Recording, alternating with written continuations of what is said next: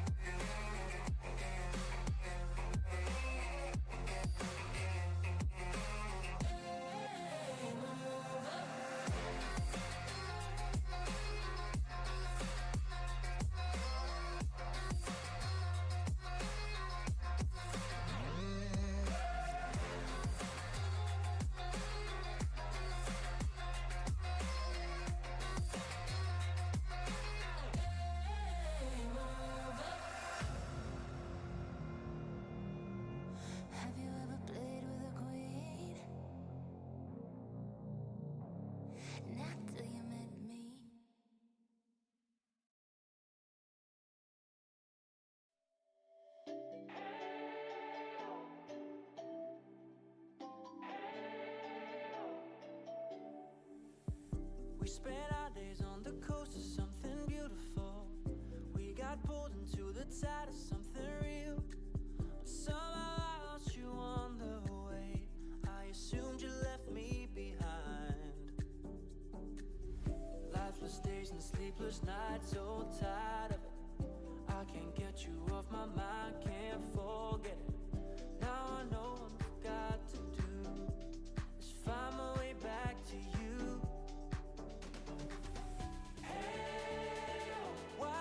Take us so long. Hey, while I was dancing on my own. Hey, and now my prayers been answered in my darkest time. 'Cause now I found you.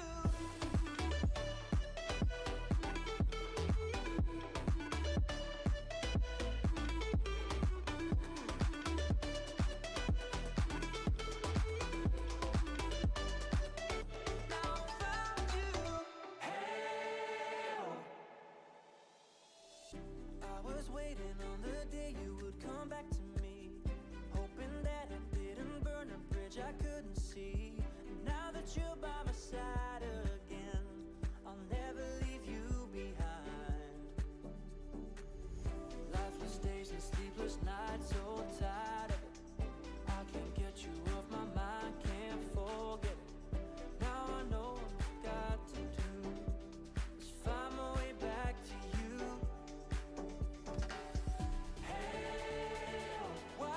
Take us so long. Hey,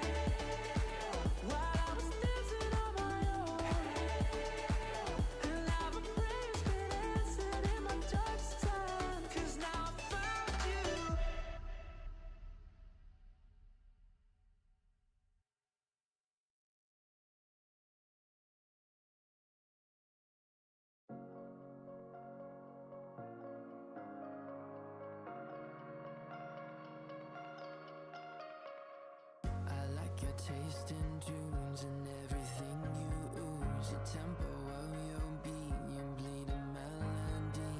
No one can control that old time rock and roll. No rule of gravity. And hey, can I follow you back to your room, watching you bloom in the light of the moon? Can I follow you back to your arms, wash it all off in the river of your heart? There's a million different songs that I learned to sing, watching you bloom in the light of the moon. Your loneliness will never be lost on me, so reach out in love and don't be a stranger.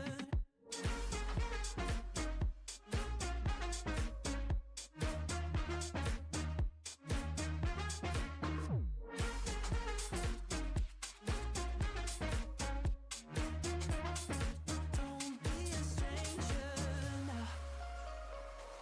Turn up the stereo, the sound is taking hold. You dance like no one sees, a driving galaxy. The music of your soul, a symphony composed. Your words are wasted on me. Can I follow you back to your room, watching you bloom in the light of the moon? Can I follow you back to your arms, wash it all off in the river of your heart? There's a million different songs that I learned to sing, watching you bloom in the light of the moon. Your loneliness will never be lost on me, so reach out and love, don't be a stranger.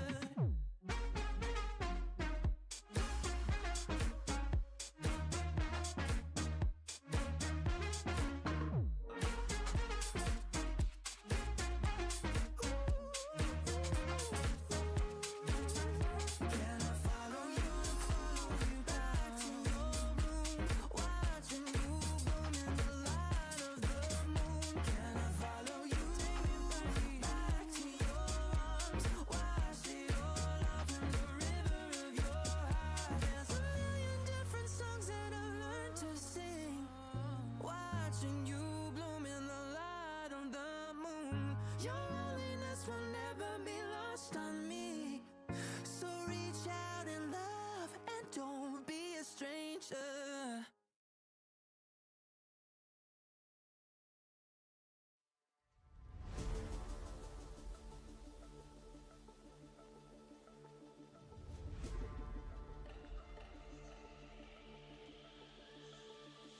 You got me thinking all I did was wrong.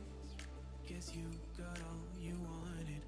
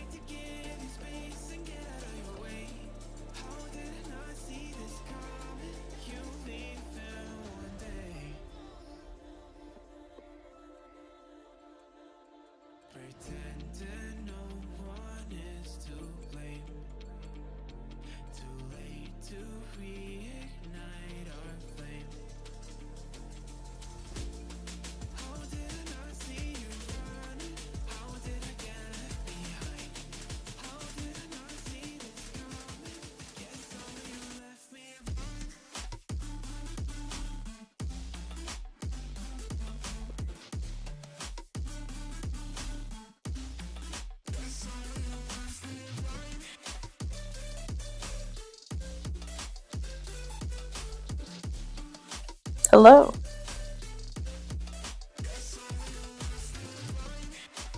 Yo. I just came to say hi. I don't know if I'm allowed to like, be here. I don't think so either, because it's my own team. Alright, but I say hi. I mean, what if I just like mute and watch? Is that allowed? Like, I just want to watch my own team. Is that okay? But I'm gonna do it. Exactly. Are you streaming right now? What's up, stream? Oh, well, if you guys can hear me, what's up, guys? What's up, BBGs? How we doing? How's it going Oh, on they this could one? imagine they could hear you, but they couldn't hear me earlier. Oh, that's kind of crazy. Yeah, guys, welcome. Happy win. Beyond the Clouds giveaway, guys. What's up, Sana? Oh, Kazu? Sana, Sana and Kazu destroying my chat right now. as they should. As they should, of course. As they should. Hold on, let me rejoin on my PC. Like 2 seconds. Alright, we back. Oh shit, did I kick you? My bad. Yeah. Oops, wrong dude. Whoa, wrong guy. Oops.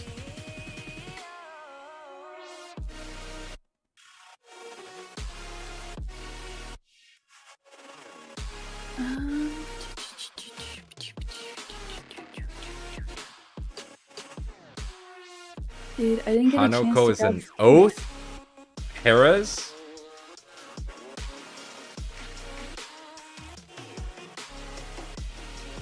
Wait, is Sakura no Saki? Yes, sir. Oh man, I haven't seen Saki in a long time. She's been kicking it. She comes a little bit later Nice. in the server, but she's around. I love that. I like how all of them have just changed their name to the fucking same last name. They're such fucking trolls. That's much better. Mm-hmm. It's much better. Mm-hmm.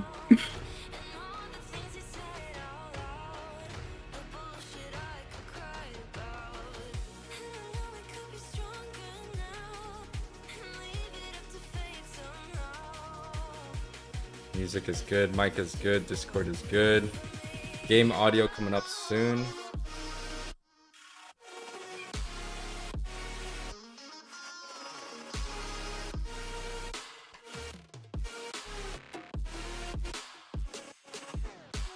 Sana says hi, Athena mommy. Sheesh. Oh, hi, Sana baby. How are You you? be calling girls younger than you mommy? Listen, bro, that's my little girl right there. Real talk.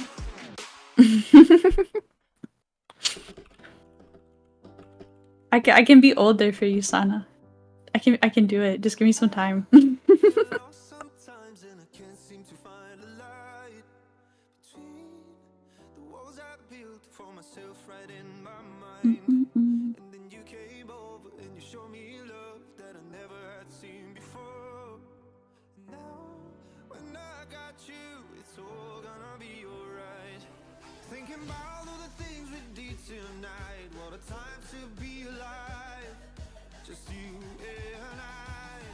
I got some stuff cooking, so we'll be able to see that shit in an hour.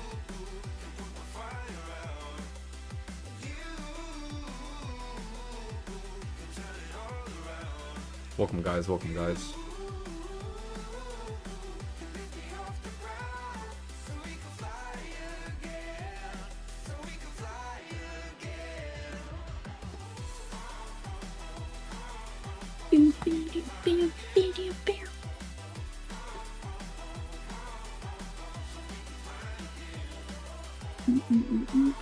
Okay, I'm gonna go check on them real quick before you get them in the lobby.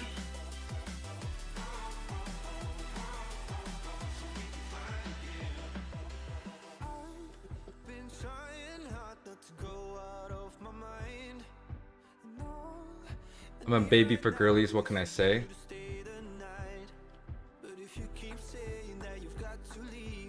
I see. Yeah, I'm just chilling Oath right now because Hera asked me to help her in the Facebook tournament. Is the Facebook tournament streamed? You know, Hanoko, I've been trying to cast the Facebook tournament, but I have not really gotten a good response.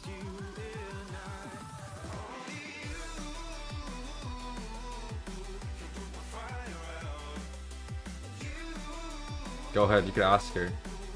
I mean, I've sent like 4 people to ask her, but...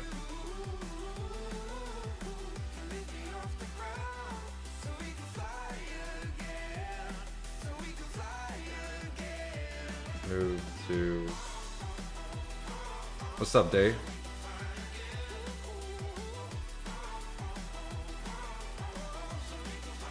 You can't talk in here, huh? Hanoko, can you give him a role so he can speak in here?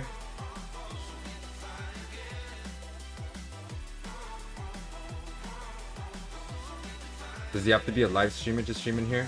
The talking. Oh, there it is. What's up, Dave?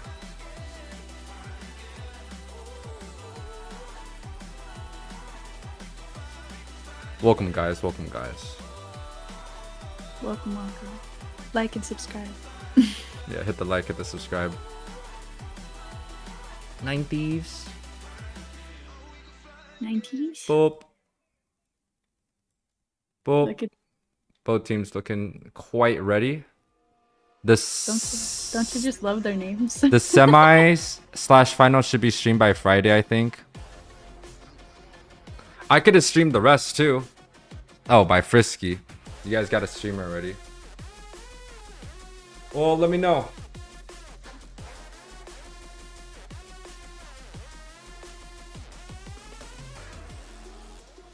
Day, can you hear me?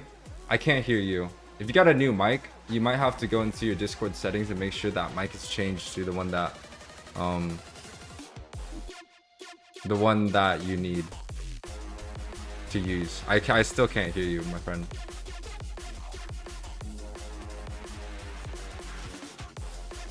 Oh, both teams ready. Did you do a coin flip yet? Is everything good, Hanoko?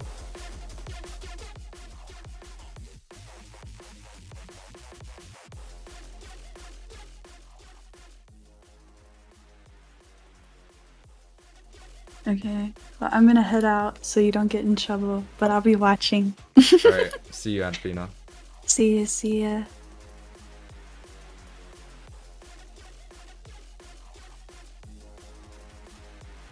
Even if your Discord mic doesn't work, it just means that your mic setting is not plugged, or it might you might have plugged it in.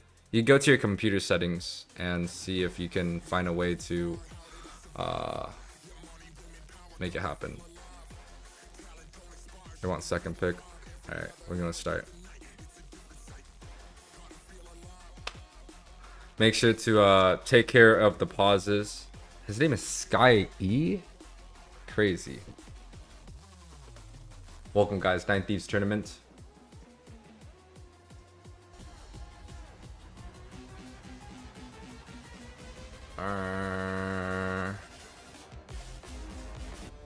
There, paused. I asked her if she wants stream it with more than one streamer. I don't mind streaming. The streaming part, Sana, I don't really care. If she wants a caster, I could cast.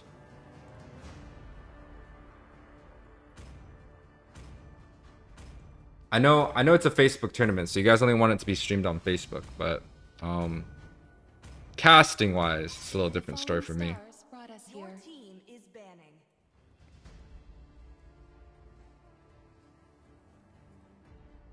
I'll have a little advertisement in the middle.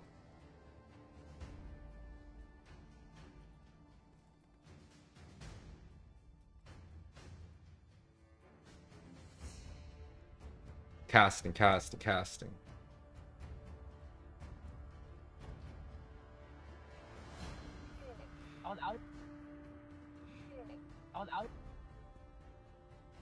What is that name? What name? Sky Lee? Sir, what's your command? Oh, nah, dude. DQ.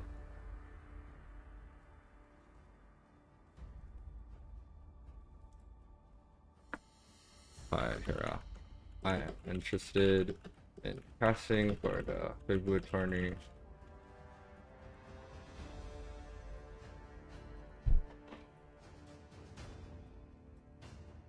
What's up, Beatrix? It's telling me it's working. Well, I'm telling you, my friend, that it ain't working. Because if it is, we should be able to have a good conversation.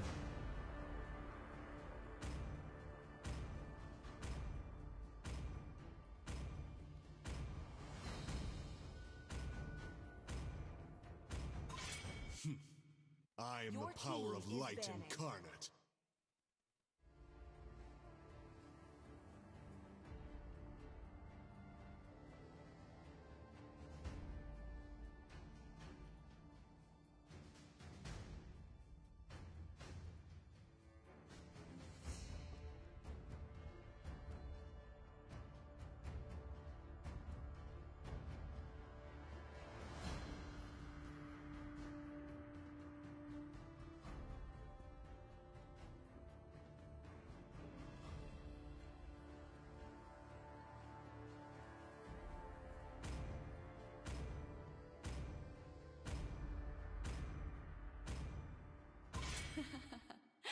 The southern seas are my domain.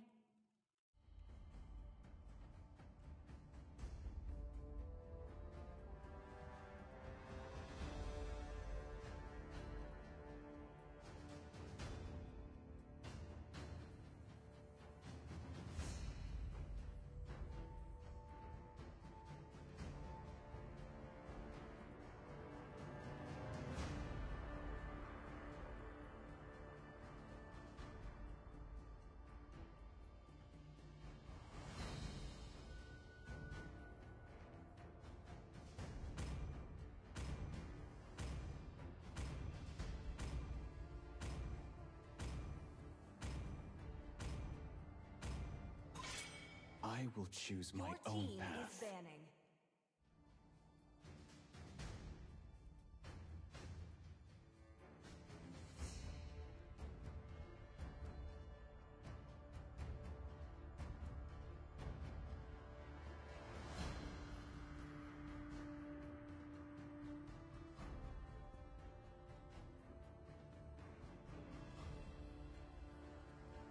She's gonna be like, why don't you ask me directly? Can you hear me? Hello, yes. This sounds good. Wow. All right. I'm glad that worked. I had to add a push to talk key. Exists the equilibrium, which I was made for. She had to push the talk key. Welcome, welcome. The art That was miracle. Yeah, that was a lot of work. How are you? How's everyone? pretty good. We got the whole tournament coming on. They could hear you on the stream. You could say hi. Hi, everyone. My name is Dagan. I go by Day Is Up on YouTube.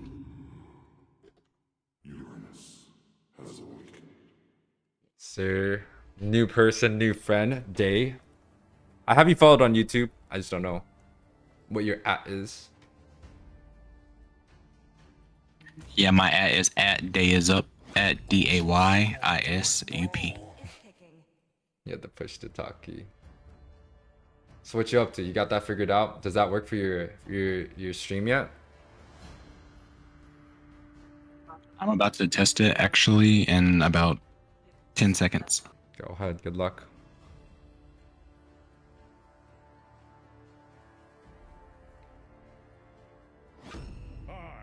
Minotaur will finish off what was left undone. Pretty standard draft. It's early. I think it's quite the early Kufra. Didn't really get punished for it.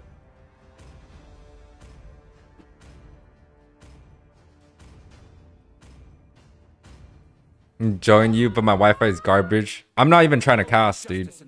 I'm tired. Just freestyle cast.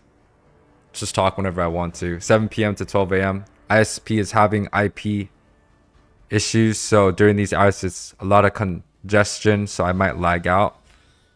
God damn. Day, why are you up? Why are you not down? What the fuck? What a troll. Trolling. Yeah, what a fucking troll. My viewers trolling.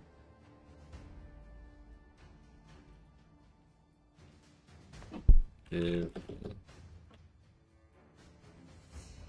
Time and tide wait for no man. Team is nor banning. girl.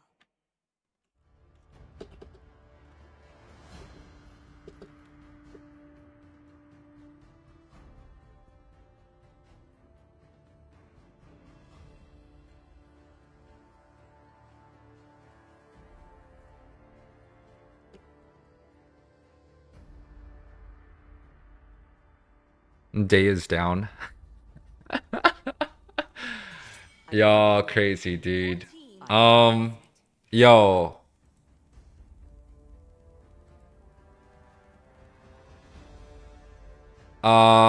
Hanoko, can you send a message to Moon Pie? Still swords. I mean, you guys should already overlook this, but you got a man, you got a man with a name like that, bro. I'm gonna have to DQ them. That's crazy. That's absolutely crazy. Here, I'll put my fucking face on it for now. It's a genuine question. I'm gonna rage if they lose. Why are they playing the cow into my babies? It's okay, Athena.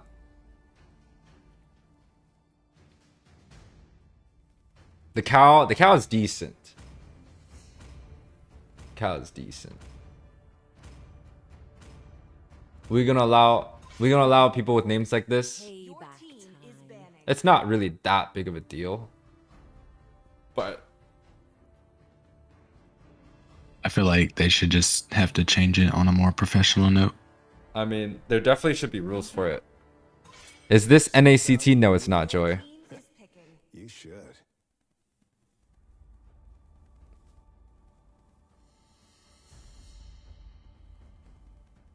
I mean, it just depends. It depends. I mean, I guess I'd scale it on more to like the professional level. They're gonna let it happen? Okay. Shit. 3,000 worlds. Oh, my penis on the chow. Worthy. In the Nine Thieves tournament. Blessings on blessings.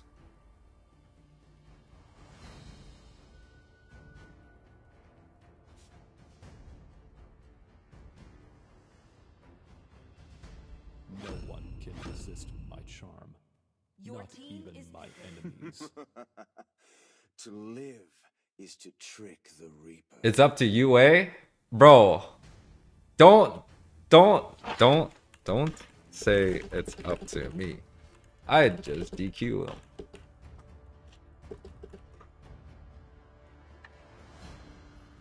Bro, they gotta toss a sub in if it comes down to that, man. I'll let him play it out. Let him play it out. I'll let him play it out. After today, It's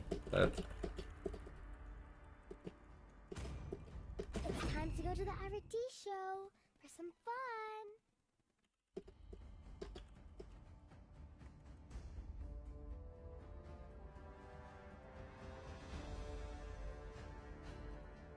man, wild and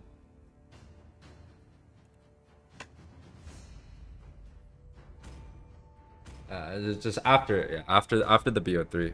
No, not that big of a deal. 4 mages. Where's the 4 mages, my friend? Oh, 4 mage bands. They got no skins. Everyone's got skins. What you talking about? All right, guys, welcome 9th Thieves tournament. No casting today. We kicking it. We kicking it straight casual. Day, are you streaming this with me? Yes, sir. I have it up and running. I'm just making sure my audio sounds good. Yes, sir. You sound great, by the way. What kind of mic you got?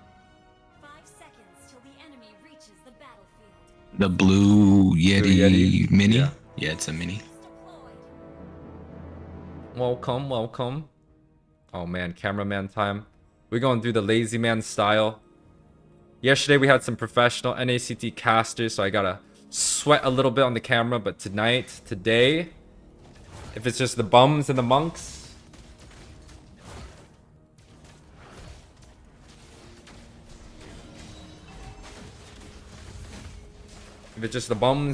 then we gonna just chill for fun. Small invade, but the Granger retreat early. Trying to go for a fast rotation. What is this rotation coming out though? This is extremely risky. I actually am 100% against this rotation.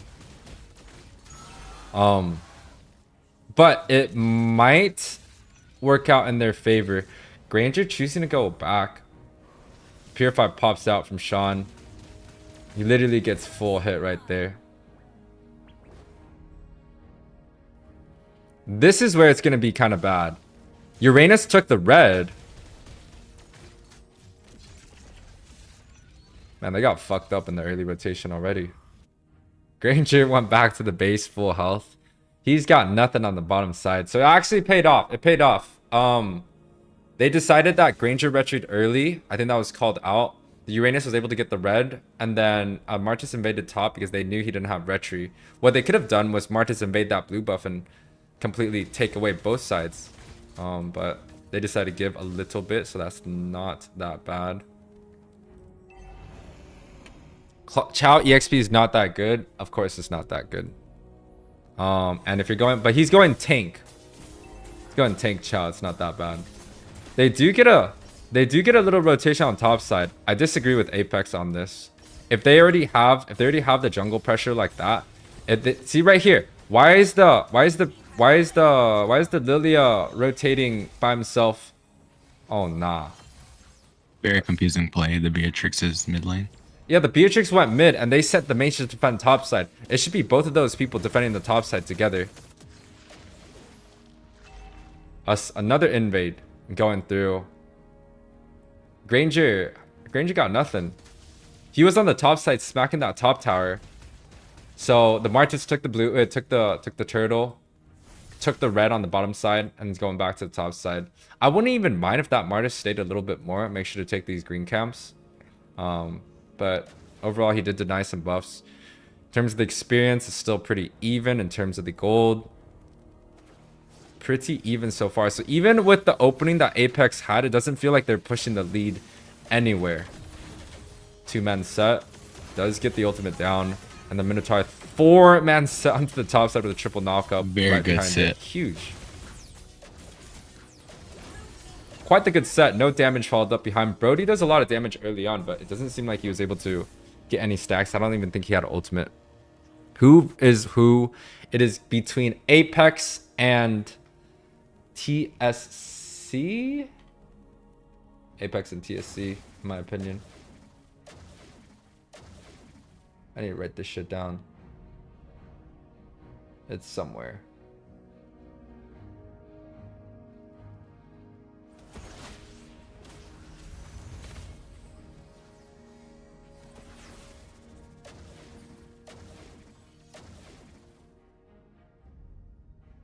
Where the fuck?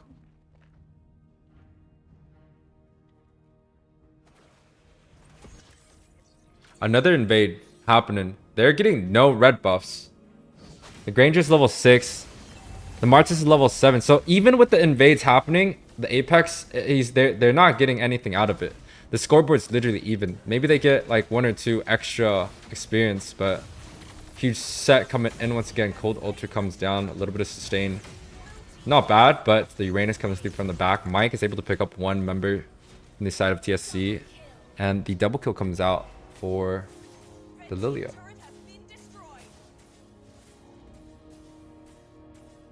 Day, if you got anything you want to say, whenever you want to, feel free.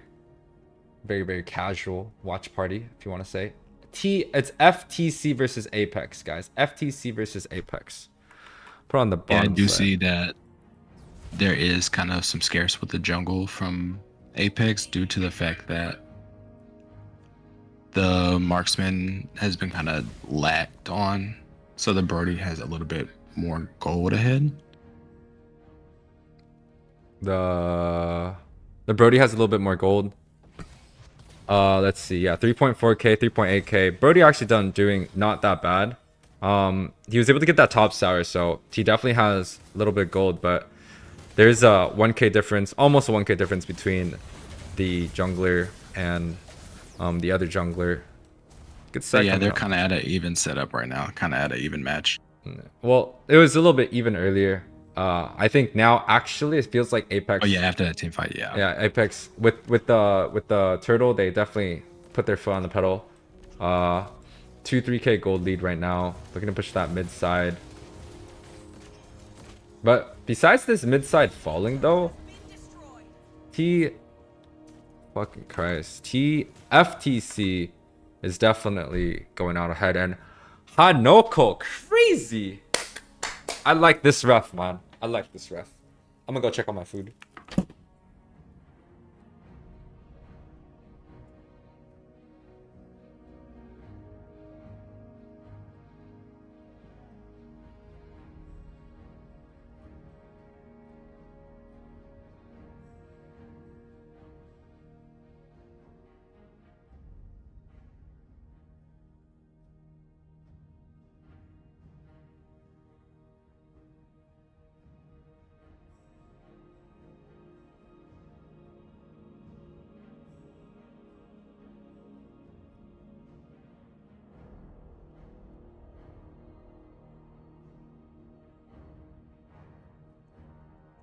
I wish I could give Sana perms to my YouTube.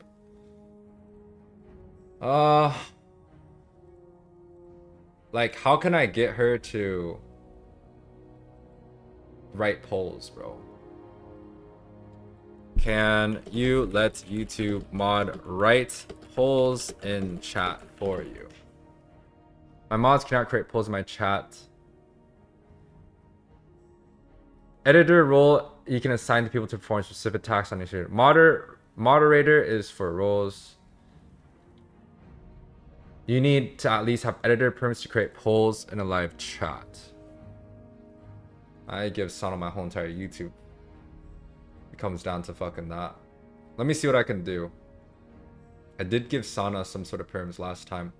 The 2 minutes is almost up. Hanoko, just letting you know. Not sure what kind of rules you guys have. Did I ever see this Nightbot? Nightbot is here swimming around. DQ? No DQ, no DQ, no DQ, no way. I fell asleep, I was supposed to play. Hey, aren't you? Oh, you're the one from Apex. Exotic.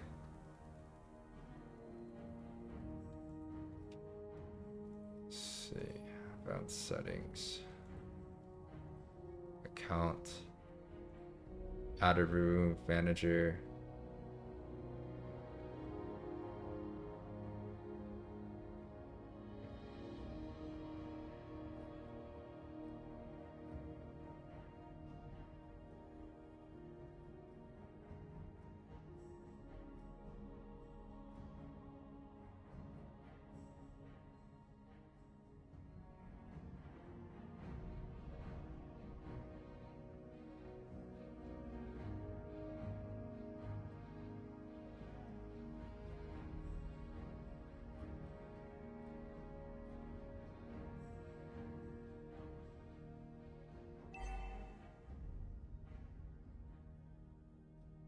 Whatever. I'm gonna put it up for now. Start poll.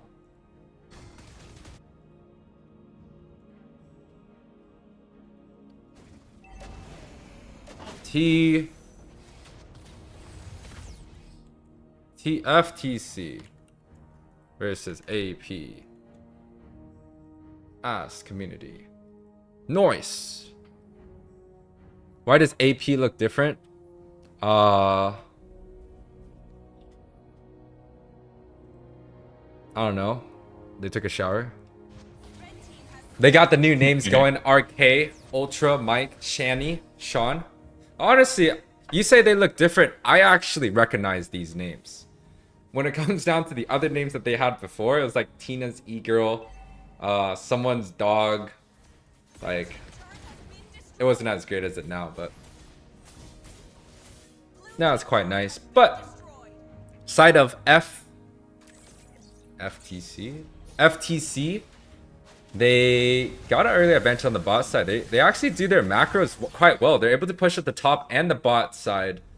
Apex only has the mid and the top side, but they're looking to get the bot. They're able to grab up one of the members. That's a good pick off, especially onto the tank. 0-3 for Reiner. Not looking so great there in the roam position. Yeah, they're looking a little confused out there. Like they have to put a little more synergy into how they're working together. Yeah, typically when you see the roam kind of get singled off, it tells me that the roam is looking to get vision, but the team, which is kind of like what I call the escort units, right? So the roam goes to check a bush, but the roam, if the roam gets attacked, he needs his friends to go and help him, like force the enemies to back off. And the escort units typically belong to the mage and the marksman. So when a roamer checks bush, the marksman kind of has to follow him and check. So this is a good escort right here. This is a good 3-man unit. If they hit the roam, the marksmans can definitely hit them. But man, the Uranus is going to be quite tough. They do have a Chow, and that is going to be a dead Granger. Good set coming in from Ultra. Tina's ego equals Miko. Yeah, that's crazy. Kelly's #1 dog equals Mike. Yeah, man, it's too much for me to get through. But Apex with a very, very convincing opening. Very clean. Might be the draft, honestly. What did they first pick? Did they first pick a Brody? Their very first pick was Brody versus Uranus and Kufra. Yeah. Yeah, they ain't doing their homework. But this is that weird set, Ultra. He chose to set the Minotaur. They also had the Brody. Ooh. Mike messed up. He did an auto attack. He could have set the Brody, but the Brody used his second skill to kind of dash around, so definitely Kufra would have had a chance to miss it, but seems fine here. They simply can't allow themselves to be picked off that easily with a 7k difference in gold right now. Yeah, it's not really too much. They definitely have some priority targets that they're looking for. They have to try and find a way to shut down. Dude, hot notable, man. Round of applause for him. That's what I like to see. So, Day, tell us a little bit about yourself. Okay, so I'm originally from Winston-Salem, North Carolina. Winston-Salem, North Carolina. Good place over there? Where you at now? I'm in Indiana right now. How did you get into playing Mobile Legends? So it's funny, actually. One day I was just looking for competitive phone games because I think Call of Duty had just released, and I was completely overwhelmed by how much competition there was mobily. Yeah. And then I played a lot of Smite on the PlayStation. Ooh, I'm a fan of Smite. I am a fan of Smite. One of the first, like, 3-4D-ish. I don't know what you call it, whatever D it is, but like it was just like League of Legends, but it was you can jump around, and you can. That was what my interest was. The Dotas. Yeah, the MOBA, multiplayer online battleground arena. Beautiful. Where it's 5v5. That's one of the most amazing setups. I've always been in love with it. I was always interested about like League of Legends, but I could just never teach myself how to actually get into it. It's a very like high skill cap. The learning curve is quite a bit, and the fundamentals, it's okay, but I feel like it's very, very crowded, very saturated, very matured already. Yeah, that's what it was. When I came to Mobile Legends, it was kind of like a slimmed down version. So I was like, that was where my peak was. I played Hanabi for probably 3 seasons straight. In League, in Mobile Legends. Yeah. So you're part of kind of like a Central East-ish, right? Yeah. The East servers, everybody over here like Zane. I've played against Zane multiple times. All of BTK. Kufra missed his ultimate right there. And from the side of FTC, able to get a clear. One thing that they do have is clear. Granger, Brody, all does well on the minions, especially early on. But late game, they're not going to be able to do that much damage. They have a fair miss, but the fair miss is AFK.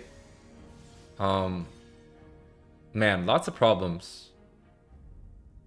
Is the fair miss actually the fair miss AFK? I believe your guys' rules for our 9 Thieves, every tournament has different rules, but I think each member gets a 2-minute pause. They just gotta pause like back to back to back to back to get them back. But let's see. Skylee has the balls of steel to face Martis tank jungle with the Granger jungle. Rough. I think it was just a simple outdraft in the beginning. There was no real comeback from this competition. You know, Day, I agree with that statement. Brody first pick, giving a Uranus, it makes no sense. And then not just really the Uranus, they gave away the Kufra, and the Kufra is the big meta right now as far as tanks. And then they simply gave away Martis on top of that, and it's just they don't really have any central unit of push nor any crowd control to really stop them. They have the I think they have the crowd control. They got Minotaur, they got Chow. Could have been worse. They do have the push for 2 marksmans, but they don't have an answer for the Uranus. They don't have a suppression for it. They don't have anyone that does true damage like a carry or someone that builds Demon Hunter's sword like the Melissa or even the Claude. They don't have a Lunox. They don't have a Khalid or a what is it called? A Terizla, which does really well, or a Dyroth that can beat Uranus in lane. They have a Chow. Would be really way here. Yeah. The Chow actually kind of acts as a pretty good suppression, but not really sure. But the side of FTC looking like they are going to quit. Quite nice. Mobile Legends is way easier to pick up than League. Yeah, I agree. Besides playing Fanny. Fanny is still a character I haven't quite understood. Have you been slapped by one?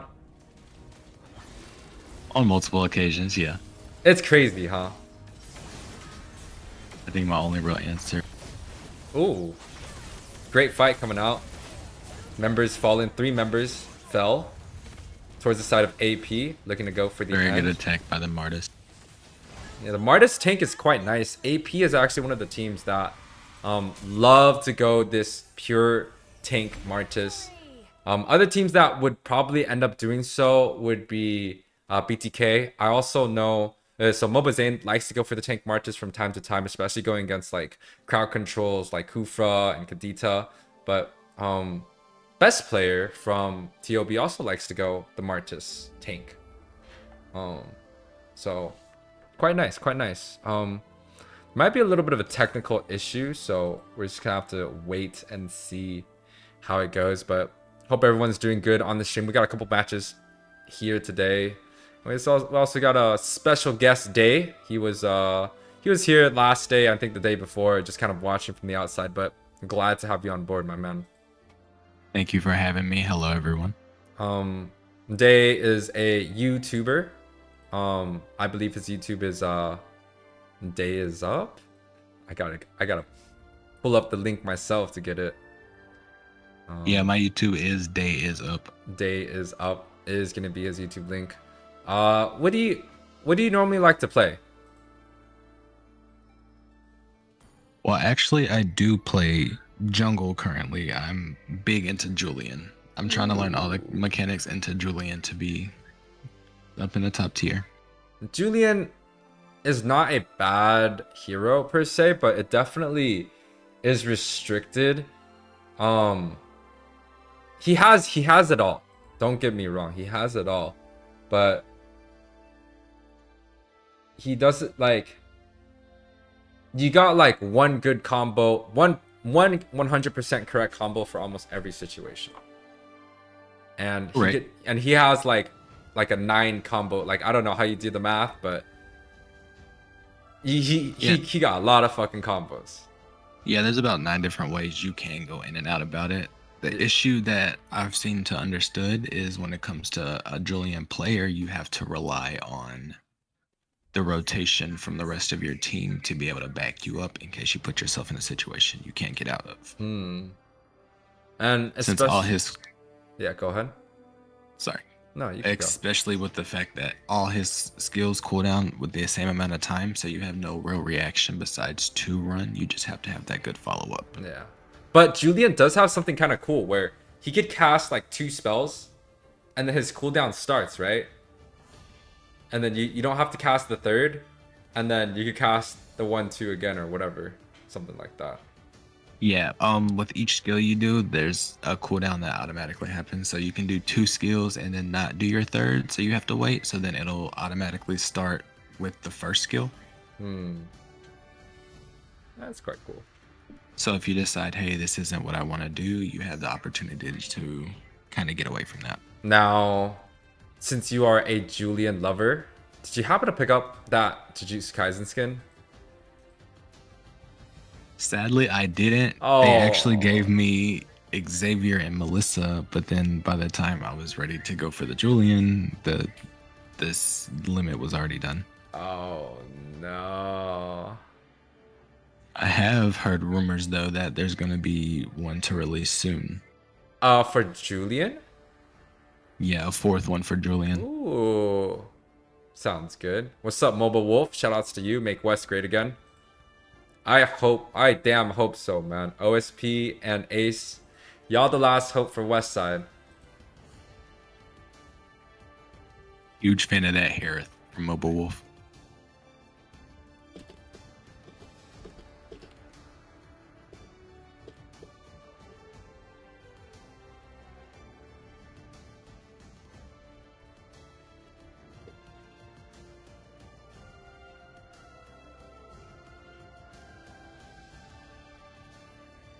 Let's see. I don't know if you are. I'm getting tagged. Nope, not this. Admin chat. 2 pauses for a team. Oh nah. Yeah, 2 pauses per team. That's pretty normal. 5 minutes DQ. They only got 3, 5 minimum.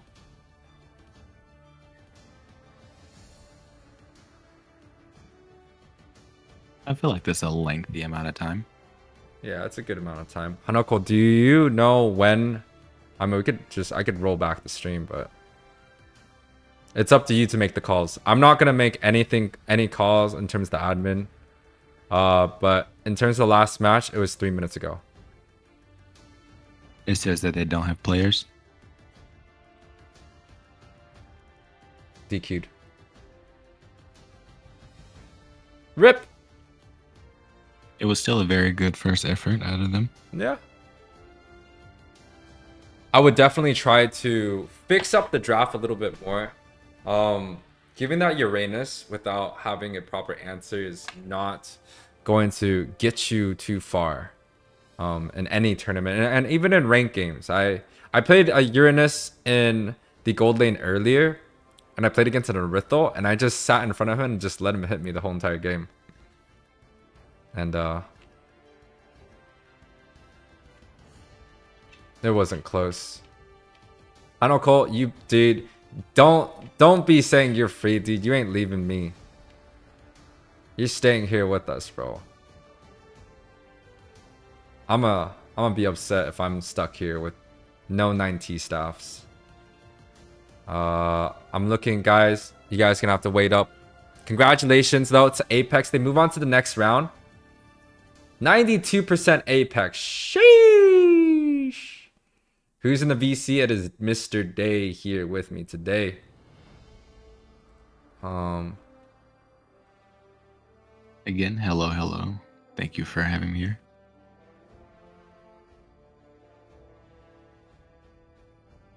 Yes, sir.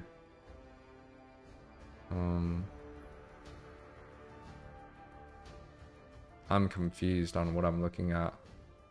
Starfall versus Despawn. Hanoko, can you call for Starfall and Despawn?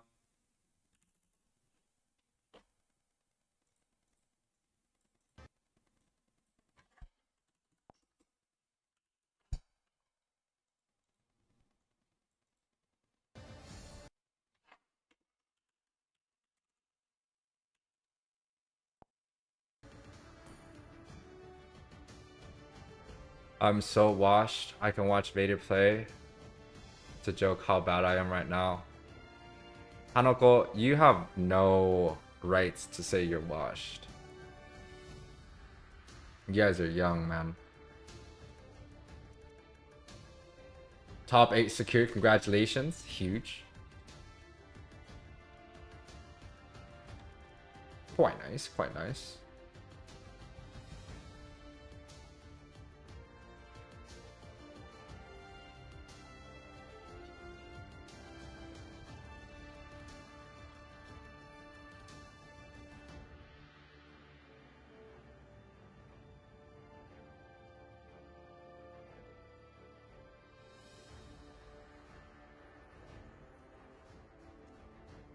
Athena sent you something. Definitely take a look at that.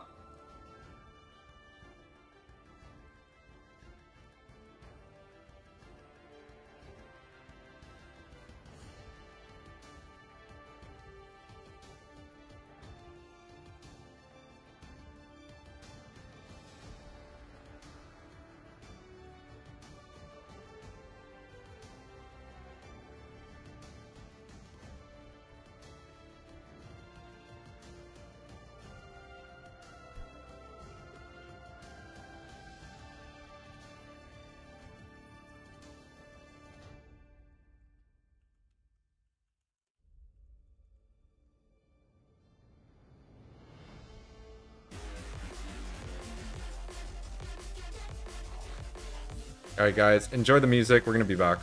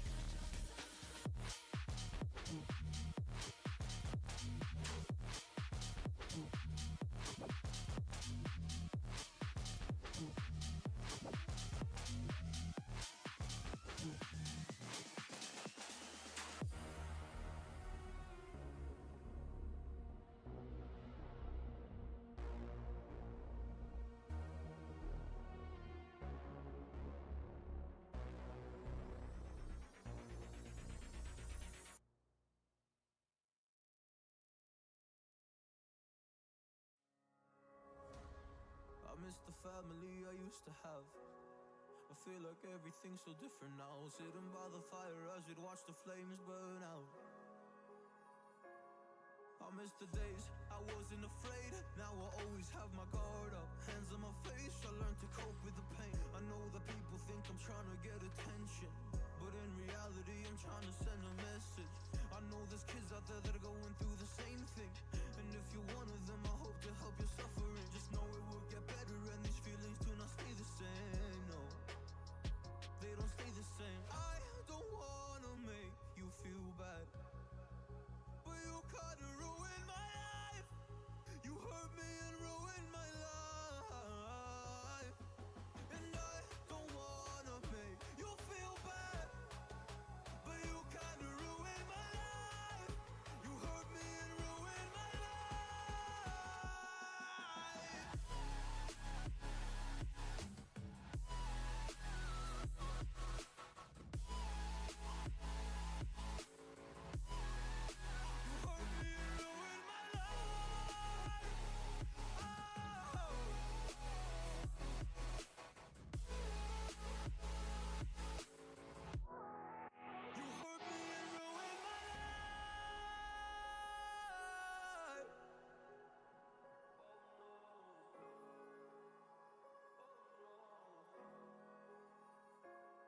I lost a couple friends on my way up.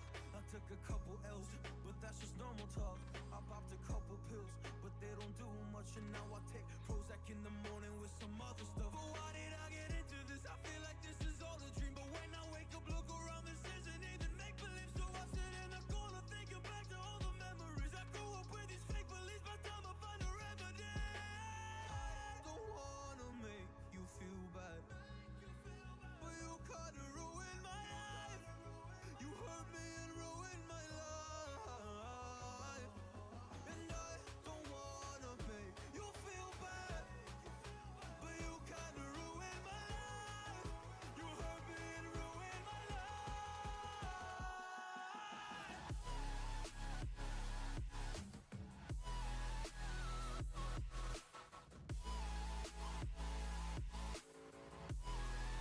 You hurt me and ruined my life. Yeah.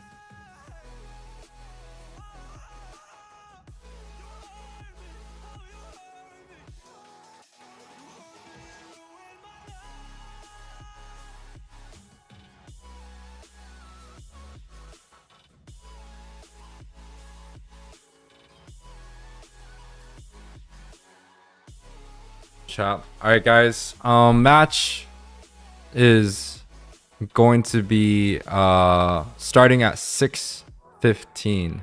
So there's about like 20 minutes. We might be able to get in early, but it doesn't seem like they're still here yet. So I go on a little break. Be back. No, I can't. We can't run a brawl like this. I gotta stay in the lobby, my man. Love to run the brawl, but it's gonna keep the lobby open for the boys.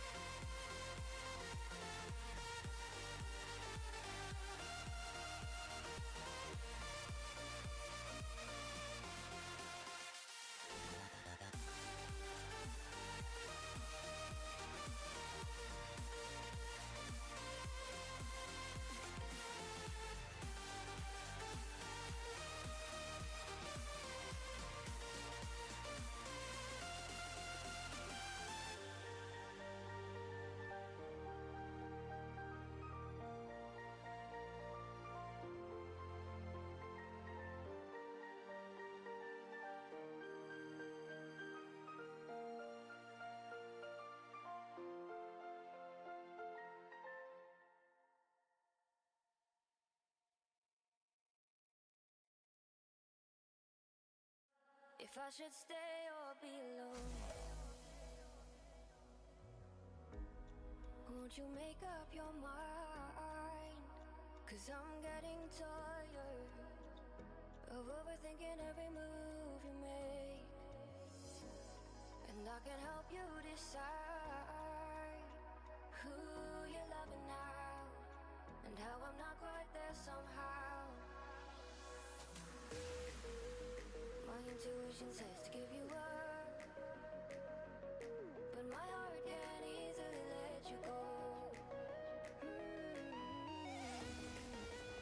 I try to tell myself this isn't love, and I hate that I never really know if I should stay or be alone.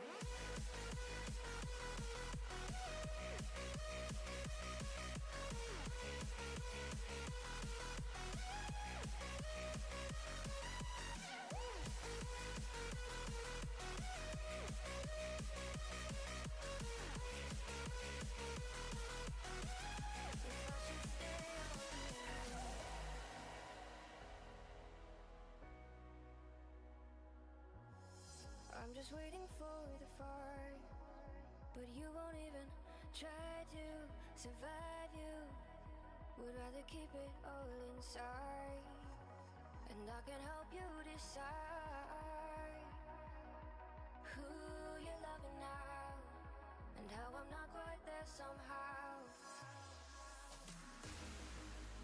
My intuition says to give you up, but my heart can't easily let you go. I try to tell myself this isn't love, but I hate that I never really know if I should stay or be alone. If I should stay or be alone. If I should stay or be alone. I don't wanna be alone tonight. I'm just hoping that you'll be just right. And I hate that I never really know if I should stay or be alone.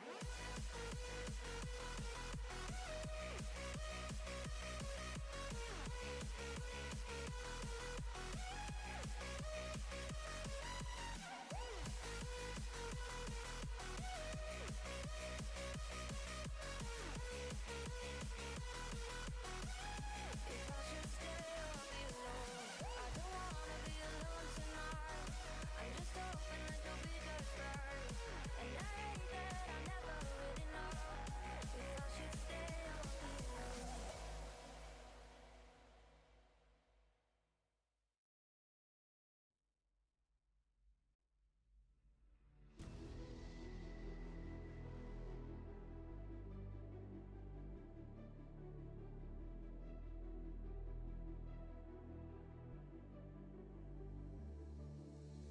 I've been watching you with dark eyes every night, counting up your sins. I keep a list and checking it twice. I know where you've been, I smell the sin, and you're looking nice.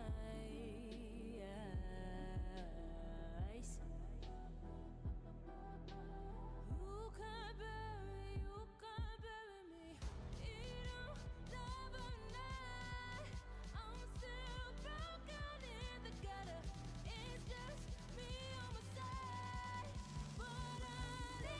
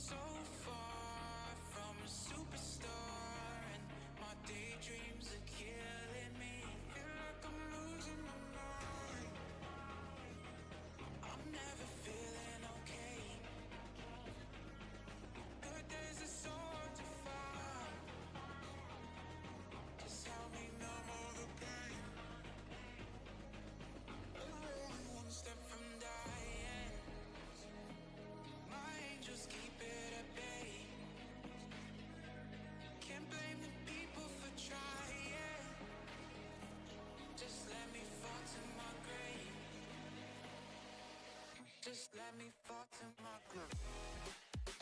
Took you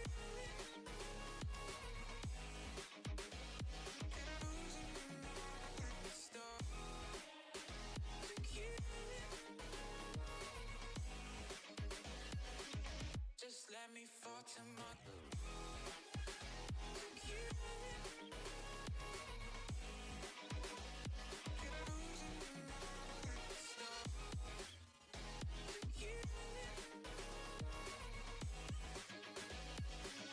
just let me fall to my grave. Heart fails under pressure. Wonder if these bad days will last forever. So pessimistic from the past. All the good things end up in caskets. I'm never feeling okay. Good days are so hard to find. Just tell me no more the pain. Away one step from dying. My angels keep it at bay. Can't blame the people for trying. Just let me fall to my grave. Just let me fall to my grave. Took you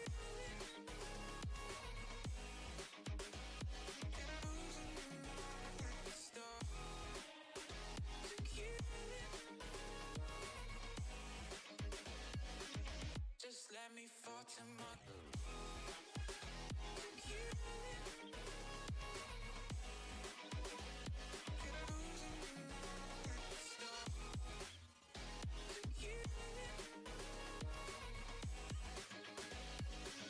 just let me fall to my grave.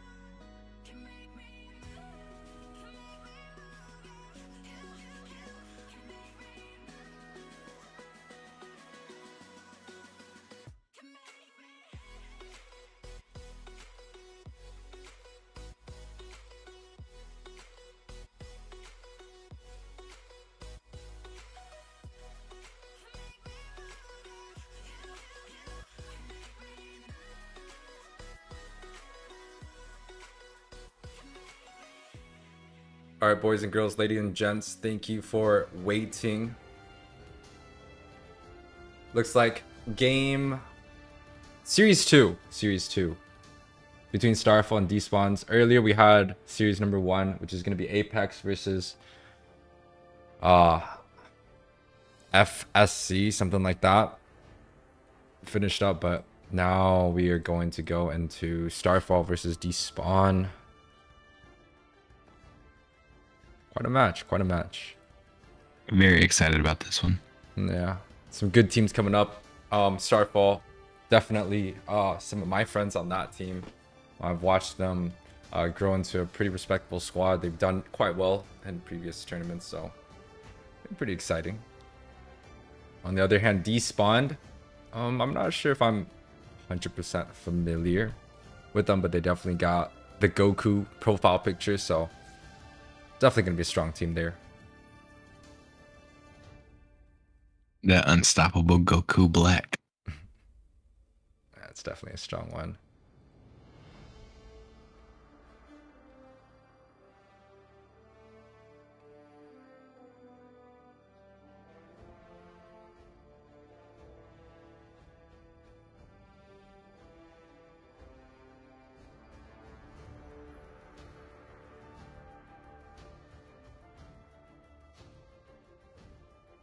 Both teams are here. Yes, sir. Starfall is second pick. Starfall is second pick. Awesome. We're good to go. Hanoko.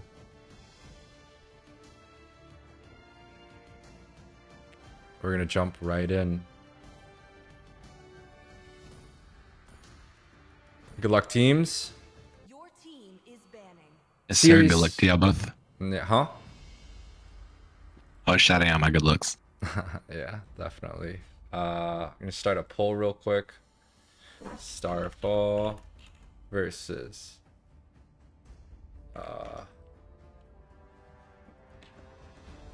Team Despawn. Despawns. Now, Starfall themselves, yesterday they did come out with the Chang'e pick, first pick. Quite the interesting draft coming out for them. Definitely interested to see what they have on the boat for us today. Top 16 second match of the day. Let's go. Is it top 16s? Might be top 16s. Sir, what's your command? Your team is banning. All shall succumb Your to team my is power. banning. Starting off with that Fanny and that Kufra ban. We like the Fanny. We like the Fanny ban. It's very respectable. When a team has the Fanny available, it kind of messes up the draft a lot because in order to play against the Fanny, you need to make sure you're able to protect your backside. But without the Fanny, honestly, you're only looking at a few heroes that can really penetrate into the backlines. Like Yuzong would be one of them. The Ling would be another one. Joy also does quite well. So with the Fanny off the board, it's opens up a lot more opportunity to play a little bit more sustained. But the draft this time around, much more solid. The Uranus gets banned out.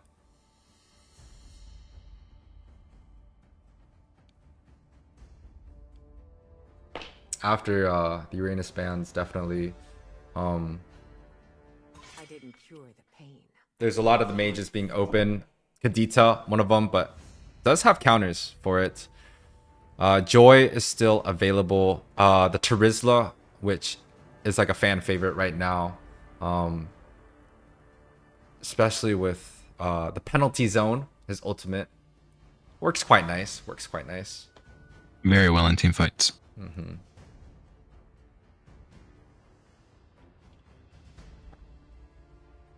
Another good Wouldn't be thing. Go ahead. Wouldn't be surprised. Sorry, I wouldn't be surprised if I seen a Martis ban coming up next due to the fact that they're slowly cutting out good CC. Well, Martis bans, I feel like Martis is good against the CCs, right? With the Cooper being banned out, some of the other more noticeable heroes that can really give trouble when you don't have a Martis could be something like the Kadita. But Franco gets banned out. Kind of questions me, hey, like with the Franco being banned out, are they looking for a Kaja pick early to take away the best roamer? Or maybe with the Yuzong ban, they can use it in their favor, picking up the Terizla early. The Eve is also available. The Kadita also is too.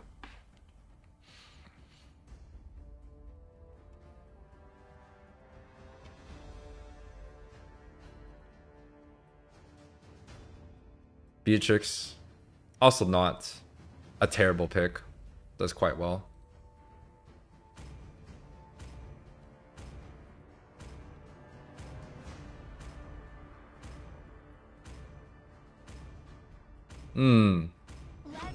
Very good first pick. Your team is picking. It's not bad. I agree to disagree. Florin, it's a great roamer. They like to ban it out in a lot of the ranked games currently. But I think it's good because it's easy to use. But when we go into a lot of these roam healers, I like to call them reactive roamers. And the opposite end of the spectrum would be the set tankers, right? So there's the sets, there's the pickoffs, and there's the reactive. Reactive typically means they're playing into a way where they're not the ones that are setting the team fights. They're the ones that are pouncing on enemies' mistakes. And if the enemies are good at not making any mistakes, Florin's gonna have a tough time. But that setup is quite crazy. The Hellcurt picks comes out. The Kadita also does come out early. But the counter play that comes out, I don't know if I completely agree with the Valor. I do think a Faramis could have been just as good, if not better, especially with the Purify to negate the burst coming out from the Kadita. But the Fredrin and Florin combination is quite nasty. I can agree when it comes to the Fredrin and Florin combination. I do think that the Valor was a little bit of a suspect pick, but we'll see where it goes from here. Yeah. The Valor, we've seen it. Have you been watching the NACTs recently? I've taken a couple looks into the NACT. I believe I watched a couple of the Bloodhounds games just to see how the more of the underdogs were coming into the game and new strategies. Definitely a lot of value picks coming out from Bloodhounds. Bokuroso, was the one that kind of took that pick up to the next level, able to get a couple wins with it. And unfortunately, they're not doing as well as they have been before, but it's still quite nice. It's still quite nice. Of course, it's always nice to see a good Villa player, especially with his Purify ultimate, the knockback second skill. There's plenty of things he can do, just seeing how he's going to do them in these situations against the Kadita, against the Hillkurt, especially against the Terizla. Yeah, but the Terizla does come out. The Terizla doesn't do that well against the Valier, but definitely is going to have a huge presence in the lane. With the Yuzong and the Uranus being banned out, some other options that do well against the Terizla could be the Xborg. The Paquito also has the ability to lane clear early on. But with both teams, with this draft right now, you don't really know what the Kadita is going. Right? You could go for the roam position or the mage. I prefer it in the mage, but the roam also does quite well. Thank you, Sana. Appreciate it for posting and helping out the stream. The Beatrix does get banned out. I like that ban. It is one of the strongest marksmen in the game. But wow, both teams opted to go for a lot of marksman bans. But Starfall is going to be able to get the first dibs on that marksman if they choose to.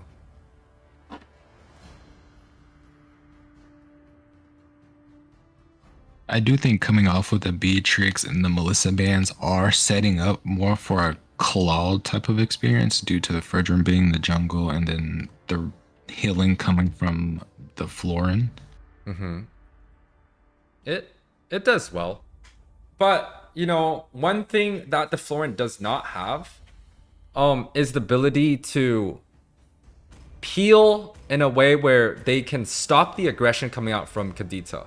Right? If the Kadita comes in with a set, the only one that's going to be able to do a little bit would be the Valier push away or the Fredrin, the 1-2 combo along with that taunt spell. But it definitely feels like Despawn has the comp right now, especially if they're going for the Fredrin and Florin, to deal with the aggression that comes out from Starfall. Right. I 100% agree. Yeah. And bans being secured by both sides. The Grok is the next one on the chopping board. They're still thinking that the Kadita could be in the roam, in the mage position. I think it would be good for Starfall to pick up a marksman right here, so they still have the ability to double flex the Kadita in the roam or the mage position.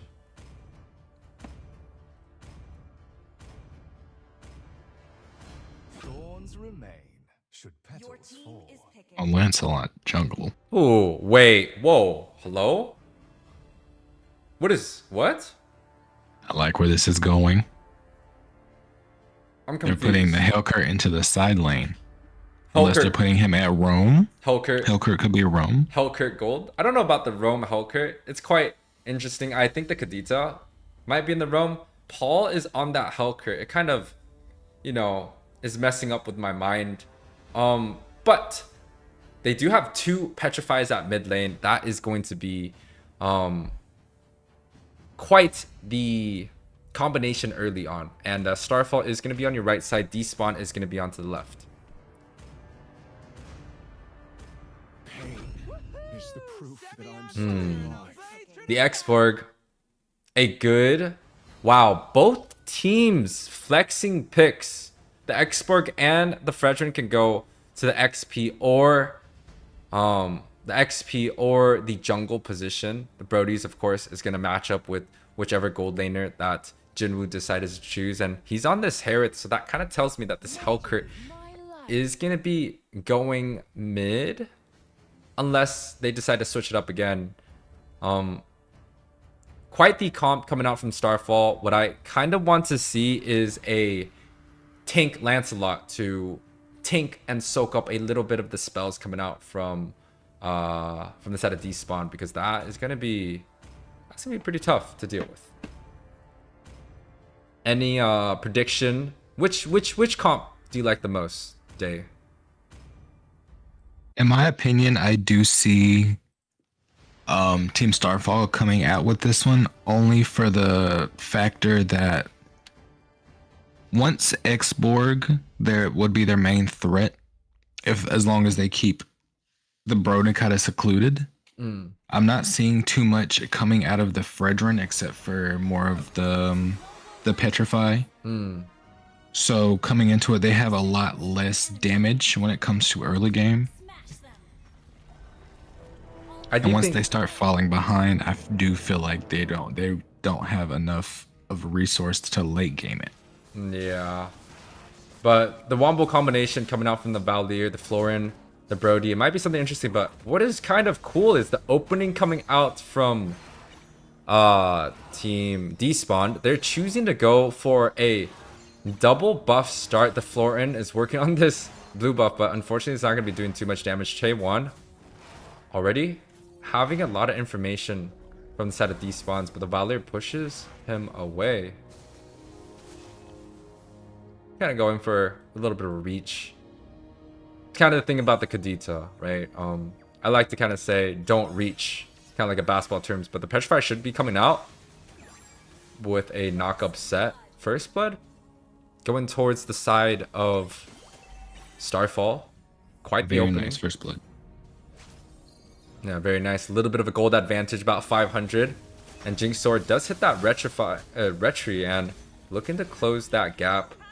Is able to take out this Fredrin. The MVP on the board so far right now is definitely going to be towards that Kadita. Oh, another set.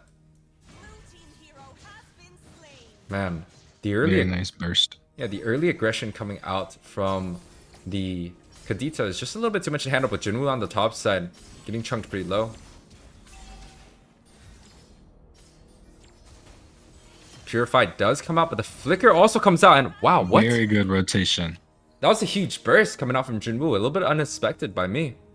Now, Jinx on this Lancelot, almost level 5. He's definitely going to be able to have a little bit more of an advantage on this turtle, but we cannot count out Fredrin.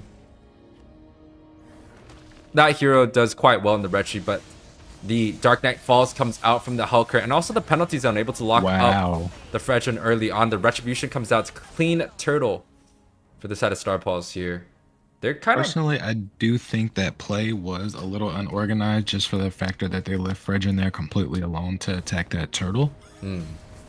I feel like there should have been a little bit more rotation from their mid, or at least from their export, just to kind of give that Fredrin a little bit of lift, because they completely just annihilated him within 2 or 3 seconds just because there was so many people there and no protection for him. And they're definitely kind of getting away with anything that they're trying to get. Like, if Starfall's looking for a topside gank, feels like they have the pressure. And even Jinwoo kind of baiting out, using some of the vision.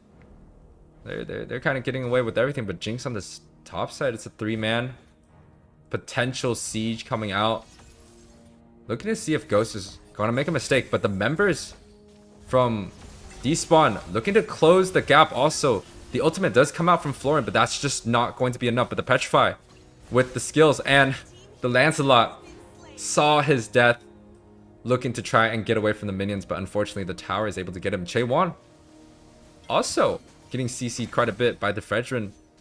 Man, even with the gold lead about 2k and the kills being 6-1, the side of Despawn still grabbing quite a bit of the map.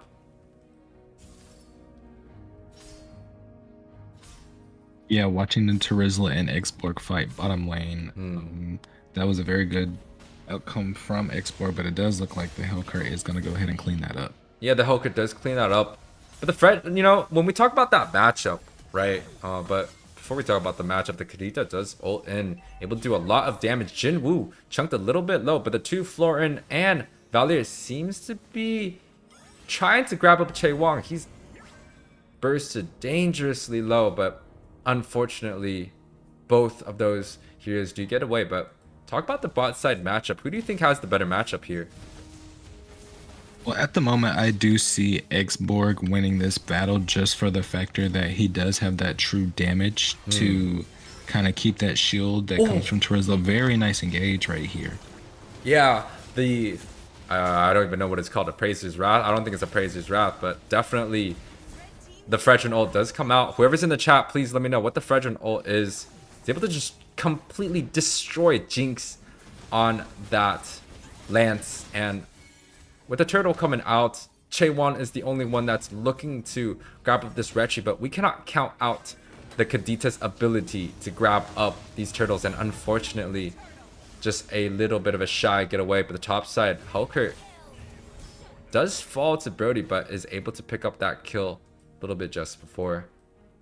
And I do see, if I can say so, out of Starfall, they are showing lots of aggression. So they are showing a lot of open holes from how much aggression they are putting in. So if they do plan to win this match, they do need to tone it back a little, play it a little more passively before they start giving in to unnecessary deaths. Just like top tower is going to be gone here. Yeah, and you kind of talked about it. It's like the early aggression, and it kind of ties into having that Florin in their draft, right? Florin likes a lot of the aggression, definitely trying to look to punish if they underestimate the heals coming out, or if they miscalculate the damage that is necessary to kill the opponents. You know, Team Despawn can definitely look to punish a lot of those team fights, and with the aggressions coming up, it's definitely gives a lot of the open holes. But Starfall still with the lead, about 3k, going on 6 minutes here. Appraiser's Wrath, thank you forever. Appraiser's Wrath came out from the Fredrin, able to hit that Lancelot early on, but the Guardian helmet built already for the Fredrin. So actually, you know, even with a small gold lead, it doesn't seem like the jungle, yeah, there's only a 200 gold difference from the jungle. The roam has about 500 difference, but bot side, Expers is just going to use his last sanity to get away, but the penalty zone comes out with the flicker. Jinx misses the ultimate on the Lancelot. Thorn Rose?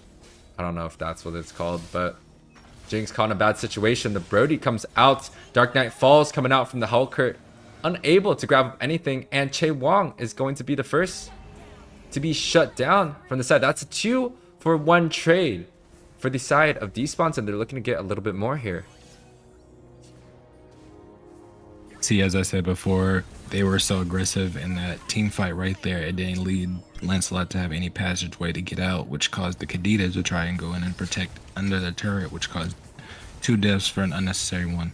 Yeah, the 2 deaths and the unnecessary one definitely made it where Starfall kind of made a few mistakes. I felt like they used a lot of their ultimates early, maybe some of their dash spells also, and Jinx on that chop and block. Wow, Despawn's definitely has turned the game around. The gold lead just from a 3k difference about like 6 or 5 minutes in, now you can't even tell.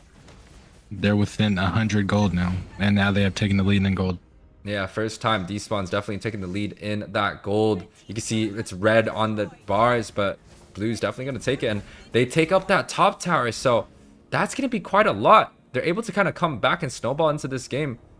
On this side of Starfall, they really have to try and make sure they don't be making any mistakes, but Dark Nightfall does come out from the Hulker, and there goes the counter engagement coming out from that Florin. Try to just making sure that they could get that mistake. The ultimate does come out, the rough waves, but that cannon is going to be alive, and Despawn's taking that mid tower early this game. Which just shows to go within a minute and a half, they completely lost 3 different towers, including their mid, top, and bottom. And now they're just slowly pushing themselves back, losing the lead. Yeah, it's quite a huge momentum shift, but on the other side of the map, you have Lancelot kind of going a jungle rotation, but he might get caught out here. Despawn's closing in the gap. The Valier does pop that ultimate, and Jinx with a dash available, potentially looking to get away, and he gets completely bursted down, but the counterplay comes out from Chaewon on that Kadita. The rough waves, just a little bit too much to handle on that Brody. We take a look at some of the items here.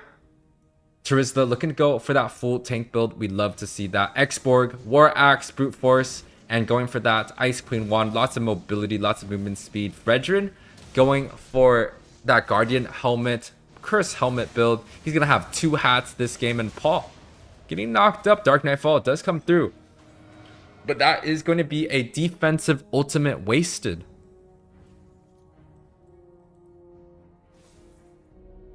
Yeah, it's definitely a very close game. Starfall, Starfall definitely had the opening that they were looking for, but they're kind of just unable to get it. But the play coming out from Florence, able to heal up the Brody, and that's the kind of counterplay that I was kind of talking about. If you can't calculate the damage good enough, you're definitely going to suffer. And Paul definitely looking to suffer. Elkurt used his Petrify, but it was too far away from the Brody and easily takes him away. That was definitely a little bit too far. Now, Despawn looking to grab up this Lord, and with this Lord coming down, this might be huge for that team. Does it go uncontested? Yes, it does. Jinx being bursted does get poked out of lane.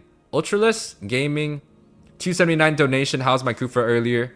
Kufa was great. I'm hoping to see you do just as well in the top 8. Thank you for the donation, my man. Appreciate it. Now going back to the game, 4-man on the top side for Despawns. That is kind of a death ball strategy that I'm looking at. They're looking to group up, trying to punish and make some mistakes. But on the other hand, Starfall, they have the damage available. They have 2 magic damage dealers along with the Hellcurt and Lancelot, but they must try and get a good fight. They must try to get the priority targets, and Florin, sitting happily with the 0, 0, and 8, has the Purify. So even if they do use the penalty zone or the Dark Knight falls into a silence, they're not going to be able to catch them out. And top side with the super minions coming in, we are going to see both sides fall as well as middle due to the Lord. Yeah. The Lord actually was stopped middle. The Lord did stop, but Jinwoo chunked dangerously low. Does pop that Purify, and without that Purify, it might not just be it, but the Petrify comes out from the Kadita and does get taken out. Despawn completely shifting the game, has that momentum coming through, but the punish game might come out. The sprint also does come out from that expert. That's one of the first times that I've seen a sprint expert again, and I have to say it's quite an interesting spell as Despawn's able to take up that top tier.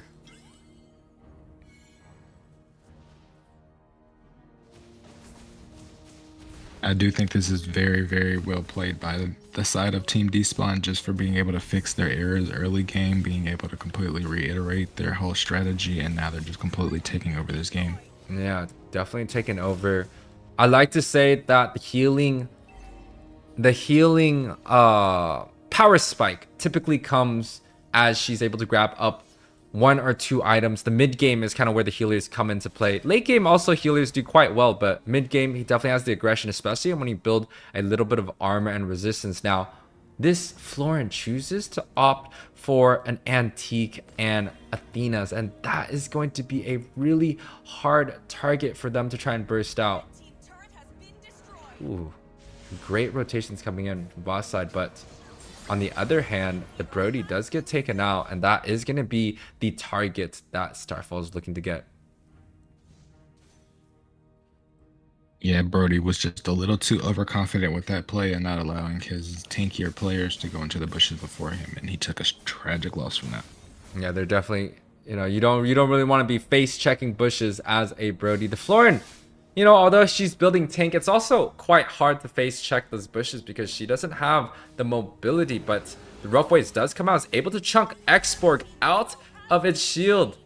And that's going to be a complete 2-for-0 trade. And Starfall looking to try and get a little bit more. The penalty zone does miss on that Fredrin, but Jinxor chunked a little bit low, a little bit of a misplay. He is 1, 6, and 7, so earlier when I was talking about trying to make sure he can go for the tank to pop a little bit the ultimates, but he's just not able to. And now Paul might be a double kill for the side of Starfall. Very nice play. Yeah, very I good do believe play. we're going to see an uncontested Lord here. Uncontested Lord. It is a 3-for-1 trade for the side of Despawns, and they're looking to pressure the mid and the Lord. I do believe this is a good call. Chaewon on the far side of this. Is he going to be able to get the Brody? But the vision does come out. Chaewon with the Petrify chokes a little bit. He's able to grab up that ult, and that I would say is a job well done from the Kadita, but will they be able to get the clear? Jinwoo is able to get out of that alive, and Jinx going to be chunked low. The double knockup comes through to act as the saving grace for the side of Starfall.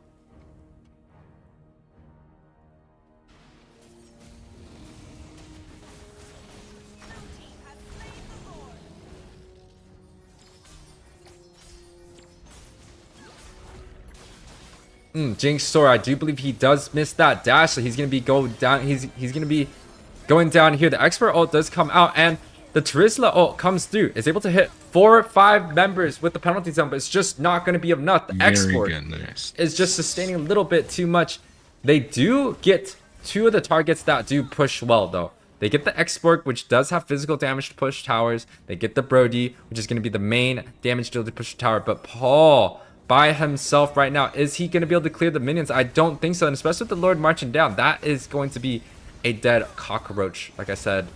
And wow, Despawn, very nice turnaround from Despawn. Very, very great gameplay. Able to take game 1 in this series. This is a best of 3, but that is a huge lead for the side of Despawn's. MVP goes out to this Fredrin, 6, 2, and 11, but the overall kill score is going to be 21 to 15. 15-minute game. Man, Starfall with a very aggressive draft, but was completely punished by the Florin, which went 0, 0, and 17. Wow. 32% damage dealt from the side of Brody. 34% damage taken by the Fredrin. Wow. And you have to think, when there was absolutely no focus on the Florin, it just gave the Florin that inevitable ability to just grow and be able to completely protect the team without having any worries or any concerns. Yeah, the Fredrin and Florin combination. I was questioning a Florin first pick, but the opening came out with a tank jungle, and also the Brody, which does, you know, can build a little bit of resistance. It is, you know, it made the Florin pick shine quite a bit.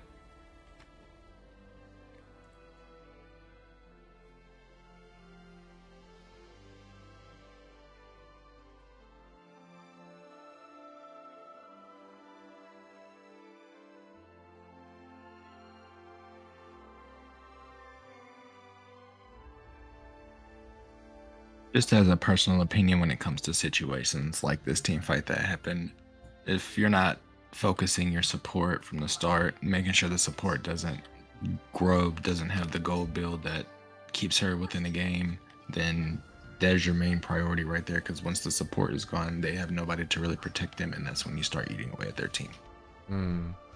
Definitely a good one. Oh, I gotta switch. Whew. Game 2, spicy game between Starfall and Despawn. Despawn's able to take the game 1. Huge lead.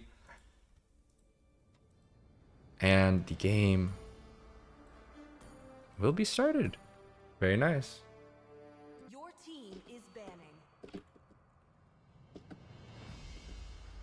Let's make the whole world. And of course, the respect ban comes out. The Florin, they saw it do quite well last game, and they're saying, nah, we don't want none of that this game.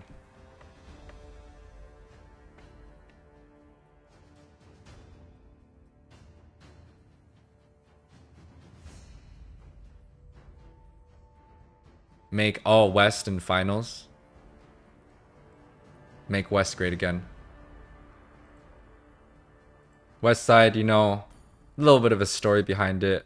We've kind of been struggling, lacking a lot of pressure in these tournaments. We haven't been doing too well, but seems like the West teams have quite dominated the 9T series. There's definitely a lot of East teams still available, but it's a lot more 50-50 this time around rather than the NACT, where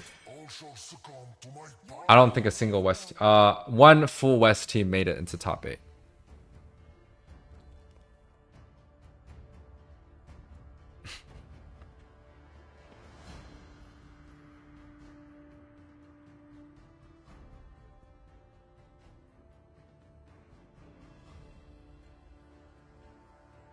And then again, we see that Kufra and Fanny first bans. It's, you know, I don't know why Starfall wants to ban out the Kufra.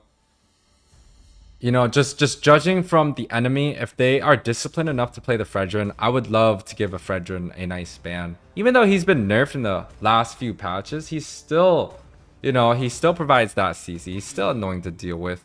And especially in the hands of a nice objective focused jungler. They didn't have that advantage early. Fredrin got picked off level 3, and they were still able to find the groove to go into that mid to late game where they actually thrived with their deathball comp.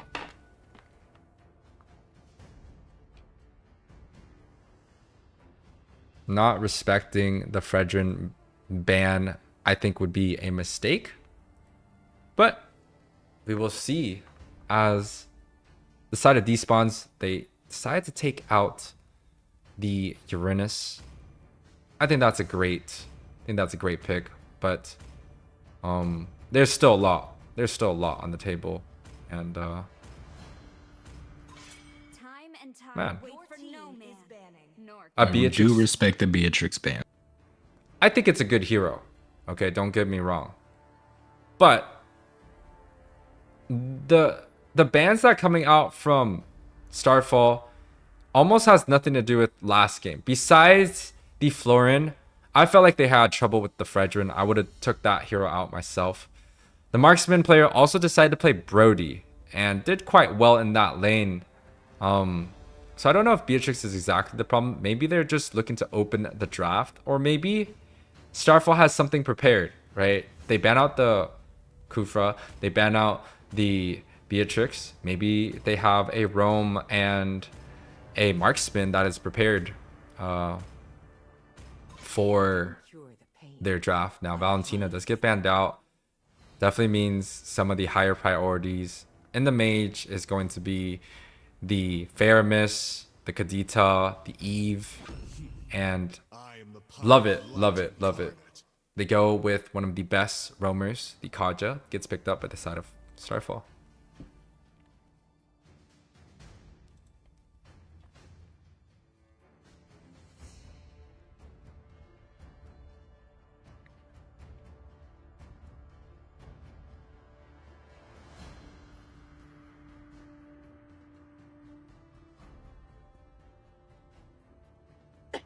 Now we do see there the mage is picking between some of the most very well meta mages. Mages are always one of those picks where it's very nice. It's very nice to pick up early, because mages are quite overpowered in terms of their role in this game. They're the mid laners. Their lane is their minions are the first one that gets hit.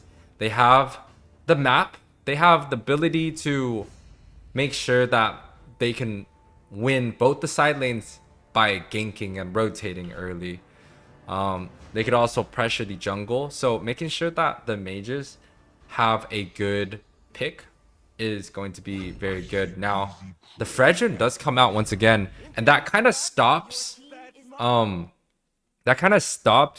Starfall from grabbing up a Kadita, because we saw the Kadita last match. It just keeps getting countered by the Fredrin. But the response to go against the Eve, they pick up the Claude and the Yu Zhong, and both of these picks are going to be extremely strong against that stationary mage.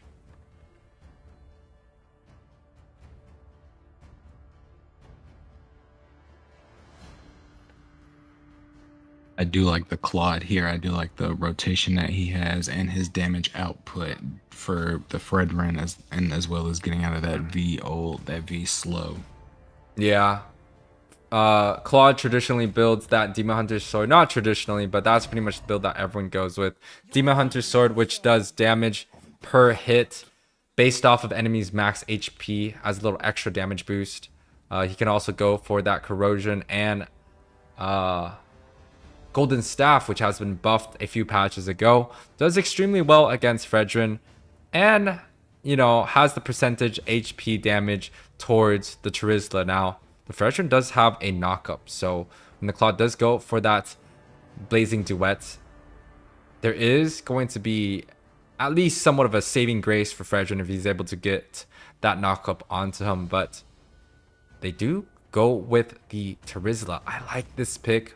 It was picked up by last game by Vader, but this time around, Team Despawns definitely were the ones to look to pick that up. The southern seas are my domain.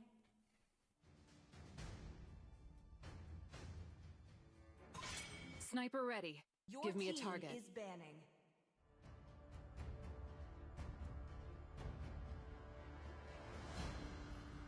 And of course, the respectable Leslie band to help protect the Claude, his biggest weakness. Yeah. The Leslie does do well in lane against Claude. And Leslie does have the late game ability to completely destroy the Claude also. But there's also a few heroes that do well against Claude, right? The Brody, the Clint. Those are two early game heroes that kind of just bully Claude. Even the Melissa kind of does decent in the early game. But TD looking to ban out the Kadita, protecting the Eve pick. I'm not sure if that's a great ban because honestly, the Fredrin and the Charisla does well against the Kadita, but it does protect the Eve pick, and they opt to go for another mage ban, the Farsa, the bird. You know, the man, Farsa's ultimate name. I don't even know, but definitely pretty good, especially when you go range versus range against the Eve. Definitely, and I do believe the range on the Farsa is just a little bit wider than the V's. Feather Airstrike. Man, I haven't seen a Farsa in such a long time. Losing some of my names here. It's a good ban. I do like it. Paul plays a very, very good mage, but there's still a lot of other mages available. The Faramis with the Purify can negate a lot of the damage coming out from the side of Despawns. He could also choose to go for a Lilia that has a lot of the slow NCC. You could also go for a Lunox, which can burst a lot of the tanky members. And Paul actually has a very great Chang'e, and I think Chang'e does really well against side of Despawns. Now, it's not a traditional pick, but I still think it has its worth. Yeah, 100%. It definitely has its potential in there. And we kind of saw the Chang'e being picked up yesterday, and it did quite well. So I was pretty happy with the pick. He picked it up first pick, but this time around it definitely seems like Starfall's hesitating a little bit in the draft. Hanoko says I def go Chang'e here. I like Chang'e. I dear hope he goes Chang'e, and man, Here comes the Chang. please, Paul, bless us. Bless us with the pick. Because Chang'e, like, you could build Glowing Wand, which will completely shred. Glowing Wand and Ice Cream Wand will completely shred the Charisla and the Fredrin. You outrange the Brody by far, and the Brody doesn't have a dash unless there's something close to it. And it also does well against the Eve, so it's definitely quite the pick. And then they do come with the X-Borg Jungle, which I think is a really good play just for the true damage, going against the Fredrin, being able to get out of the V's ult, being able to bully the Brody kind of early game. But he has to kind of make sure that his shield does not get popped by the Brody. The Brody does a lot of damage early on, especially with a couple penetration items. If he goes for that BOD, that Heptases or Malefic Roar, it's definitely going to be able to chunk through the X-Borg. But, you know, the X-Borg has been a hot pick recently, especially with all the Charislas coming out, all the tank jungles coming back in style. It's definitely a solid pick. Now, Despawn's looking to complete their draft with one more roam pick. Looking to go for the cow. It's quite nice. I think the Lolita would have done well against the Chang'e. Definitely protects it. I think the Lolita also does well against the Claude. But the Lolita might be suffered. Might not be able to ult, especially against the Black Dragon form. The Minotaur, on the other hand, has the ability to ult, but is definitely going to get slowed and CC'd by the Chang'e or X-Borg. Day asked you this question earlier. I'm gonna ask it again. Which draft do you think you favor in this matchup here? All right, well here, this one's a little tougher. I do like the Kaja pick for Rome here, just because he can completely fan out pretty much anyone on their team, and as long as that Minotaur ults before he drags out the Minotaur, if that was his goal, of course, I do see the Kaja potentially being their most valuable asset as long as the team follows up here and keeps the synergy that they needed. Because last game they lacked it a little bit because of the kind of the roundage of picks, but here I'm liking the side of Starfall a little better. I think Starfall is going a little bit light in terms of their draft. They have a Kaja, which is not very traditional frontline tanker. They also have a Yuzong, which typically builds a one item damage item. Might be going for that new dragon sword. I forgot what it's called. Or it could be going for a hunter strike. But on the other side, Team Despawns has the Terizla, has the Fredrin, has the Minotaur. That's 3 front lines. So it's kind of like a 5-man small ball lineup against like a 3 big man type of thing. And typically when you don't have that very big front line, it's going to be quite hard. But they definitely have the damage to deal with the front lines. Now, Flicker already being popped from that Kaja. That's one important spell that Starfall is not going to have in top side. We saw the Brody matchup that I was talking about. Definitely doing work right now. Going against the Claude. Wow, completely free hitting. Definite bully, but from the bottom, they did cause the flicker from the Terizla because the Terizla's overextension was completely shut down by that X-Borg. Yeah, so it's a flicker from flicker trade early. The Kaja doesn't have it. The Terizla doesn't have it. You know, the Terizla flicker, I would say, is worth a little bit more. The Kaja, you know, of course, you're not going to dodge death, but the Minotaur does come out with a stun. Jinwoo, dangerously low. 3 of the members are so protection. tanky. Very good protection from the tanks. Yeah, they're able to kind of trade the aggro coming out from the tower. And Despawn's able to take up the very first kill. That is a 600 gold lead early on in this match.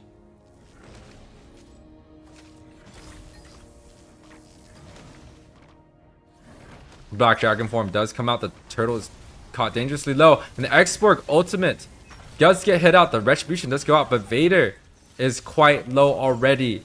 Side of Despawn's able to take up the very first neutral objective and looking to grab a little bit more in the side of Starfall's jungle.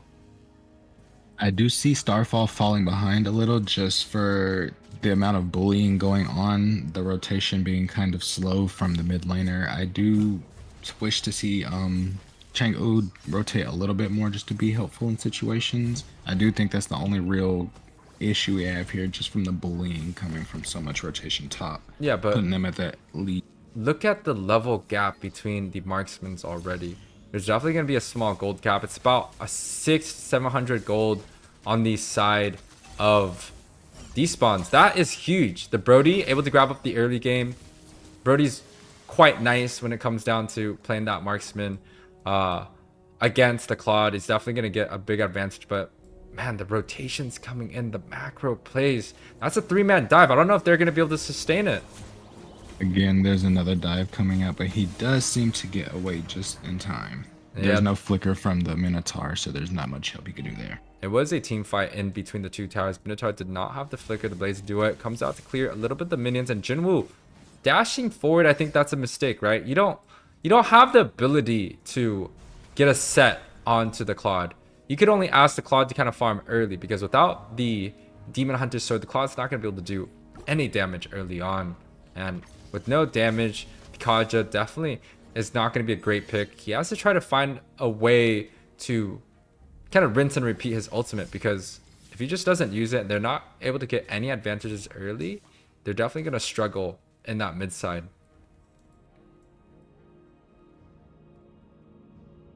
Starfall, though, already have the map pressure in this game. They are down. They are the ones being down in gold, but they are definitely the ones trying to take. And with the huge burst coming out, they're able to grab up that turtle with the petrify that does come out from Vader. They're able to get a little bit of a gold back into this game. The Kaja flicker ult does come out, but goes. Nice flicker. Yeah, the counter set that does come out. That is going to be a 3-for-0 trade along with the flicker expended by Kaja. And man, what's a counter initiation coming out from that Eve and Minotaur. doing quite well to peel off that Brody.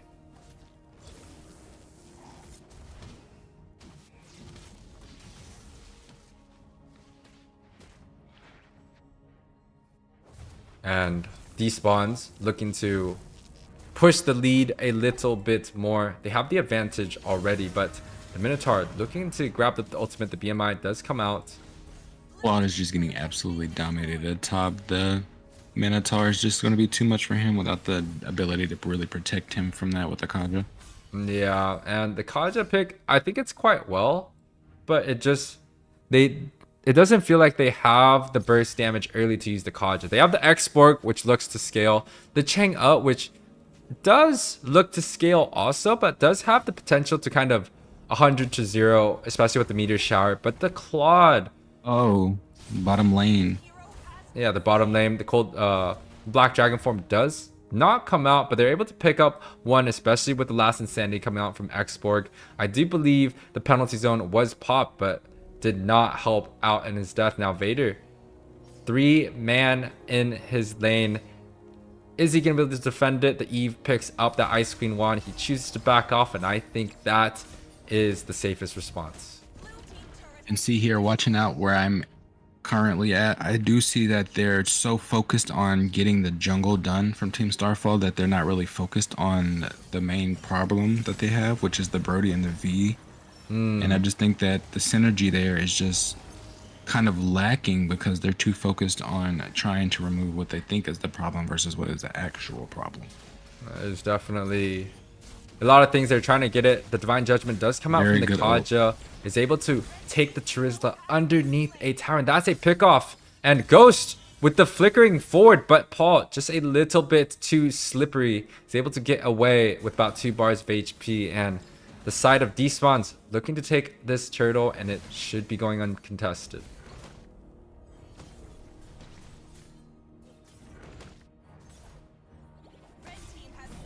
Yeah, but you know, the later the game goes, the more potential Starfall has, right? The X-Borg loves to scale with something like a War Axe, an Ice Queen wand, a Brute Force.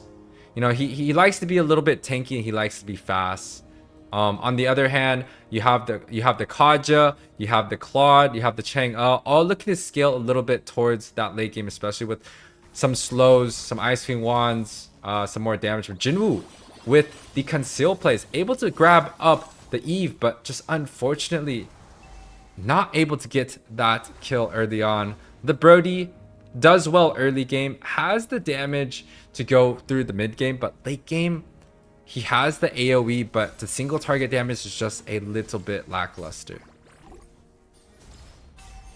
Ooh, I don't know what the evil is now, but the evil does come out. Last insanity is popped. It's able to chunk down that Charizla. Then the Minotaur flicker forward. Is able to get the set, but does end up dying also. Chang'e also falls, so that is a 2-for-2 trade. A 2-for-2 trade evenly for both teams, but the Claude is able to grab up that bot side. Despawn's looking to push up their advantage, trying to see if they could grab mid, but Jinwoo is zoning out the backside. Ghost is being zoned out by the X-Borg, but I don't think both teams are looking to engage after, you know, they both got what they needed here.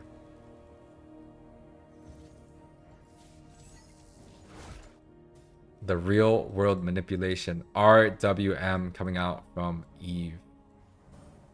Man, my ultimate names has been slacking today. Minotaur. Yeah, I do need to study up. Yeah, it's quite hard. There's a lot of heroes, you know, they got like 120 something. Each one got their own unique ultimate names, but Jinx early on this lord, kind of want to take a look at some of the items. He has that War Axe, he has the immortality, looking to go for the Ice Queen wand. That is going to be completing his build, but look at the gold lead. X-Borg actually is out jungling the Fredrin.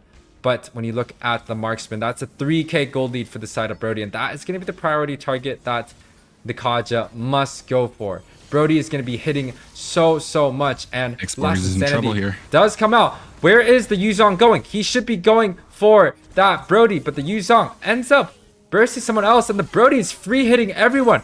That's just too much. Where did the Yuzong go? He is able to zone out 2-3 members. He's actually able to zone out 2-3 members enough for the side of Starfall to get out advantage. That is a marksman for marksman, but falls on the Minotaur.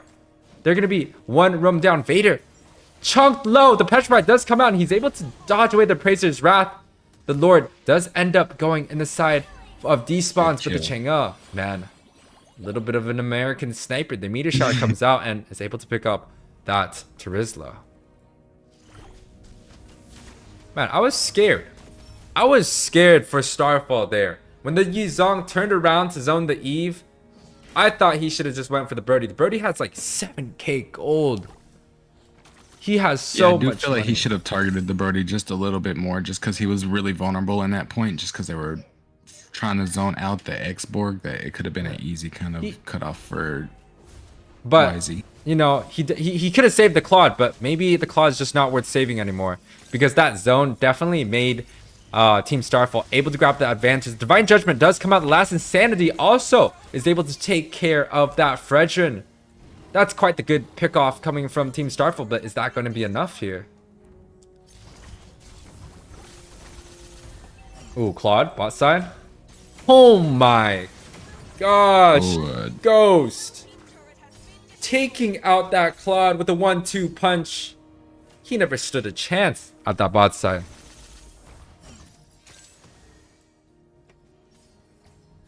I am extremely impressed from the side of Despawns. Definitely taking this game seriously. The Chang'e meteor shower does come out, but with a Radiant build on the Minotaur, that is not going to be too much damage dealt.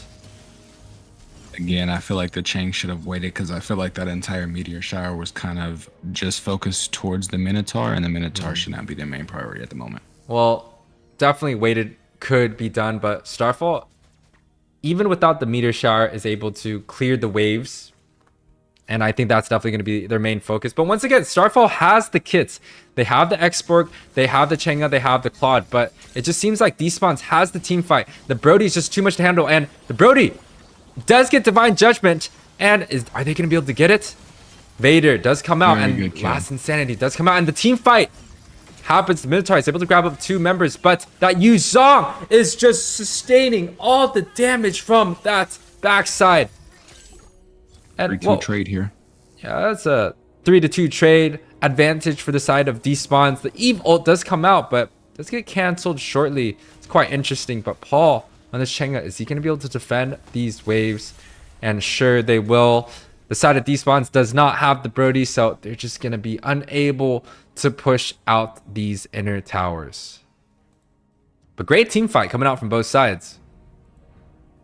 And man, oh man. Y'all, the Eve was nerfed. Her slow got taken away, I believe 30 to 40% on the second skill, and Eve is still looking like a solid pick. She only has Brute Force, Ice Queen 1, and Book, and she's still making a significant impact, especially with the RW and M. But Jinwoo looking to pick up that Terizla. I don't know if that's the right pick, because honestly, there's still that Brody just free hitting on the backside. Vader comes out looking to see if he can zone out the Brody, but does get chunked quite low. Keep using that Minotaur, able to knock up, but they're able to take out there. Yeah, they're able to take out the Yuzong, but that is going to be a Lord for the side of Despawns. Every single objective, it just seems like Despawns has the map. They have the team fight ability, and with the Lord Martin down, although Starfall has the ability to clear, Despawns, it just feels like they understand how to team fight with their comp. They're making sure that the Eve and the Brody gets peeled necessarily, and you know that is going to be a hard defense for the side of Starfall, especially with no tank. This Lord is just gonna hit the inner towers here. Blazing Duet does come out early. I'm not sure if that is going to be the right response. That's going to be an ultimate use, and the Lord is not even chunked low. Vader comes out looking to see. He did get that petrified, but Ghost on this Brody does pop that Wind of Nature. And Eve, we were talking about it earlier. That is a priority target, and from a 3, 0, and 7, he does get chunked out. Vader is going to be punished for it. Now Jinwoo next on the chopping block. Flickers out with that conceal play. It's a 4 for 4 on the map. Vader and Unknown are both down from each side, but the Brody is still huge here. He's looking to chunk down the towers. It's and an insane turret luck. Yeah, I didn't even see any of the minions, but the ultimate does come out. The meteor shower does come out from Paul, but is that going to be enough to beat Blazing Duet? Does come out from the Claude, and man, the last Insanity just barely unable to get the Claude on the backside. Xborg is able to grab up one of the members, and Paul able to take out the Immortality, and also grabbing up that double whammy for the side of Jinx. Ooh, potentially turning the tide here, but look at the base for Starfall. Two of the inner towers down, but the Xborg looking like he actually caught up in the gold. 11k to the 11k for the side of Brody, but the Claude still relatively behind in this game, and even 15 minutes in, still unable to catch up. Yes, Ike, you are correct. Kaja getting CC'd quite a bit. The Falling Star Moon does come out. Falling Star Moon, the Meteor Shower does come out from the Chang'e. But no close so far. In terms of the ultimate names, just a little bit of a test for myself. Fredrin, Appraiser's Wrath, Last Insanity coming out from the Xborg. Brody has that. Oh man, I can't tell you what Brody's ultimate is. That's F to myself. Mino has the Minon's Fury. Dark Black Dragon form coming out from the Yuzong. Blazing Duet coming out from the Claude. Chang'e's had that Meteor Shower. Brody's ult. Something Mind. Rizzling his penalty zone. Yeah, Charizla with the penalty zone. But the Lord going down already. Half the side of Starfall has to make a move right now, or they're going to be giving this Lord. Vader still has not ultied. And the Lord, that is out. The Brody does get called out by the Kaja ultimate, and that's going to be a huge pickoff. Even though the side of Despawns did get that Lord, that's a huge damage that is going to be missing. And another member does fall. That's going to be two of the front lines with just the Eve and the Charizla. And are they going to be able to get the Minotaur? That might be huge. Trip comes out on this Claude, looking to see if he's able to get anything on the top side, but maybe they have to look to push the mid. Trip is going to be the damage dealer, but he's going to be the one that ends up clearing the waves, while Paul is actually the one pushing. I'm not sure if that's the correct move, because I think Paul should be the one defending the lanes, and leaving the Claude to push some of the minions might have been a better idea. But look at the scaling coming out from Xborg. Paul figures out of the penalty zone and the real world manipulation. Jinx picking up that Charizla. He has scaled. He has scaled, man. 17 minutes in, he should be on that full item. Has that Immortality. He has the Bloodless, Ice Queen Wand, War Axe. Man, he's stacked ahead. That's going to be quite the Xborg to deal with. Interesting comp. Lacks AoE CC. Kaja ult and Chang'e ults. If Team Starfall is able to get the Divine Judgment onto one of the priority members, like the Eve or the Brody, Team Starfall is definitely going to have an advantage, because the Meteor Shower coming out from Paul is definitely going to be very, very hard hitting, especially with the items that he has right now. He has the Genius, he has the Divine Glaive, he has the Glowing Wand, Ice Queen. He's got everything in store right now. Man.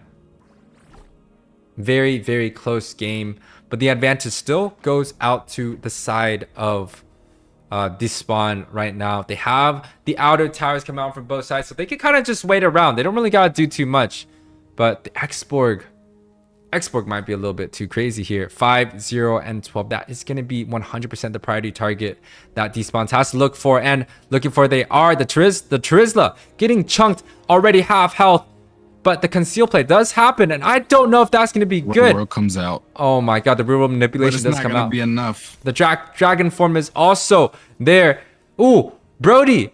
Why is he over there? Is he able to get that? The Wind of Nature does come out. He's able to protect from that Brody, and Team Starfall able to grab up two of the members, looking for that third. The last Insanity does get popped by Jinx, and that is going to be a double kill for the side of Starfall, as they look to push the lead. That is a 0-for-4 trade, and Starfall potentially looking for the game winner here.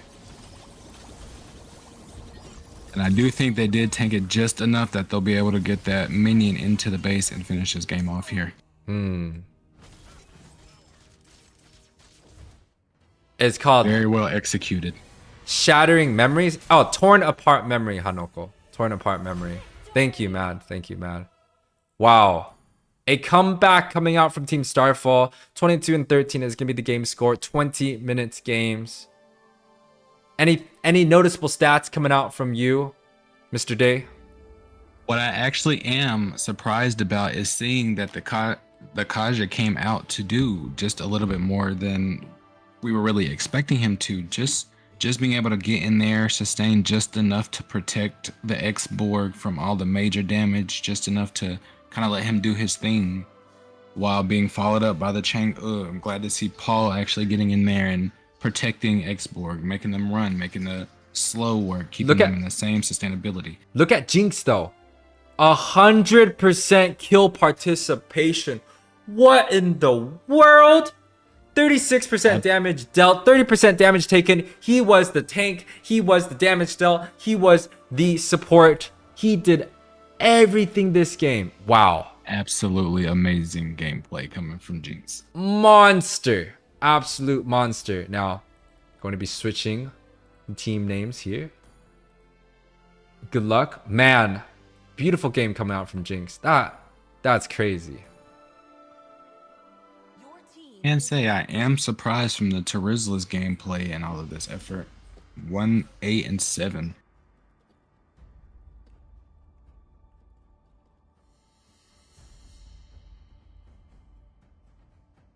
I wouldn't be surprised if we're seeing a respect X-Borg ban here. Yeah, the X-Borg definitely was tough. I do think we're gonna see quite the same bans. The Uranus, the Florence can definitely get banned out. I like what you're saying. The X-Borg might get banned out. Maybe even the Valentina. So quite good coming from both sides. I'm gonna be right back real quick though. You got chill. Sir, what's your command? Your team is banning. Let's make the whole team world is green banning. and lively.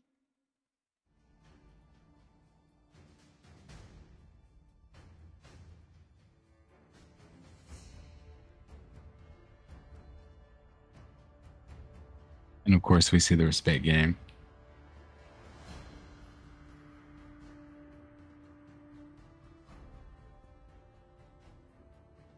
Gotta respect that Florin ban.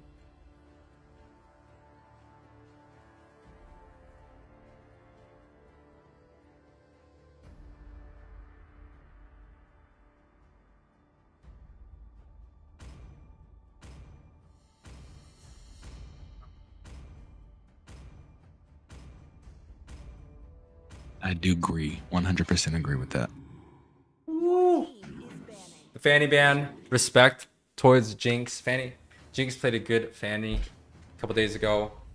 The Uranus, also quite the hero. Vader, definitely taking that out.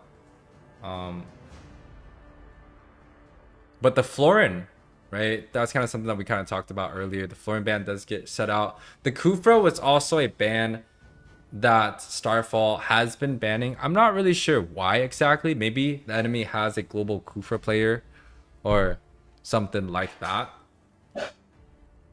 And of course, with Kufra just kind of being the big meta right now as far as tanks, very good as far as CC, his movement, his slow with his second skill. Tyrant's Rage, just completely shutting down any opportunity from any type of team fight without any type of CC control. And the Kufra does get banned out. Maybe that's just something that Team Starfall just refuses to deal with. It could be pretty decent.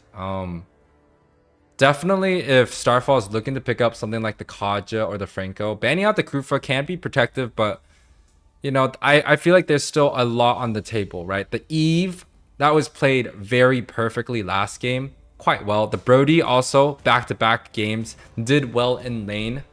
You know, I wouldn't necessarily call a Brody ban, but maybe making sure that it is Trip on the marksman is able to get a better matchup on that gold lane, because you know the Claude, he just did not get anything early on. He was completely denied. He was level 3 after the turtle was finished. Like, he got nothing on that top side, and they opt to go for the Kaja ban. With the Valentina, I dig it. These bans are pretty decent, but what's left open, a Joy, Ling, the Kadita, the Faramis, the Eve once again. The Franco also would be the only suppression that's available. And also the Beatrix let open this time.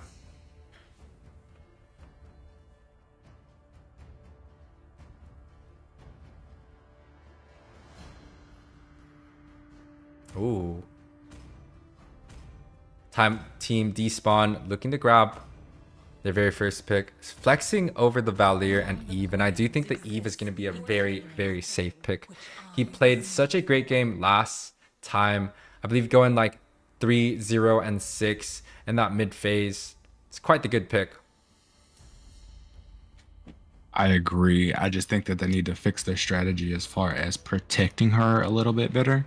Just so if they do decide to use her more efficiently in the team fights like last time, there's the ability for her to give her full potential versus a quick ult or a quick flicker as soon as she's done with ult, just to try and keep away from the non-protection she had last game. Yeah, definitely try to protect the Eve. The Yu Zhong was a great pick to go against the Eve, but this time around they don't go for the Yu Zhong nor the Claude, which was the response towards that Eve.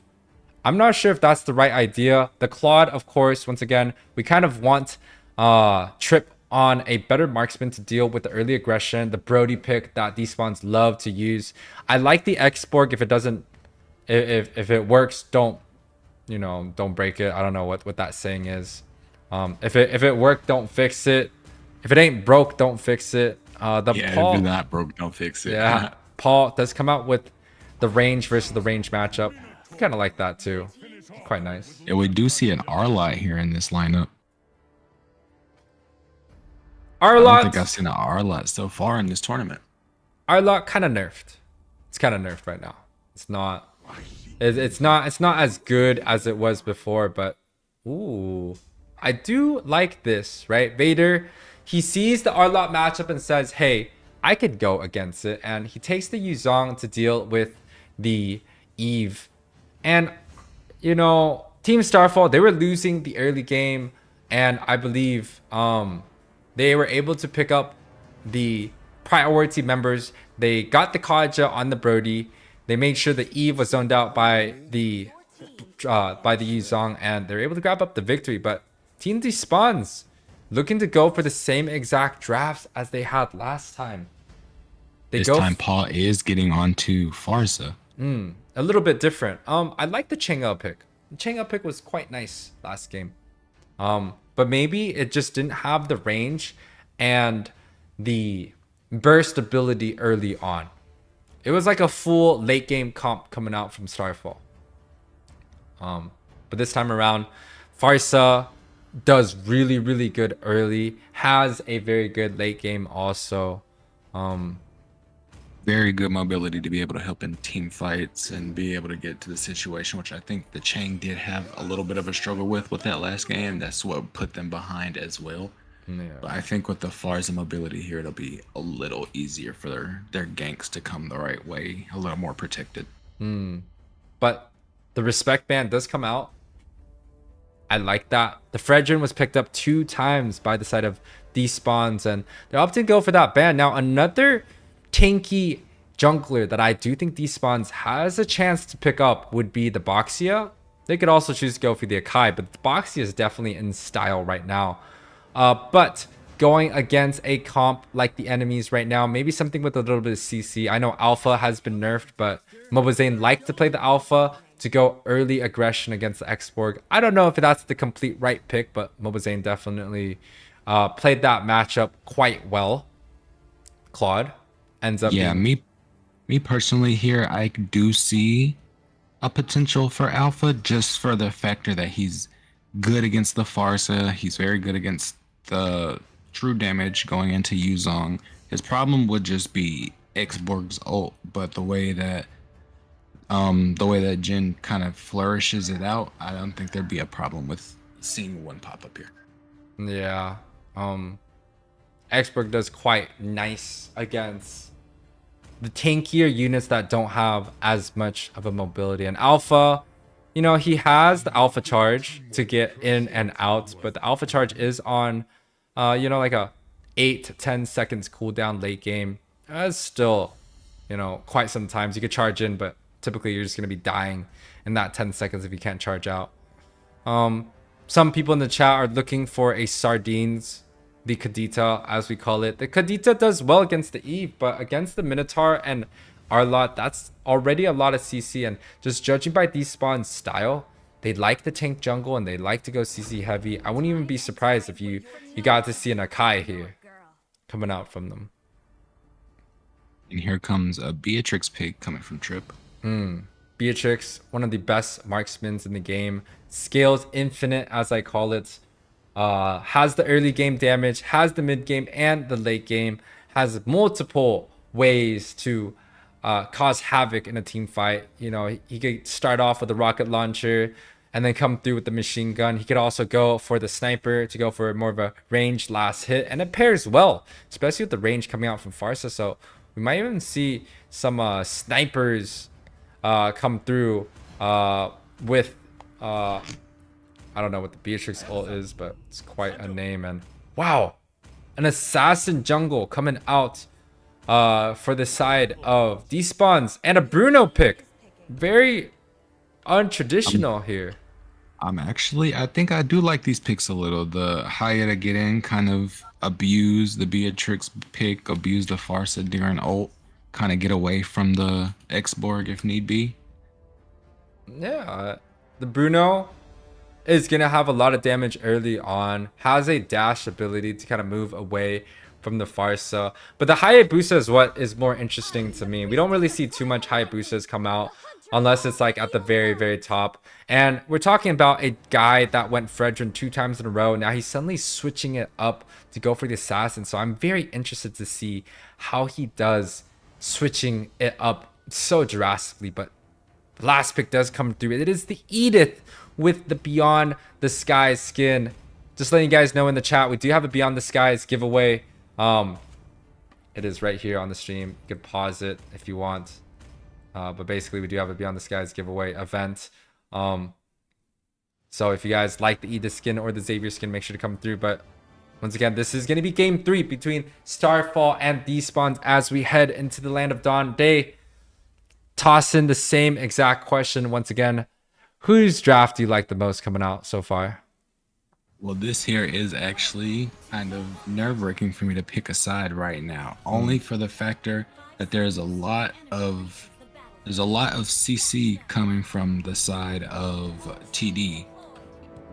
Definitely a lot of CC. Has a lot of CC coming out of here, but I do like the mobility coming from the other side. So a small opening coming through from the side of Starfall, but will they fall for it? The Farsa is in the bush, and they definitely see that the mage is not there. So I think the side of Despawns definitely have it. But the bad thing about this rotation, see, the mage does not hit level 2. Jinwoo is able to grab up this level 2, but is that going to be enough? He does get the first into the second. The Wombo Combo Jinx trying not to trade too much damage as he does get his shield popped out, and that might be tough because first blood already coming out from the side of Despawns. First blood coming from jungle is not a good play. Now he is completely behind with his purple buff. His cooldown reduction has changed. Mana regen has changed. Yeah, he kind of going down relatively early just to get a crab. I'm not sure if that's the right decision. Hayabusa does like to farm in the jungle, but he does try to get some advantages early on. Despawn already getting away with a little bit more, and you can even look, this gold lane is just tough. That man Ghost up there, he's taking care of business as always, And ooh, if Despawn is going to be able to take this little camp, that's not going to be good for the side of Starfall. And ooh, unable to grab up the level 4 early. Hayabusa might get caught out. He does get chunked relatively low, but play. yeah, he definitely is able to get out. But look at the marksman matchup, man. He picks the Bruno, does well in lane against the Beatrix. Is that a counter matchup?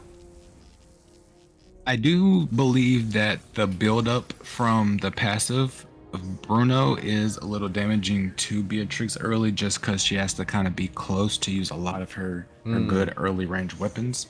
So that Bruno being able to kind of build his enhanced. Yeah, the enhanced ball, but talk about the enhanced. Hayabusa gets caught out by the turtle. That was like almost like a 1v4, but Jinwoo on the set here on Edith, that's quite huge. And interestingly enough, they did trade out their roamer. Jinwoo is now the roamer. I do believe they had somebody else earlier as the Kadita, but a small scuffle onto the top side. Both teams chooses to disengage here, potentially trying to get into that mid and late game long run as both teams just kind of defending next to their towers. And I do see the steel pants coming out of the Bruno, which is going to make it a little bit more difficult for Beatrix to attack him early game. Steel leg plates coming out from Bruno. It's quite nice. A lot of the marksmen like to build it, but the Beatrix also has some of that. And it definitely got nerfed in the last patch. They made steel leg plates a little bit more expensive, about 100. But Jinwoo, top side, he does get out. And, ooh, he's trying his best to get out, but does get bursted out. But the X-Borg, the AoE damage coming out. But Trip, is he going to be able to chunk them down? They do end up getting that X-Borg. And the Farsa coming out with the artillery support. Does not pop the ultimate because the flicker has been popped by Keeps, the minnow himself.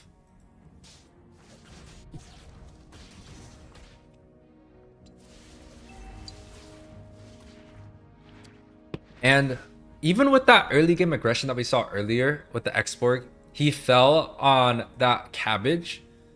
But the side of Starfall looking to get ahead as the Petrify comes out from Vader, along with the long-range artillery coming out from Paul. They're able to take this trade completely. Kiyu did not even see it coming. And very good engage. What's interesting here is Paul is zoning for Vader is zoning for Paul to grab up all the gold coming out from boss side. That's quite huge. And that is one thing I can say that I really did like about the recent update here, is that they gave mages 100% damage on their towers. You don't like that? No, I do think it's a really good buff for all mages, just because their damage flourishes so well, but 60% wasn't giving them any type of tower pushing ability. Yep. I do agree. Of course, when it comes down to pushing towers, you don't want to give mages the ability to push towers compared to the marksman. But, I do like how they did end up giving the mages 100%. Now, I do want to see, though, if mages have 100%, will marksmen like Natan, Harith, and Kimmy, will they be used more often as even a potential tower pusher? Because traditionally, they just don't do good enough. But mid, Jinx on this expert used that last insanity, and the Minotaur completely gets outplayed, gets taken out. Complete clean trade for the side of Starfall, as they're going to be up in gold, about a 2k gold lead. The RWM does come out from unknowns, and also the Black Dragon form does come out. The Petrify does come out, but the Hayabusa does end up getting away. That's a huge outplay. Ooh. Very good play. And the Brody's going for the Farsa and gets the kill. And gets away. That's crazy. Man, Ghost on this Bruno. He's doing God's work. I came into this match thinking Starfall definitely had it, but Team Despawn's definitely taking the game by surprise. They have the micro plays and the macros to completely stand against Starfall. And especially with this Hayabusa pick, I definitely like it. Going from a 2 Fredrin man game into an assassin. He's got that quick fingers and the macro plays. But it looks like a siege is about to come out on the bot side. Jinwoo is looking to see if he can grab up one. He does end up getting the tank, but the Bruno on the other side does so much damage. Trip able to pick up that Bruno, and that's going to be a 1-for-0 trade. Now, Jinwoo still caught up in a little bit. Paul trying to get away with that bird, and that is going to be a resource used by Zuna. He's not going to be able to have the dashes available for the turtle, and yeah, I think that's a good idea. With Black Dragonford coming out, he is choosing to back out, and the side of Starfall able to grab up this objective uncontested. But mid, that Arlot. Oh, the Arlot. Getting caught out. That's a 4 members down that mid side. The wrong range artillery. Federal airstrike does come out, but Paul gets chunked dangerously low by the Hayabusa. Unfortunately, the bounce just was unable to connect as well, but both of the members, Trip and Paul, end up getting chunked really low in a pause. Dude, Hanoko, God bless you. What is this pause? I've never had a match moderator in NACT, in the qualifying stage, in any of the tournaments I hosted, have a pause come out this quickly, man. Good stuff. Yeah, his pauses are within like half a second of it even rising. Dude, that's impressive, man. You deserve a raise. You deserve a raise, my man. But a pause does come out, guys. It is a 2-minute pause, 2 pauses each from both teams. I don't know if it's per game or for the whole entire match, but definitely this is the best of 3 series, so pause is definitely going to have a leeway. Both teams should have 2 pauses each. But, you know, looking at the gold lead right now, it is 22-18, 7 minutes in. That's about a 4K gold lead for the side of Starfall. They have the comp, they have the ability, and Jinx on this Xborg with a 4-1 score. He did so well last game that I'm kind of scared for the side of Despawns. Do they have the response coming out from Xborg? Do they have the burst? The Bruno does quite well. He did well early on, but doesn't seem like the Bruno does that well right now in some of these team fights. That I can't agree with, just because he's so zoned out by all of the different moves, from the Xborg to the artillery, from the Farza down to Black Dragon coming from Vader, and then of course Edith coming in with her ult as well, completely shutting him down if he's the potential target. So it is risky for him to kind of get in there whenever their ults aren't out and their high damage dealers aren't out the way. Edith ult chat, is it called Primal Wrath? I believe it's called Primal Wrath, but the Edith ult is quite nice. He also got the cool cloud skin.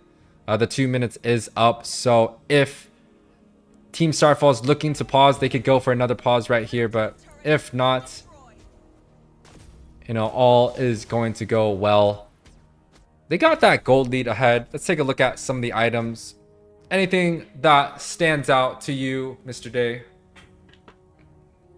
One thing I would like to see a little bit different is the factor that it looks like Arla is building tank.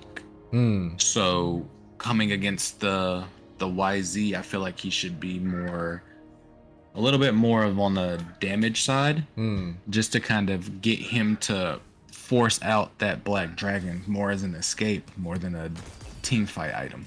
But top side, Zuan does get caught out, and the flick, the flick blade does come out from Paul, and the shadow jutsu does come out, but Zuna should be chunked low right here. He does get taken out. Now, you talked about the defensive builds come out from Arlot. I would have to disagree. I like Arlot being tanky. A lot of the builds, they like to go for that Thunderbolt as the only items, but the Feather Airstrike does come out, but unable to protect that mid side. And also the real world manipulation coming out from Unknown, able to take out Paul. That's a turnaround. That's a mid tower along with a separate kill, and Ghost looking to go for a little bit more. Jinwoo does hit that Primal Wrath, and bang, just like Mobile Wolf says, the Petrified Double Man does come out from Vader. Is that going to be able to turn the fight? Trip using this Beatrix. Unfortunately for me, it doesn't feel like Trip is doing a great amount on this marksman. I feel like Ghost has been the MVP when it comes down to the gold lane. He's been doing a lot of damage, but maybe Trip just doesn't have the setup yet to go through. Kiyu on this Arlot has the vision, but looking to back out. But the side of Despawns looking to start up this Lord. And Lord does get chunked to half. Jinx is walking forward. The Feather Airstrike does come out, but 2-man set coming out from that Arlott. Lots of spells being used, but Paul... Paul might be the first one to be going down. Jinx also, Jinwoo also coming down, and Jinx is just so close, but unable to close the gap, but he still has the Retribution available. Is he going to get it? He does get chunked down. The Retribution does come out from Zoan. He is chunked so extremely low, and Jinx with that immortality being popped, he does end up falling a 3-for-0 trade along with the Lord for the side of Despawn. This has been a pretty one-sided marksman ability here coming from Ghost. Ghost just absolutely dominating in the gold lane, having that upkeep, being able to finish low health heroes, being able to take out that Farsa, being able to take out pushing back on everything. Edith being taken out, just all the major front line being destroyed by the Bruno. He's doing a really good job. I agree. Ghost has been shown a quite strong showing. He had the Brody first game, Brody second game. He did so well in lane, and now with the Bruno, he's doing so well, making sure that he just finishes up the low health targets. That's what we like to see coming out from the marksmen. But Starfall still looking defense. They have this export which scales quite well into the late game, but man, look at Ghost on this Bruno. He did, I believe, his ultimate name is Worldy, and the conceal does get popped. Keep on this Minotaur looking to set forward, and Zuin on this Hayabusa is trying to get any target with the Shadow Clone. He's able to get it, and he does pick off Jinwoo, and the cold and the real world does come down, but unknown chunk dangerously low. Vader able to pick up, and Trip, we were talking about him earlier. He's able to grab up 2 kills right there. He does not end up living, but that is quite the fight. I think that's quite well for the side of Starfall. I did like the entrance that Hayabusa made whenever he took out whenever he took out Marksman here. He took out Trip, putting him completely behind, and then giving the Bruno the opportunity to again sweep out Genisar. Paul's gone. They just kind of have the advantage right now. Yeah, they definitely have the advantage. And the Arlott, you kind of were talking about earlier where he was kind of building tank, but he still definitely does quite the damage, even with that defensive build. But Jinwoo on this Edith does give him a little pancake flippy. But Kiyu, way too tanky, way too sustainy. He ain't hurting, dude. He's got the Thunderbelt, he's got the Dominance, the Oracle. Does he have like a regen? Like a spell vamp in his kit? Like, how is he full health all the time? I believe that comes with his emblem? Custom emblem. Because whenever he does any type of damage to the enemy, it automatically restores plus 4 HP. Or 4% HP, I'm sorry. So then on top of that, he's building Oracle and just absolutely taking advantage of that. Quite nice, quite nice.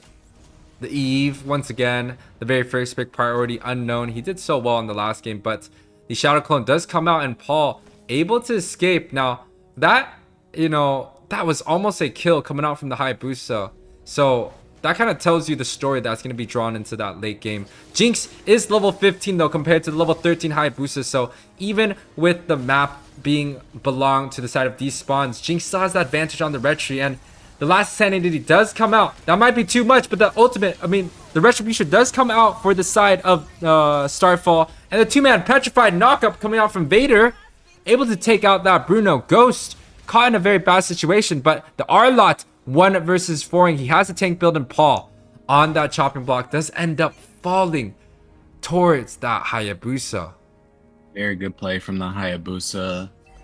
Having Arlott taking the movement away from that Farsa, not allowing her to go nowhere, and then the Hayabusa's shadow skills just being able to get in there and just rip her apart. Yeah, they definitely looked for that priority target. They do get up with that conceal. Look at Hayabusa. He was on the backside. If Trips was the only one there, he most definitely would have gone in for that kill. And man, I'm impressed by Zuna. He's able to take the tank jungle early. Now he goes with the Hayabusa. Extremely quick hands. Quite well, but it's honestly a well done for the whole entire Despawn squad.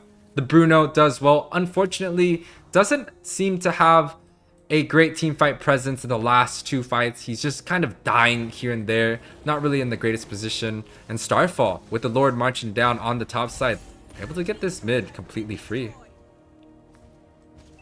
Arlot's second skill heals. Okay, see, so Arlot's second skill heals.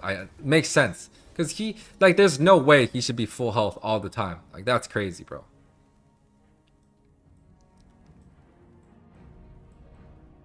But top side, 4-man gank. Q might be caught in a bad situation, but that is going to be a tank Arlot, so he's going to be able to dash around quite a bit, and the heal does come out, and he looks to get onto the minion. That's huge for Arlot. I haven't seen an Arlot play like that in a long time, but the conceal play is a 3-man unit. And here comes a conceal play. I don't know if that's the right decision. They don't have the Arlot on the boss side, but Paul is going to get chunked dangerously low. The flicker play does come out. Escape from Ghost there. Yeah, but look at Jinx.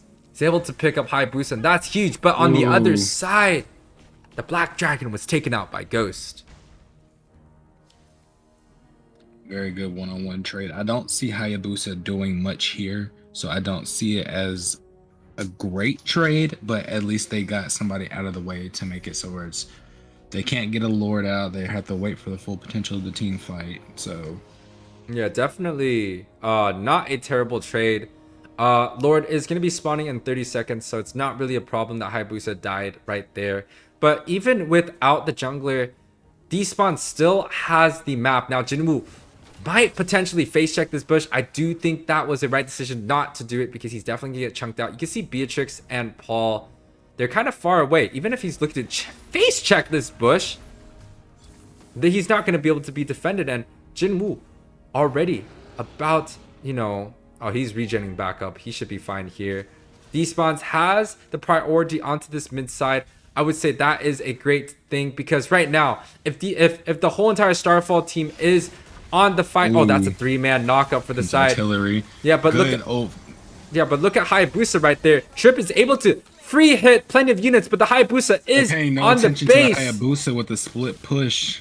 Completely through the middle, he might be. Oh, he should have waited for. Ooh. Oh my gosh, Jinwoo! Great damage coming from Zuna, and this looks like it could potentially be the end. I don't think he's gonna get it though. Yeah, they're able to grab up. Ooh, that is gonna be a 3-for-4 trade. But Jinx, is he going to be able to live? The last insanity does come down. He is unable to get it, and man, is that gonna be a defense coming out from Jinx? Because that's crazy. That's a 1 against 2.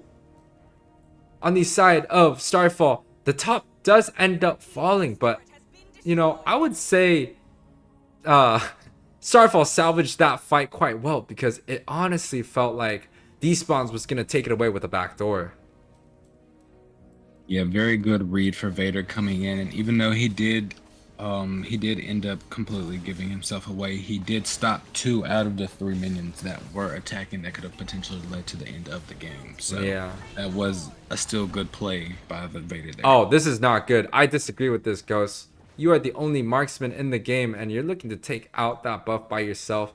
That is quite risky, but he does not get punished. Man, kill score is close, but Despawns, it just...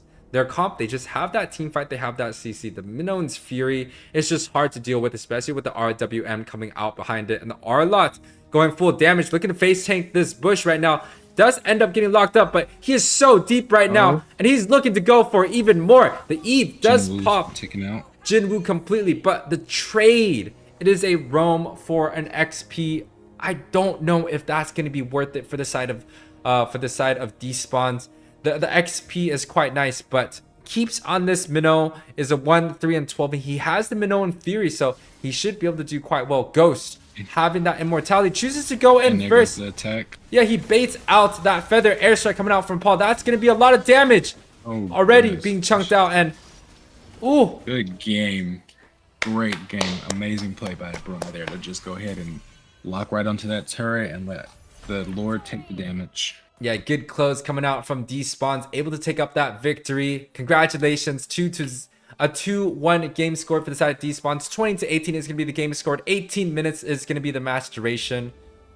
Man, any notable stats coming out from you, Mr. Dave? I am very impressed by V right here. V going 816, having just slow the ice wand, then having the divine glaive, then building glowing wand right on top of that. So the slow, the penetration, the lingering damage, and then on top of that having brute force. Sorry, he's got a lot of on items. top of that to kind of keep her just covered up, not taking as much damage, being a little tanky on top of that. Yeah, he's definitely got a lot of items. But congratulations to Despawns. You guys did great here. Nice try, Starfall. We'll see you guys again next time. And guys, we're gonna go for a short break. We'll just be right back.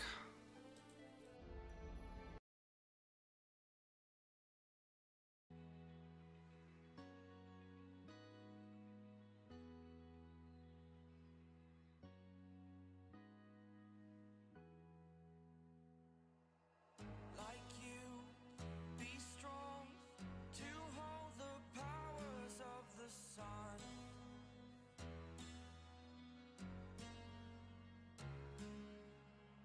To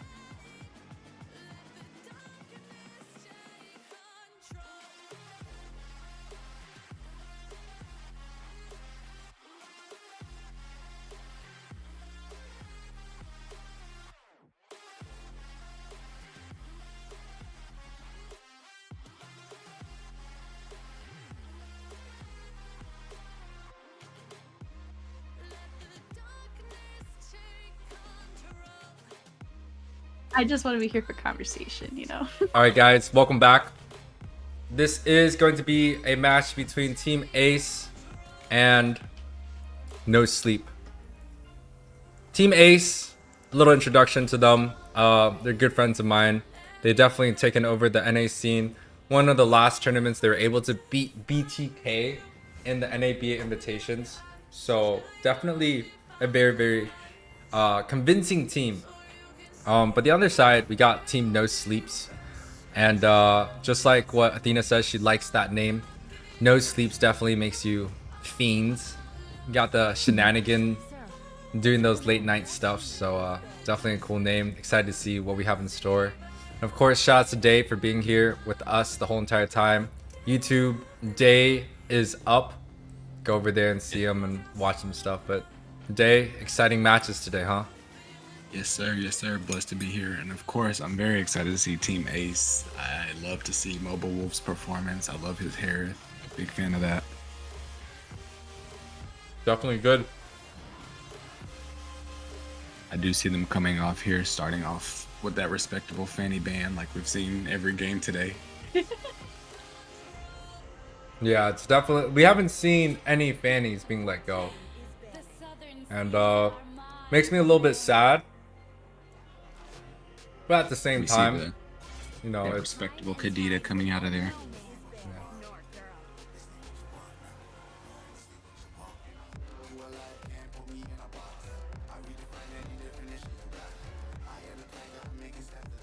Honestly, I understand the Beatrix ban. It's a respect ban for Maxi, but I feel like there's so many alternatives versus just banning it out completely. It's not guaranteed, you know. There's a lot of good marksmen. I still think Beatrix is still the best marksman. But ban-worthy?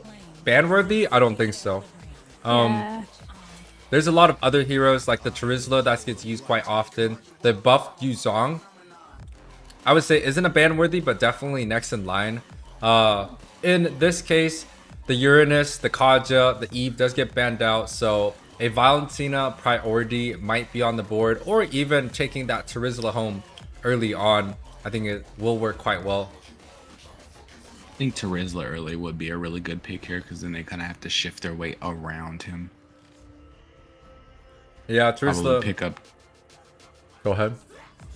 Sorry, I was thinking if they decide to first pick Charizla, then they have to kind of rotate around, maybe X-Borg. But the Eve first pick doesn't come out. Kind of saw this earlier. Eve, a really, really strong mage. Even when Eve wasn't nerfed, the Valentina was still a very, very strong mage. I might have said Eve, Valentina, I don't know, but Valentina first pick. We've definitely seen this before. BTK definitely loves to do that. I wouldn't be surprised if we saw a Charizla come out, and maybe even a potential Fredrin. But something else we saw earlier, the Florin that was picked up and did really, really well against Team Starfall this time around. Maybe we might see it go again for round 2. Yeah, the V is the very, very well slept on. They decided to go Franco here. I like that. But a Grok into the Valentina.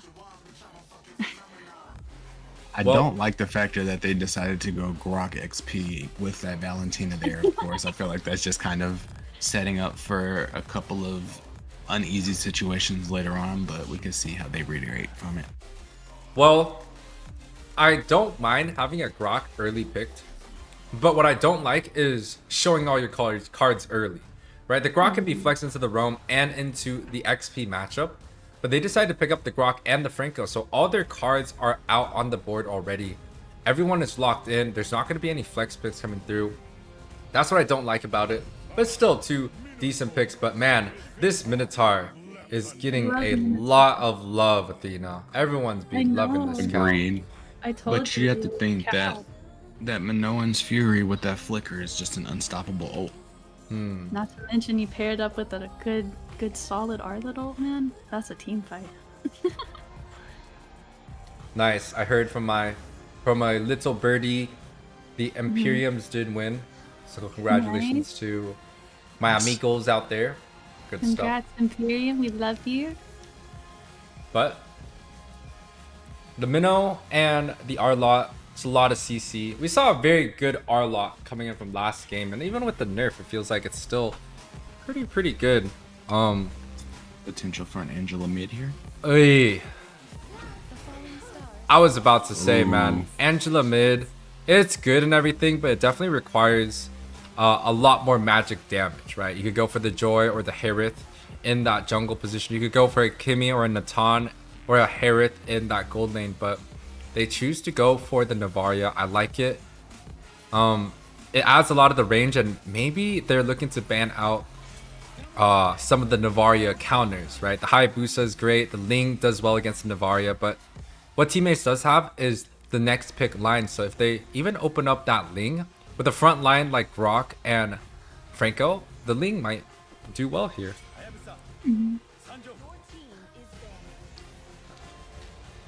Yeah, and we see the Hayabusa ban coming out, even though I would think that would come from Team Ace. Just as a kind of counter, but with the Navaria being able to give that kind of a range, I could also see why the Hayabusa is banned as well. You also have to consider the champion pool of some of these players. Like, I at least know personally, Wolf probably has one of the biggest jungle pools in all of NA.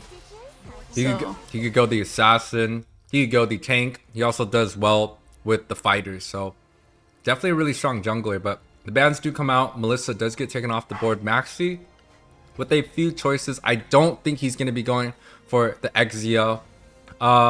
You know, something that could be good. Maybe a carry with Purify. He could also choose to go for the Leslie, which I know Maxi loves that hero. So I think it's going to be a Leslie pick.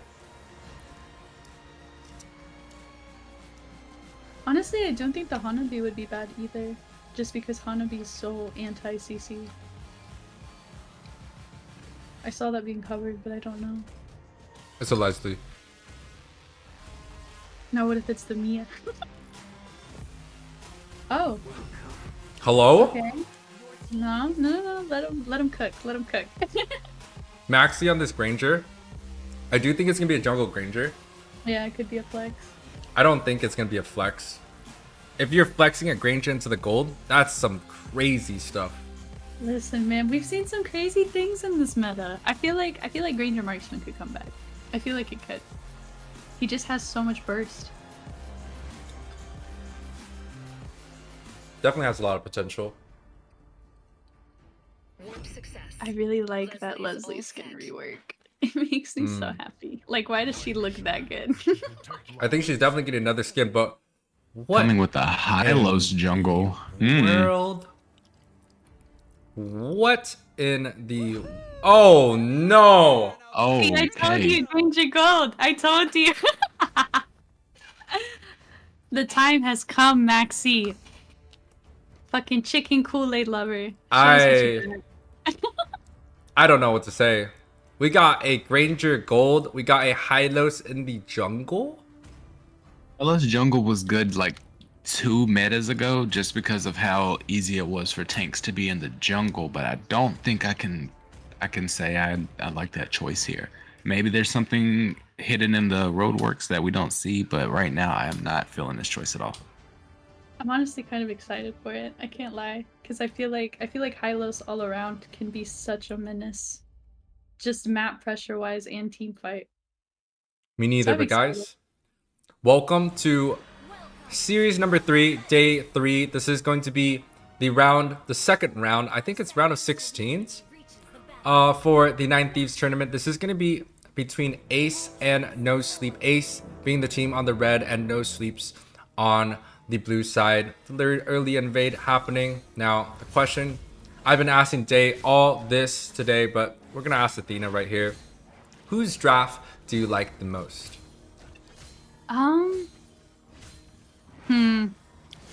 I don't know. I have a logical and like a bias answer. So logically, I kind of like blue side just a little bit more. I feel like that Leslie late game is going to be really hard to lock down, especially considering the front line that they have. They do have the Hylos, they have the Minotaur ult, and then of course they also have the Arlet ult to keep that Leslie from being locked down. But at the same time, man, like we've seen Miles on this Franco. It's his tournament Franco, as we like to call it. Not to mention just the CC coming in from the Grok, the slows coming in from the Exborg, and just the pure damage coming in from Sky and Maxi here. I don't know. I feel like it's really going to come down to how these teams play out these fights. What the fuck? You go, girl. On the other hand, you have a little bit of a tussle coming through, but both teams do end up disengaging. But Outley going quite aggressive on this Franco. I like to call the Francos the championship. Leslie's in a little bit of trouble up there. Yeah, Just Leslie a little bit. Oh. does get hit up. Maxi flickers out. Mobile Wolf able to grab up that kill early on. That's going to be a 1-for-0 trade clean for the side of Ace as they look to push some of the gold lead. Maxi on the top side definitely going to get some of that gold plate. Like I said, I'm just a little bit towards red here, only for the situation that Leslie isn't really going to be able to farm up much. There's nobody to... Putting her against Granger is... He's got a free aim with his first skill. So even if she invisibles, he still has the opportunity to hit her 6 times. Definitely. I just feel like he has the win here, and if she decides she wants to kick away, his second skill is just putting him right beside where she's going to kick away to. That's so quite I just good. I feel like he has this advantage right Yeah, now. but Gecko does get jumped down. The double wild charge comes out from Super Suki. He's able to get one, but the retribution comes out from Playboy. Oh. That's a counter set, but Chaos right here on this Arla, unable to get away. The turtle was slain for the side of No Sleeps, but Ace is the one that comes out ahead on a kill. And take a look at the gold leads. Athena? Honestly, right now, it looks like Ace is sitting with a solid 2k gold lead here. As you can see, the Franco is just making this jungler's life hard for Hylos. But at the same time, you know, I think we just kind of have to see how it goes towards the mid game. I know right now, as far as marksmen go, it looks like... I can't talk. It looks like Maxi's just a little bit up in gold right now, which is always bad, right? We never want to see one marksman dominating the other in gold. It's just hard, but we'll have to see what happens. Yeah. Talk about that Granger gold. Whoa, an early... What is that? The Dragon Blade item? That's the new item, yeah. That is the new item, and the Bloody Hunt does come out on Gecko, able to pick up that Minotaur, and that is going to be a clean trade at the cost of only an ultimate spell. So Ace actually just walking away with all the aggression early as they end up pushing out this Leslie out from this top side. Man. Quite a nice match. Look at the Leslie. He Like got I a cool said skin. earlier. It's a cool skin, right? Definitely like- a cool skin. I like that people are still playing Arlet here, but what do you think? What do you think would have been a better choice here for the XP lane for blue side? Because like I said, I like the Arlet, but I feel like after the nerf, he isn't the same. Like he has the CC in fights, but other than that, I feel like there's not much that he offers. Well, he's definitely quite good still. We saw it in the last game. The Arlot was able to take the victory, and the Arlot was played, I believe, 2 times in a row in that match. But something more other notable experience laners, you could say the Paquito, which I haven't seen quite often. I'm very a huge fan of that pack. The Terizla also was left open this time, but both teams Not picked up. yeah, not picked up, but both teams looking to set. That's a 5-man coming out from Team No Sleeps. They pull out this turtle, but that's also a 5-man coming out from Exborg. Kind of AFK a little bit, but the Maxi, I don't even know what that shot is, but the wild charge does come out. Suki is the first one to, Gecko is the first one to fall. Very good takeover. And the turtle goes to the side of No Sleep once again. That's crazy. Man, It does look like that may have been an early retry from Mobile Wolf there. Yeah, I would say this though. Hylos and Exborg both are not great at retrying. When we say great retry heroes, we typically like to talk about stuff like Lancelot, Ling, Fredrin, where they could use the first skill into the retry to do a little bit extra damage. But Exborg kind of has this cleave ability, and it's a little bit hard to calculate because the cleave ability, it just doesn't do that much damage, but a small deny coming in from Mobile Wolf. Looking to go for even more aggression. Playboard Lucy is going to be the first to fall, and the Iron Hook does come out from Tom. Oh my gosh, the Granger! Someone give me that ultimate name, please. I'm telling you, YUWEI. Granger, I feel like Granger Marksman is coming back. There's just so much burst, and Granger might not be as mobile as some Marksmans, but he still has that dash, right? He still has very good hook. Of course, we see Miles with the solid iron hooks. Yeah, Miles be taking over this game right here. Just hooks after hooks. And this is not what we want to see coming out, going against Franco's, right? If he's able to grab 1, 2, or 3, he's just going to be building that confidence over and over. And they're definitely going to be snowballing ahead, especially with some of these iron hooks. It's just a little bit too much to deal with. I wouldn't be surprised if we see another iron hook come through if they choose to defend this tower. But no, smart plan, chooses to back off. But the gold lead, guys, the gold lead. An insane 7k lead right now. Huge. Some of the items day, maybe? I actually see that the Grok has built anti-heal. Dominance. Quite nice. See how big. Oh, see what? He's going glass cannon build, but we don't have time for a dominance ice around here.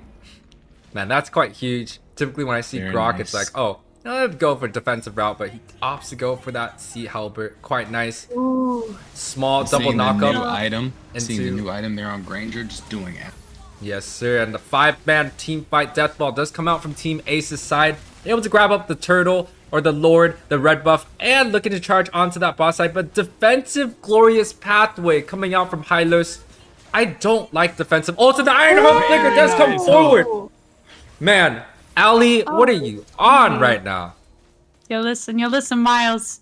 If you ever rewatch the stream, just know you got a fan. Like, I love you, Miles. I'm definitely a fan. We love to see those flicker forward iron hooks. Even I like to do it sometimes on my stream, but definitely not as precise as this man here.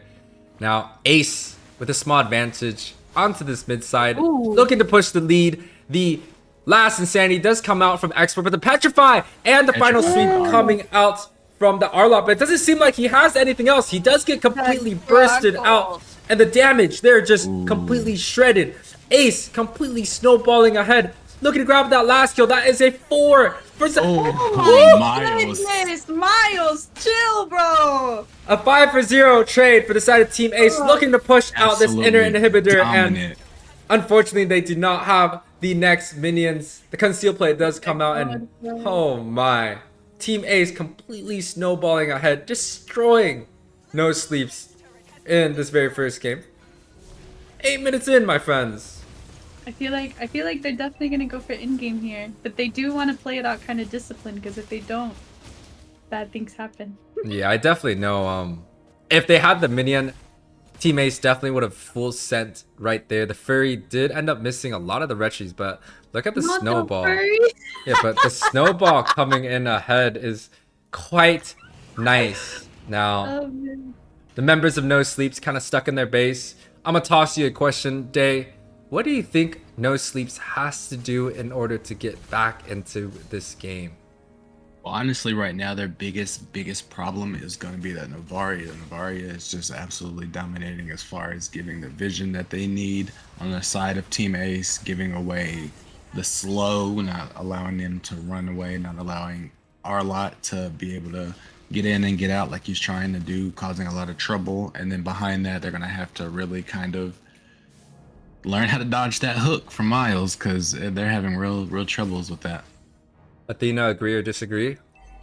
I mean, I definitely agree with what he said, but I also kind of feel like there should be a little bit more pressure on Maxi as well, just because while the Franco and the Novaria are doing an outstanding job of making sure that these team fights are going in favor of Team Ace, at the same time, Maxi just has a damage output that cannot be ignored, especially when combined with the Novaria. So what? An Iron Hook does come out once again from Ali, and they're able to pick up a double kill just right off the bat. The Lord, full HP right now, and the Wild Charge double 2-man comes out from Super Suki.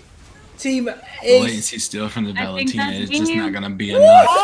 Oh my goodness, Miles. Let him live! Yo, Ali, let him play the game, man. Come on. What Like, is this? for real, man. You're gonna make these people rage quit. Calm down. You got me fucked up, but Honestly, you wanna know what it Athena? is? Oh, me? take Alrighty. us through. Here we go, guys. In the match of Team Ace versus Team No Sleep, we have an 18-0 Oh, shit. match, folks, with a 10-minute game. Honestly, I dare say that's a record. Correct me if I'm wrong, guys. But of course, just some notable people that we want to shout out today. Of course, we have to shout out the Granger Marksman. Thank you, Maxi, for proving my point to YUWEI that Granger is coming back to the gold lane. Of course, we also have to give a shout out over to Miss Sky as well as Miles. The Iron Hooks, the Novaria ults, they were phenomenal, guys. You guys killed it. Granger is still shit. No, But- it's not. What do you mean? 26% but good job. damage? What? Good job, Maxi. Move on to game 2. That is a clean That's a game. clean sweep coming out from Ace. All right, Wow. come on, Team No Sleep. You guys got this. Get your lick back.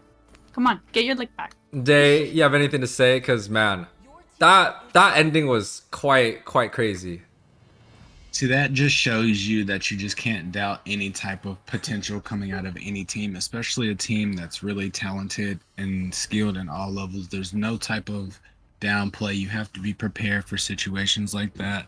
Learn to adapt to what's being put on the table. I don't think that the Hylos jungle was at all a good pick there, just because of the early game. There wasn't going to be no type of sustainability, and hopefully here in the second game they can learn to find some type of cover up or improvement to help better their game to go ahead and win this, so they don't knock out here in the top 16.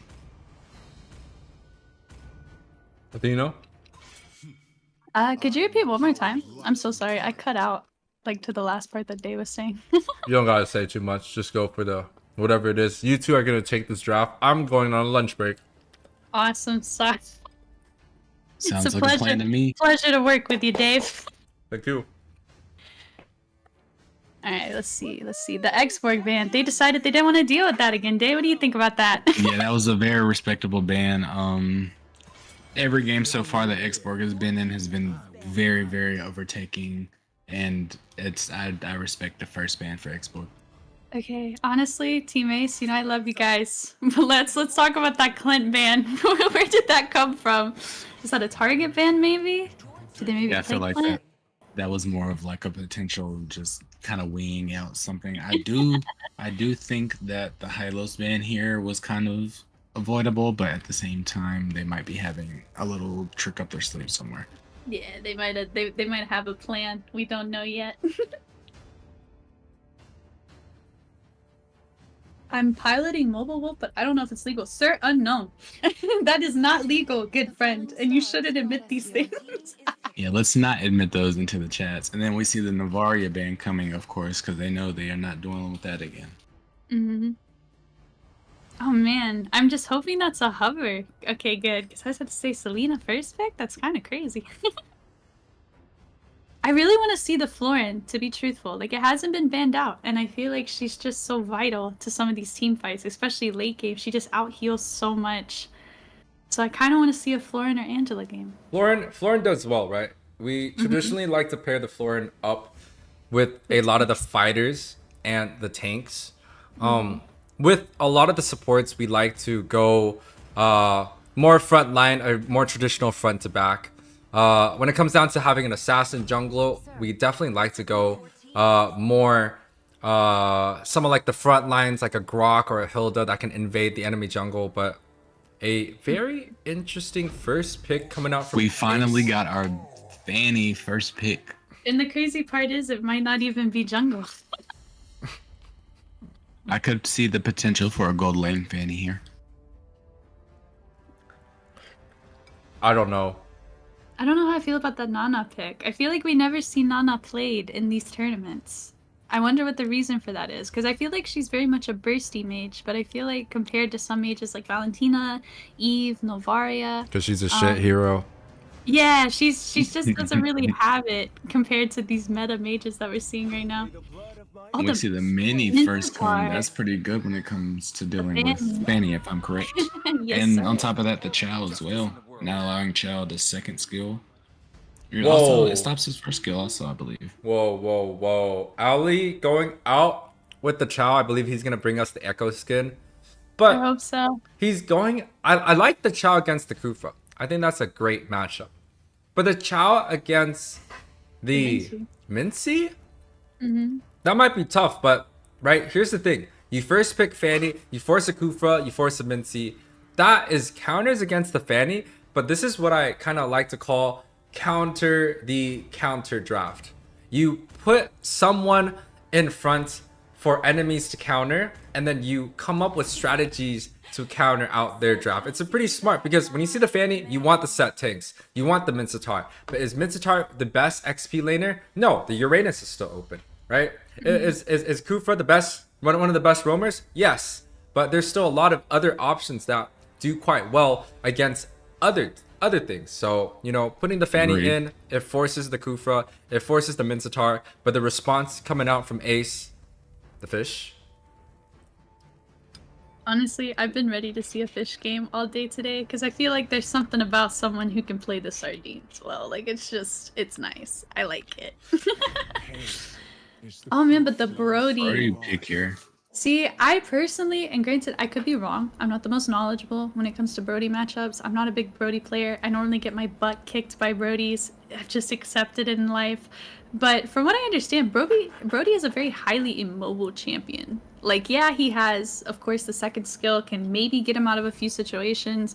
But when you have champions like a Kadita, especially a Kadita with that Petrify, when you have the Fanny, if that Fanny ends up taking Petrify as well, not to mention just the Chow, like, I feel like there's too much mobility on the side of Team Ace for Brody to really have too much of an impact here. He does have a Purify.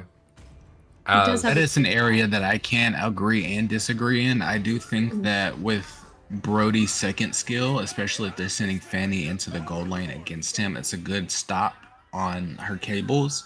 And then as well as his passive, whenever he attacks and moves at the same time, I feel like if it's played the right way, it's good against the Kadita. Now the Chow is the kind of issue that I'm having right now because he can't get away from the Chow and his kick can be stopped. But right now I'm just seeing it as it's good for it's a good counter for the beginning, but that's about it. Now, Athena, you kind of talked about how you like the mobility coming out from Team Ace. What do you think? What do you think the side of No Sleeps needs in order to kind of deal with the aggression coming out from Team Ace? Well, honestly, right now, YUWEI, I think the first two picks that is on the side of No Sleep is very much a big kind of mobility stopper. You do, of course, have the Kufra with that ball ability. It's going to be very hard to be able to kind of dash, get around that Kufra, and not to mention the Mincetar, like we talked about. Like we talked about before, I mean, the Mincetar is a huge counter to the Fanny. It's very easy to just kind of pull that Fanny into the ult, and then she's completely immobile. But I think as far as what they could pick now, that would be very beneficial. I mean, I don't know. I mean, to be truthful, I feel like a Kagura might not be horrible. Eve? It might not be horrible. Eve wouldn't be bad either. The Farsa. Farsa's nice here. Yeah, the Farsa is nice. Okay. But the only problem with the Farsa though is the Kadita. See, you two young birds, you guys say Farsa's nice against this. Literally, I feel like the Kadita wants that stationary mage to be put up. Another pick I think would be possible would be the Faramis. The Chow also has the ability to cancel out the Farsa. And you have the Fanny that can just fly in and delete the Farsa. Farsa is one of those mages that can't build defense, right? And I feel like in order to deal with the aggression, something like the Lilia, which has that get out of jail free card, along with maybe an Eve that can build defense. But oh my gosh, Dave. So maybe you were right, Dave, where you mentioned that Fanny is going to be in the gold lane. So I'm assuming it's going to be Kadita Roam, Fanny gold lane, of course Aurora mid, and then Chow XP. Which, like I said before, I've seen it on multiple occasions where Fanny actually goes gold, and there is slight advantage for Brody, but the only thing he has to be concerned about is the ability for his team to be able to protect him in situations where there's ganks, because that's what they were lacking on very, very profuse last game, was being able to protect their actual damage dealers. Yeah, but anyone want to talk about the two picks coming out from Ace? Because what the fuck? I I mean, okay, so hear me out, hear me out. I think what they're Oh, going for God. here is your typical 1-3-1, right? We've seen that a lot this season. We've seen like the Esmeralda gold, we've seen the Uranus gold. I don't find this concept to be much different. Like I do remember last season, XP Fanny was a big thing, no? That was a big thing to take Petrify on Fanny, to go through XP, to be able to go from one side of the map to the other very quickly. I feel like it's something that could definitely work. But something that Day brought up as well that I'm curious to see how it's going to play out is the Brody does have the potential to outplay the Fanny with that second skill, especially if it's something like an early turret dive. The Brody's going to be able to put a stop to that right then and there. It's an Aurora gold, guys. But once Is again, it really? it is. Are you But sure? guys, welcome. Nine Thieves tournament. This is going to be day 3, second round, third series, game 2 in a best of 3 series between Team Ace and No Sleeps. We got a 10-minute... What? A 10-minute match earlier, and Team Ace was able to take the victory. But take us in, Day. Whose draft do you like the most coming out from these two teams?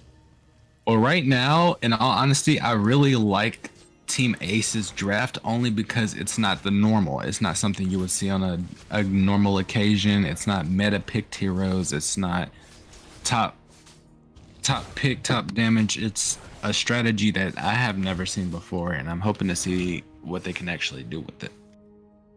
What do you know? I mean, honestly, right now, I'm kind of on the same boat, you know? I feel like it's a very interesting draft on the side of Team Ace. I feel like Team No Sleep is very much your typical, you know, regular schmegular 5-man that you would see in like a ranked game or something. So I'm definitely excited to see what we're gonna see as this game progresses on. Yeah, I definitely agree with both of you guys, but I do like the side of No Sleeps' draft much better. I think it's much more well-rounded, right? You don't have the late game insurance if you have the Aurora on the top side, and if the snowball goes out of control, they're just going to be unable to push any of the towers. They have to make sure they get some kills, but the little cabbage fight happening, Ali able to pick up the cabbage against Playboy Lucy. The ones with the red tree now, he's chunked quite dangerously low. He does end up using that red tree, and wow, members of No Sleep already getting chunked low early on. Man, anyone play Hanzo here? You ever play Hanzo? Day? I've understood the quality of Hanzo. You wouldn't catch me in a ranked game or in a tournament playing Hanzo simply because I'm not that comfortable with him. But like we've always talked about, this hero pool with Wolf is so wide, we have no idea what to even expect. Yeah, no idea what to expect, but you can see a little bit of Fanny doing some shenanigans. She went to the top side, ported back, and is going to be able to catch that wave onto the bot side. That's quite nice. You have the Kadita. Sky already level 4. I don't know how she got to level 4 so early, but doesn't look like No Sleeps knows what they are. That's going to be a almost guaranteed kill, but I think she's going to be waiting until the right moment and able to get that rough waves here, but unable to get that Lancelot. That's why I said it's just a little bit too early. But Titan's Revenge does hit 2 target. Gecko got that nice set, but Mobile Wolf using the Pinnacle Ninja on this Hanzo. Man, I can't even say the name, man. Hanzo ends up getting out alive. Both teams choose to disengage, but the turtle does end up in No Sleep's hands. Now, the aggression coming out early from Ace. Man, like, they're definitely taking up, you know, they're definitely snowballing ahead, but it still doesn't feel like they have the matchup, though. Well, right then and there for that turtle specifically, I believe that Wolf came in just a little bit too late, trying to build his kind of range. But right here, he is going to take out Menzatar just for the Fanny, and then the Fanny being able to go back and then just rush right up with the cables, being able to clear that lane probably before Menzatar gets to the lane. The rinse and repeat, the Purify does come out from the side of Brody, and that's not going to have too much outplay potential, but cameraman, hello, what you doing, man? A little bit drunk. Sky, able to get out alive and, you know, take a look at some of the items, Athena. Maybe go through what is coming on in your thoughts here, but... I mean, honestly, I think you can very clearly see the gold gap that Team Ace is managing to hold right now. It looks like it's about a 3,000k, or not 3,000k, 3,000 3 million gold gap lead. But, you know, I mean, I think you can just see it in the items. You know, you already see Aurora coming out with the clock. You already, of course, see the Kadita already on her way. She has that first item of the clock going into the boots. Very nice kick top. Missed out the you kick. caught that. You caught that, Day. You're so cool. Yeah, I definitely was pouring some waters, but the rough wave does come out near the mid side. Pinnacle Ninja is able to pick up one on that Mobile Wolf, and that's going to be a 2 for 0 trade, but the knockup continues. The fight continues. Gecko on the block, but Aurora. We talked about the Aurora not being so good on the gold lane, but definitely Maxi having a strong showing on this hero. The issue that she has top lane, of course, is going to be her mobility, but at the same time, the gold coming in along with her emblem is gonna just gonna put her so far ahead. So far ahead indeed. Definitely Team Ace looking to siege onto this top side. He does miss using the Pinnacle Ninja, but that should be enough when it comes down to this tower pushing. Sky ends up being the only one pushing the tower. And once again, with Maxi just on this road, it might be a mistake. They're not going to be able to push out this tower, but the Feather Airstrike does end up getting canceled. Man, I can't even cast anymore. I'm too tired. It's okay, YUWEI. Hang in there. I'm definitely hanging in there. Both teams choose to disengage, but Team Ace, another perfect opening. 7-0, 6 minutes in, and already a 5k goal lead. I just kind of think that Team Ace is just going to try their best to snowball ahead. And the Tyrant's Revenge does come out from the skies, unable to secure that kill. And a Purify! Yeah, the perfect passive does come out, and Maxi was the one that gets to punish that Kadita. That's crazy, because we don't really see Kadita living stuff like that. But on the other side of the map, the Fanny was able to take care of the Minotaur. That's a matchup that should be in favor for Minotaur, but the Chow potentially the flicker. Very good. What? Keep your eyes on that Chow, folks. Yo, But unfortunately, it does look like he might. Oh no, he doesn't get punished. He lives. Ali moves like that? What? Ali moves like that, bro. Maybe you should ask him. You taught him the What? Kaja. Let him teach you the Chow. I mean, dude, even if people taught Let me him how to teach play you. Chow, like, my hands are too slow. I'm too fucking old for that. No, you got this, buddy. You just gotta practice. You know? But sheesh, Ali on this Chow, 3-0-3. He's got one of the highest assists and kills so far in the game, along with Maxi. That kind of tells that story that they definitely want to prioritize winning this gold lane matchup, and the setups coming on from the way the dragon is just a little bit too much to deal with. No, it's definitely a little too much to deal with. Mobile Wolf might be caught up in a very bad situation, and he does end up getting caught, but the Petrify and the Rough Waves coming out from the sky just a little bit too much. The Fanny, ooh, that's fast, man. Fanny. That's a definite one shot. Now, right now the scoreboard is 12-1. Day, what do you think the side of No Sleeps has to do in order for them to get a victory in this game? I think right now what they need to do is start pressuring their bottom lane, kind of getting rid of the Fanny. The Fanny's mobility is kind of causing havoc, being able to get into the team fight. So I feel like they should kind of shut down the Fanny. Hanzo, he's doing all right. He's not doing perfect. So I just think that Lancelot should kind of keep the pressure in, try to cut the Aurora off as much as possible. Don't let her build up, kind of keep her back on the back lines, and then just kind of take over from there. You know? Honestly, I mean, I do agree with Day in the fact that they need to be keeping the pressure wherever they can. I feel like right now the biggest problem that Team No Sleep is having is that they're allowing Team Ace to basically dominate the map without very much punishment going on. I mean, we did see where they did manage. Oh, another beautiful way Yeah. the dragon, but the Kadita had that Petrify, unable to secure the kill. That typically happens when you use the second skill and then you ult. You don't have that immune for the stun, and especially going against something like a Brody. You definitely want to make sure that you just go straight for a Petrify ult. That's definitely going to go. But Maxi with the bush campers, we hate those people, those pesky bush campers. They stay in those bushes for over 2 minutes, and Maxi's able to pick up that kill. Ali with the little tango coming through. Got that 1-2-3 Jikundo. Able to pick up Lancelot onto this mid side. Scoreboard being 12 15-2. Ali looking for another one, could potentially, but the Tyrant's Revenge picks him. He ends up getting the kick on the marksman, and that's a huge fight. But Mobile Wolf does end up getting stunned.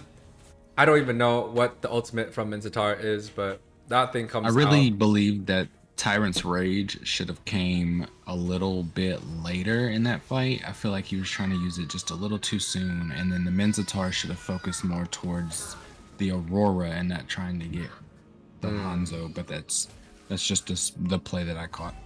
Oh, the Hanzo though, able to pick up that kill. Man, we hate Hanzos too, man. He could just he could just go from that far side, but the flicker play does come out. Godlike coming out from Maxi. I was talking some smack on this Aurora. I did not believe in it, but it turns out. I feel like after last game, you gotta give Maxi some faith. Come on, you gotta give Maxi some faith. Maxi's bringing out metas that we haven't even began, and then this there's is just the new absolute meta. wipes coming in from the Fanny on the Brody. Yeah, but Ali was the first one that did get hooked, but the Aurora comes through once again, able to be the saving grace for Ali, and they're able to pick up 3 kills off there, right there and there. Man, 10k gold lead, 10 minutes in. Last time, I mean, we did see the game end at this time, but Ali looking to grab another one. The flicker play does come out, he misses, but he's able to get the kick off, and that is going to be enough. Man, I've never seen Ali play the Chow like this, and he is definitely going off this game. I'm really enjoying his Chow gameplay right now. It's spicy. It's fast. We like to see that. It's definitely a pleasure to see. Any thoughts on how No Sleeps can come back? Maybe some priority targets, Athena. I mean, I definitely think that this Aurora is going to be a priority target. I think that she just has too much crowd control, especially with that ult. But at the same time, I also feel like Skye is probably one of the biggest issues on Team Ace right now. I mean, we've seen it time and time again, where maybe Miles has gotten stuck in a sticky situation. Same thing with Wolf, and you just see Skye come in with the knockups, with the ults. Yeah, so I think if they can get rid of Skye, they have a really good potential at winning a team fight. Now, I do know that Hanzo is kind of bad at taking Lord, but Maxi, being the pesky bush campers coming in, is going to be able to give Team Ace a free Lord. And look at the members of Team Ace. They don't even care about the sync. They're looking to end the game with a complete domination. Pinnacle Ninja does come out, trying to do a little bit of damage, but I do think Mobile Wolf is just going to choose to disengage. Should be playing a little bit of discipline, but the Lord marching down onto that mid side. Maxi smells that Brody. He wants to make sure he can get it. Maxi's overconfident right now. Yeah, but the Kufra able to get the set onto the Kadita. Is that going to be enough? They're able to grab up one, but you can see the Fanny does not have enough energy. And Miles, man, he has no HP. Very great gameplay by Mobile Wolf, asserting his basic attack to actually finish off the last 2 kills. Look at Maxi, man. What is that, dude? He's gonna flicker. He's gonna do something stupid. Watch. These are big IQ plays, YUWEI. Oh, nah, he just tanks the whole thing. Yeah, he just took it. Look and see, it was all he doesn't even do anything. It was the bait. It was the bait, YUWEI. He's ice skating. The base is down, but what? Amazing gameplay. A master baiter. What do we call that? A fadeaway? A fadeaway kill? They just let the minions go? But you're kind of right. Definitely a strong showing. We had Athena's do the last game. Day, take us through some of the breakdowns. Well, right here, as you can see, an absolutely dominant game, with it being an absolute slaughterhouse of a victory from Team Ace, 29-4. Mobile Wolf getting MVP at his 10-1-6. Maxi doing an insane job there at the Aurora Gold lane. Most definitely. Athena? I mean, honestly, I think, unfortunately, and I hate to say it, it feels like it was yet another wipeout by Team Ace here. I mean, if we're just looking at the damage ratios, you know, the highest damage dealt on the team of No Sleep was that 25% by the Lancelot. But if we take a look over on the side of Team Ace, I mean, we have a 33% from the Hanzo. So there definitely was one team that was doing just a little bit more damage than the other. And I think we should also bring up the fact that Miles, 42% damage taken, that's kind of crazy. Oh, yeah. That's definitely kind of crazy. That's insane. Any closing thought, Day? Honestly, I think that after the first game, Team No Sleep definitely could have done just a little bit more to adjust, you know, especially that Farsa pick. That's one of the biggest picks that on the side of Team No Sleep that I really disagreed with, especially going to that Kadita. Day. Yeah, honestly, here, this was a really good run by both sides. I do see that No Sleep does have a lot of things that they do need to work on as a team if they plan on doing anything else in the future. But as of right now, this was a pretty breezy win there for Team Ace. Yes, sir. Guys, we'll go on a short break. We'll be right back. For our last match, we are going to have OSP versus Vanguard. So do not go anywhere. We'll be right back.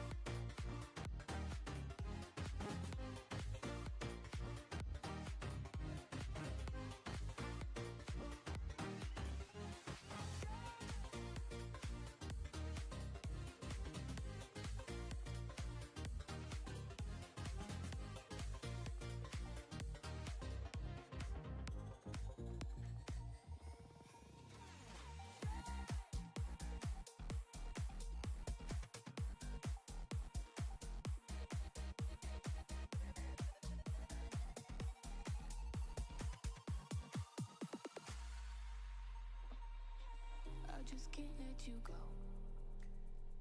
Lord knows that I've tried to. You said I was the only one. No one likes being lied to. You made this mess and left me with the pieces. Now I wanna burn all the bridges between us. I can't focus, I can't forget.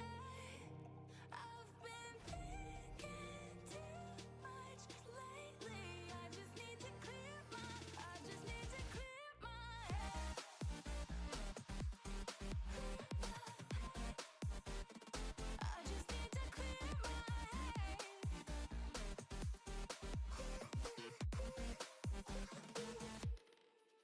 I've been stuck on your memory, but it's not like I need it. And we may have some history, but we don't have to repeat it. You made this mess and left me with the pieces. Now I'm gonna burn all the bridges between us. I can't focus, I can't forget. I've been thinking too much lately. I just need to clear my head. I just need to clear my head.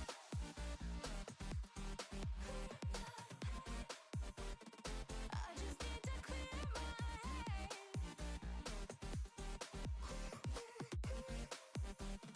I just need to clear my head. I just need to clear my head. I just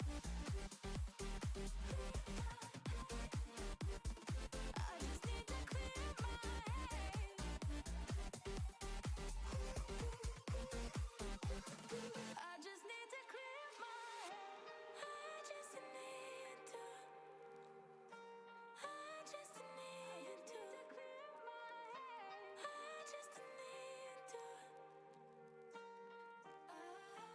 just need to clear my head. I just need to. I just need to clear my head. I just need to. I just need to clear my head. I just need to. I just need to clear my head. I can't focus, I can't forget.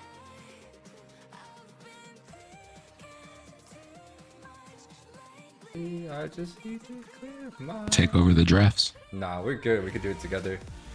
All right, guys, welcome back. Last series of the fucking night. Finally, we got between two powerhouses of North America, one from the east, one from the west. We got OSP on the blue side and Vanguard on the right. On the casting desk, we do have Mr. Day is up on What YouTube. up, what up, what up? So shout outs to him. And I got a nice cold beer. So we full sending this shit. Draft begins and quite a unique ban on the first side for OSP. That right there was a respect ban. Still swords. Run deep. Definitely. And then the Ling respect ban coming back. It definitely could be a respect ban.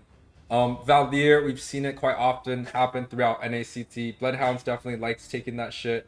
But on the other hand, the Ling comes out.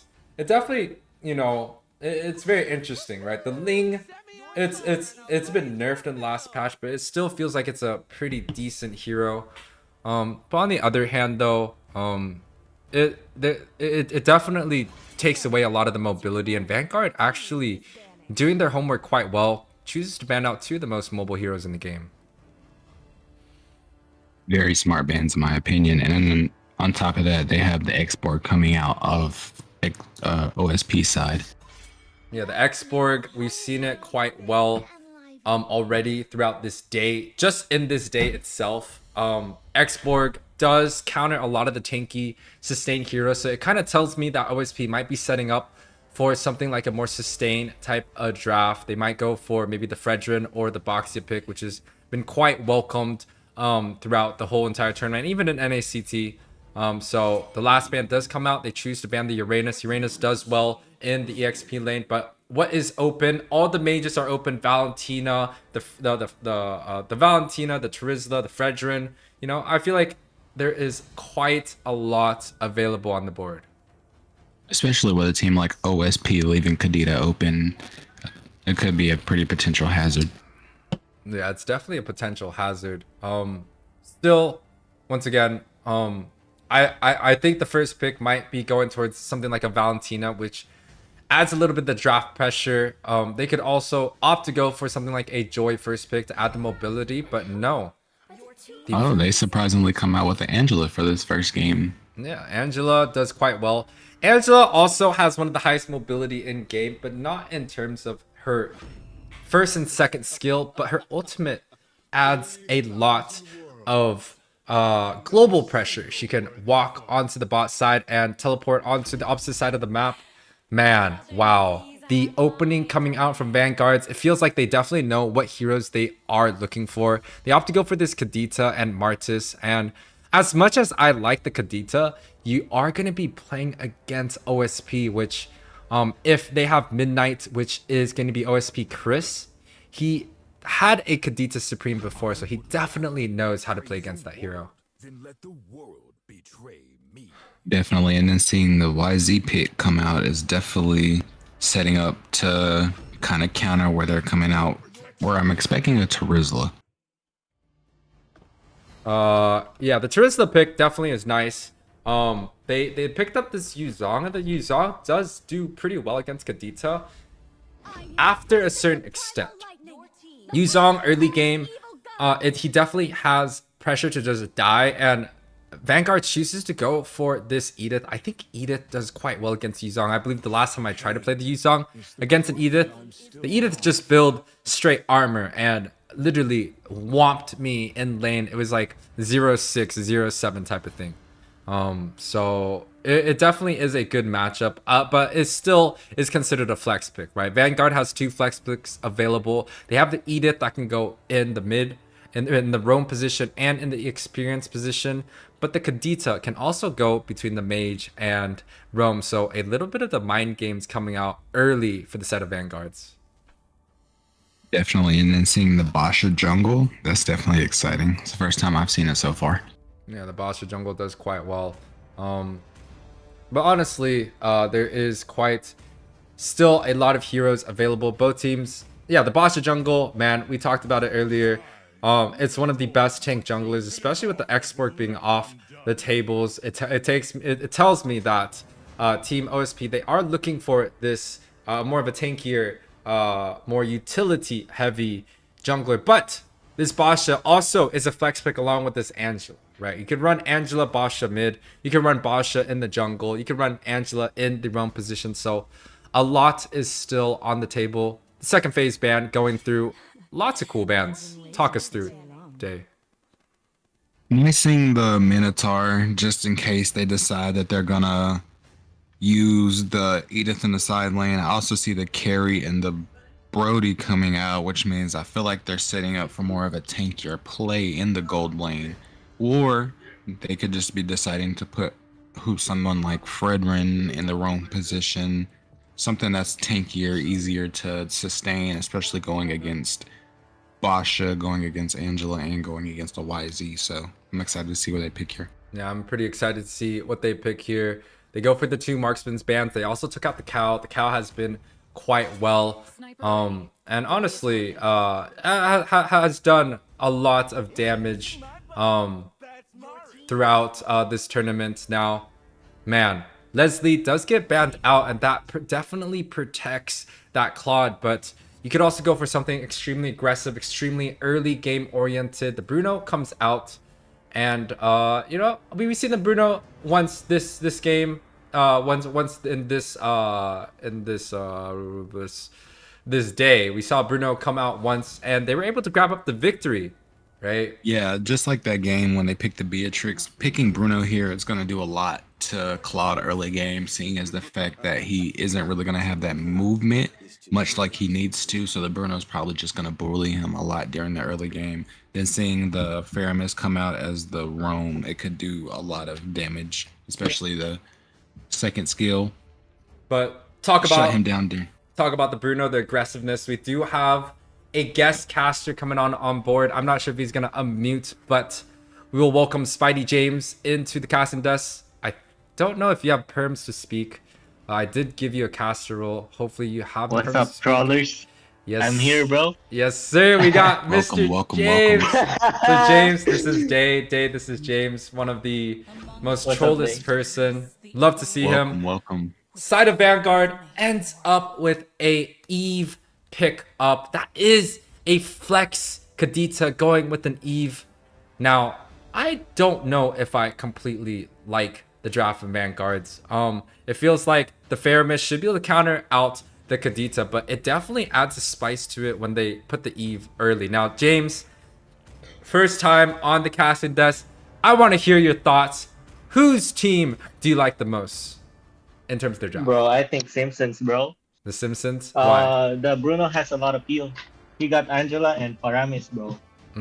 It does well against the Claude.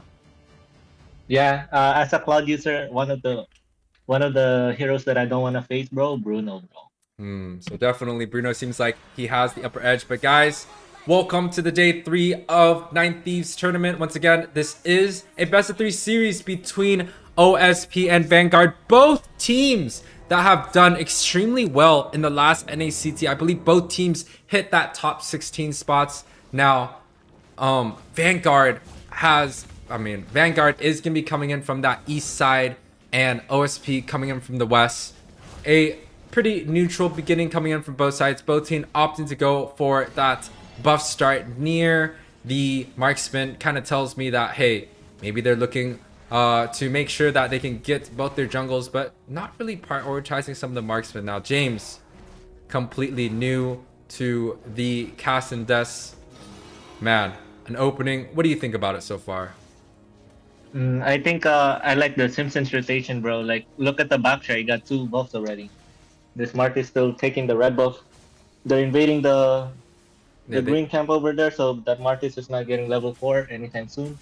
So I think OSP has the rotation. Yeah. Yes, sir. Very nice pickup. Yeah, definitely a good, nice and, pickup. Interesting, bro. Like, Paramis and Angela, they both have roam right now. So they're going for a double roam strategy, but Midnight opting to go for a what is that called? I don't even know what that emblem is right now, but a little BMI action coming into the Claude, able to get away. Early aggression coming out from OSP does not trade any kills, but Melon should be able to grab up this tower real quick. Day? Very, very well played from bot lane right now. The gold just absolutely dominating Claude.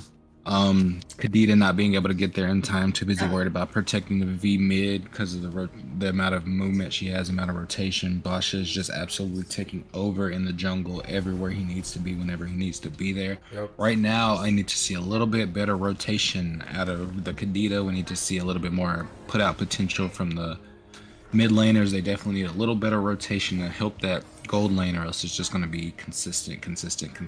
Yeah, you talk about the consistency and you talk about the Kadita needing to rotate a little bit more. Mr. Baby Blaze, you know, the Kadita is a solid pickup, but he did not get anything on the bot side. He does end up trying to get Midnight, but he doesn't use the Petri, so it kind of tells me he's still waiting for that level 4, and both roamers actually not getting that experience needed. Both roamers are not level 4. It's quite interesting, but Basha on the opposite end picks up this Edith.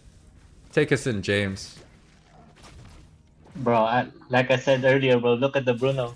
It's hella aggressive right now because laning phase, Claude has no chance. Ooh, Baby Blaze does look to give a small setup, but doesn't use the Petri, and Midnight does not use the Piri. But go ahead, James. And look at the tower push. Bruno tower push is insane. Almost all the gold plate is out already, so that Bruno must be fed, bro. Yeah, he says that Bruno is fed. He is doing quite well on itself. Day, break us in, maybe some of the items, some of the gold leads. Our biggest issue right now is the factor that Claude has absolutely no type of damage, no type of movement speed, anything like that, while the Bruno does already have his first item built. Basha just completely taking over as far as the jungling lane. Yes. Martis is slightly behind. Oh, the top side. Sorry, I'm trying to update the pool for Miss Nami out there. Nami, shoutouts to you. Thank you, KOL manager. Shoutouts to you for dropping by onto the stream. We love that. But I know you're definitely rooting for OSP here. We cannot count out Vanguards right now. The real world does come out, but the Cold Altar is able to negate a lot of the damage coming out. But the Bruno is going to be the first on the chopping block right here. It's a 1-for-0 trade. Definitely on the side of Vanguard. That was a good pickup right there. Bruno just overextended just a little bit. The Angela did try to come in and get the save, but it was just a little too late. Now, this kill that's happening on the experience lane, it feels like it's just happening over and over and over. Definitely it feels like OSP likes to prioritize getting that XP, making sure he has an advantage, but Guap's getting chunked dangerously low, but the back dragon form does end up coming out, looking to see if they can grab up that Martis, and yes, they're able to grab up that kill, and OSP looking to disengage. I thought they could go for a little bit more, but man, definitely a 4-man siege onto this mid side. You talk about the Bruno tower pushing, and he is definitely taking care of a lot of the golds, James. Yeah, man. Yeah, he definitely is. 3.5k gold, but look at the Claude. He's not doing so bad himself. He's honestly just neck to neck on that gold now.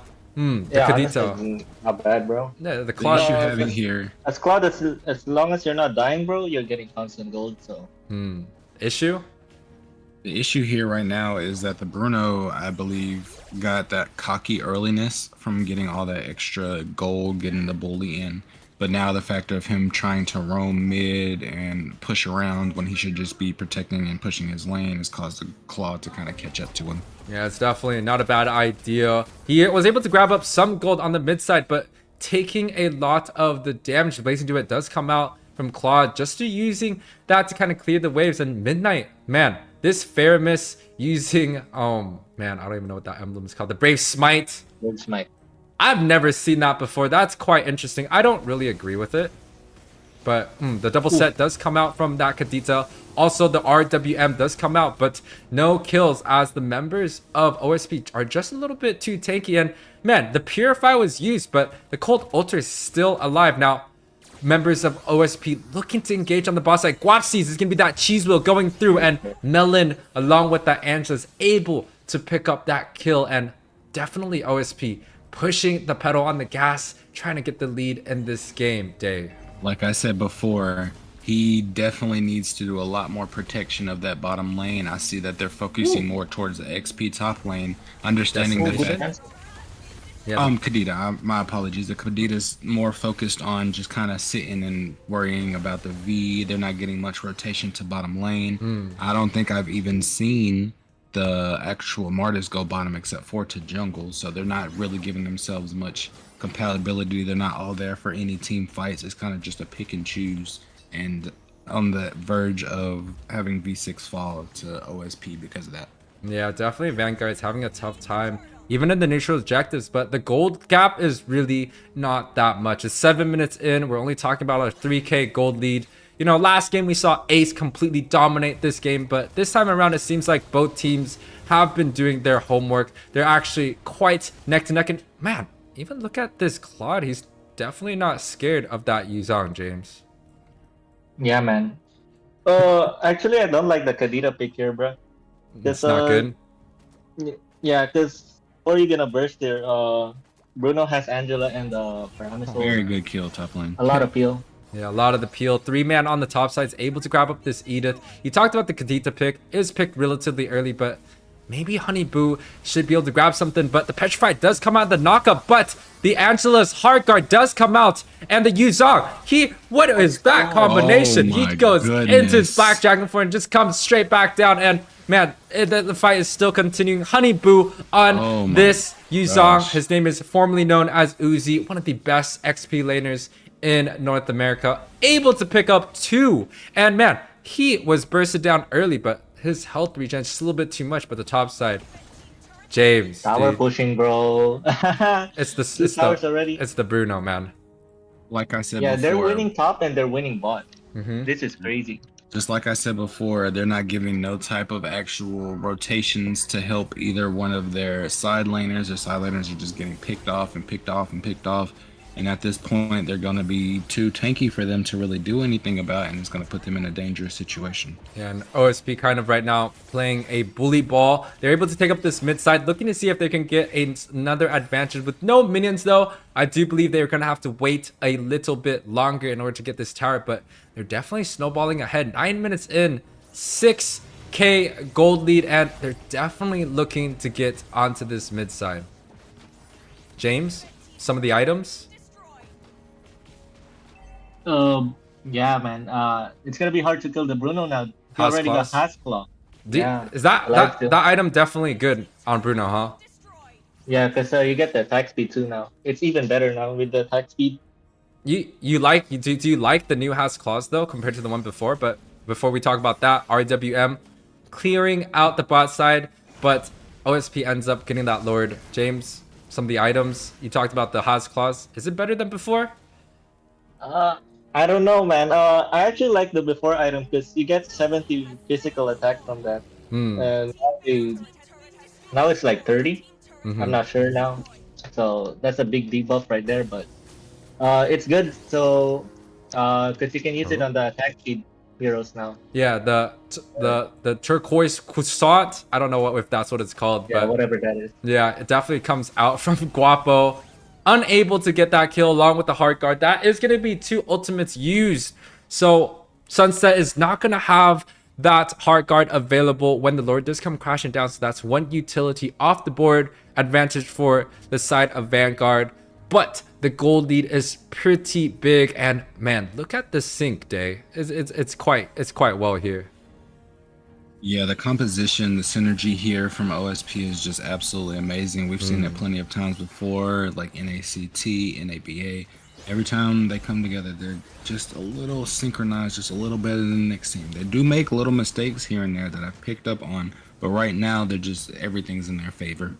Yeah, definitely everything is in OSP's favor. The Lord is marching down onto the bot side. OSP looking to completely dominate this game. A siege coming out from the mid side. The Black Dragon form does come out. Gik is already caught out relatively low. And man, OSP completely dominating, able to pick up that Edith, and the Cold Ultra does come down. So has the Rough Waves tower. But yeah, they tried to auto lock the tower, and OSP taking an advantage onto the very first game, able to close this out 1-0 for the side of OSP. Vanguard's looking to see if they can get another game now. Day, take us through some of the statistics, please.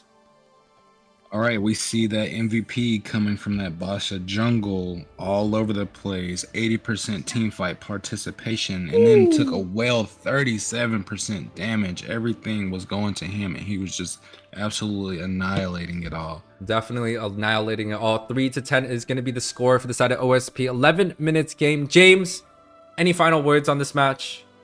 Yeah, they were able to counter that Kadita pick so bad, bro.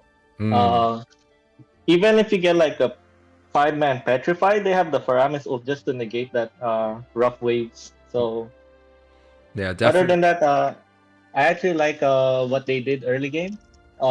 They know that Bruno's gonna win versus Quad, so the Bach should just keep on ganking that XP lane, got him fed. So yeah. Most definitely. One thing I do want to speak on, we can see here, is that the V does have the MVP on their side as far as participation. Now, when it came to anything as far as team fighting, as far as rotation. Their mid lane lacked that extremely, and I feel like that should be something that they completely fix if there's a chance for next. Yeah, definitely. I mean, they tried to flex the Kadita early on. They picked it up and they were like, hey, you know, we have the potential to flex this fish onto the roam position. Vanguards ended up deciding to do that, and I felt like it could have been a cool deciding factor. But the Vanguards, it really just did not work out now. Bans coming through once again. It's quite interesting to me because I know for a fact Guaps cannot play the Fanny. Dude, James, you think Guaps can play the Fanny?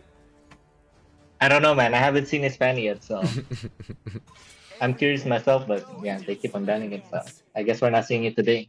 Yeah, I don't think Guaps can actually play the Fanny, but he definitely has a Ling and he has a lot of the tank jungles available, and I actually think he likes to play more of the tank jungles now. Same bans coming out. It's quite interesting. They opt to go for the Valier ban and Angela, which was first picked by OSP. The priority is just much more different when it comes down to OSP. They don't really care about giving a Uranus first pick or a Valentina. They're going for, like, they're banning out their own heroes that they won with last match. I do believe what their plan is they have so wide of a range when it comes to how they gank and how they have their play style that they're not really worried about people in the meta, as long as they know what it needs to be done and how they need to go about fixing it so that they don't get the advantage in any point in situation. Because anybody can be stopped, anybody can be guarded. It's just how are you going to do it? James? Yeah, I like the Angela ban because OSP likes ganking, so Angela prevents the ganks with a potential outplay, bro. Like, think about ganking Beatrix. You always gotta think, does Angela have ult? So yeah, but that ban is really good. I do like this though. They opt to go for the Joy ban. That's 3 of the mobility heroes off the board. I really, really like those 3 bans. But that is more of a MPL ID, an Indonesian ban, which I don't know if it totally works in North America. They opt to go for Beatrix first pick. I like that. One of the strongest marksmen in the game. But the counter play comes out right away. They're taking the enemy's pick this time. They're going with the Kadita and Edith, which Vanguard was the one that picked those heroes up last game. Day? Honestly, I feel like this is more of a taunt. This is kind of like, here, we're going to show you guys how to use these because we actually know how we're going to come in. So I feel like it is kind of a taunt or like a friendly kind of gesture. I do like the Beatrix first pick just because it's been rare to see. So I do want to see how it plays out. Right now, I do feel like it's kind of a haha. James? They should have tried to pick Paramis here for the side of Vanguard. Well, they still got 5 seconds. Nah, they're not going for the Paramis. Interesting. Yeah, I really disagree. I do like the Esmeralda pick, but no one gives a shit about Esmeralda right now. But yeah, the Faramis versus Kadita matchup, we've seen that so many times throughout NACT. First ban, Faramis, they close their eyes, boom, it's going to be completely gone. But Vanguards, they do opt to go for this Fredrin, and Fredrin does quite well in the jungle, and it does provide a little bit of a CC to deal with the Kadita. That is true. One thing I can say is the Kadita is going to have kind of a tough time, especially if she's planning on going mid. I do think the Esmeralda was kind of a pick thinking that the Edith is just automatically going XP where she is an extreme flex pick. So I feel like that's kind of a more risky pick here. I didn't really like it, but I'm not going to be against their choices. Yeah, I'm not a fan of it. Even if Edith is going XP, there's no need to pick Esme first base because she's not getting banned. Yeah, nobody really cares about the Esme, but maybe the Esme does decent against the Edith. But interesting bans coming out. They're almost like baiting out the Faramis pick. I personally would not want to deal with the Faramis as the Kadita itself, but they opt to go for the Gord ban. It's quite interesting because those are 2 stationary mages. I disagree with OSP's bans right there. They should they should have let Vanguard pick up the stationary mages, the Eve, the Farsa, the Gord, so the Kadita has a good time setting those mages. But on the other hand, Vanguard doesn't give a fuck. The Guaps picks up this Hylos. Oh my goodness, we're seeing another Hylos jungle now. This is the second time in 2 series. It is the second time in 2 series. James, you got any comments on this? Not really. I need to see the game first because I didn't watch the first game with the Hylos. I believe it lost though, right? Yeah, the Hylos did lose, I believe, 10 minutes against Mobile Wolf. But Vanguard, on the other hand, they do pick up this Franco and Lunox. I think it's quite cool. You got the suppression coming in. You got the Lunox with the Chaos and Order. Should be able to burst down one target, especially if the Iron Hook and the Bloody Hunt connects. Now, I like that. I like that. But on the other hand, you see from this side of OSP choosing to go light. They have the Kadita, they have the Selena. They go for a double mage mid once again with a set on the XP and a very tanky Hylos into the jungle. Day, asking you the same question I asked throughout this whole entire day. Which draft do you like most? Right now, I do see a lot of potential coming out of the OSP picks. Why? Because I do see the Selena doing a lot of burst damage, kind of shutting down all the major mobility that they have, such as Lunox is going to be stuck to the back line. Then the Beatrix is going to be kind of stuck in the turret. I do see a lot of bursting potential. They don't really have early game outside of the maybe the Selena doing more pushing. But I definitely see a late game is going to be a real hazard to Vanguard if they don't step it up quick early. Yeah, they definitely have potential to kind of set around, but just like what you said earlier, the early game with the Selena pick, it might be pretty tough, and OSP goes for the OSP cut. This is a team known for their early game. They are always so extremely dominant early on, and you could already see a small jungle invade happening. Vanguards may look to contest this, but if they end up wasting that retreat, no, he doesn't. He holds on to it, and I believe he did get denied from that jungle camp early on. James, any comments? Maybe the gold lane? Yeah, Beatrix getting poked already. Melon is doing a great job freezing this lane. What's the matchup like? I think Leslie will win. You think Leslie wins? Yeah, and any marksman, maybe except Brody. I think Brody will be a good counter to Leslie, but other than that laning phase, I don't think anyone's beating Leslie. Yeah, but I see a comment out from Miles. He said, what a tank slave. Definitely directed towards Mr. Guapsies himself, but on the other hand, Day, maybe something about the jungle matchup. I know you played the jungle yourself. You got a Hylos versus this Fredrin. Well, it's a real intermediate pick. They both kind of just went to the tankier side. Not really nothing too quirky. I do think that the Fredrin has a little less opportunity just because of how the AoE of Hylos works, especially with red buff, especially with the amount of damage that he does. So the only thing I could really think is he just kind of has to put more of a higher output out. They need to do more protection over their Fredrin, or it's just going to be it's going to be easy bloodbath. Yeah, but the snipe does come out from Midnight. That was a very, very precise first skill. And wow, Midnight's going back to back on these arrows. The Edith does come out, but the ultimate ends up missing the Primal Wrath. So OSP choosing to go for a little bit more of a disengage, but you know, this early game Selena, he has already picked up 2 of the assists, and the kills do end up going to this Kadita, and that's pretty bad. But if you look at the comp coming out from OSP, it's pretty bad because they have 4 magic damage dealer and they got a Leslie. So if Vanguard is smart, they're going to look to build all the magic resist items that give a lot of health. It's going to do quite well against the side of OSP. But on the other hand, OSP seems to dominate the first game. So maybe they're gonna continue this lead up early day. Yeah, right now I'm just seeing kind of a slaughterhouse coming from the Leslie here. Oh, absolutely destroying Beatrix top lane, but 1v2, man. Crazy.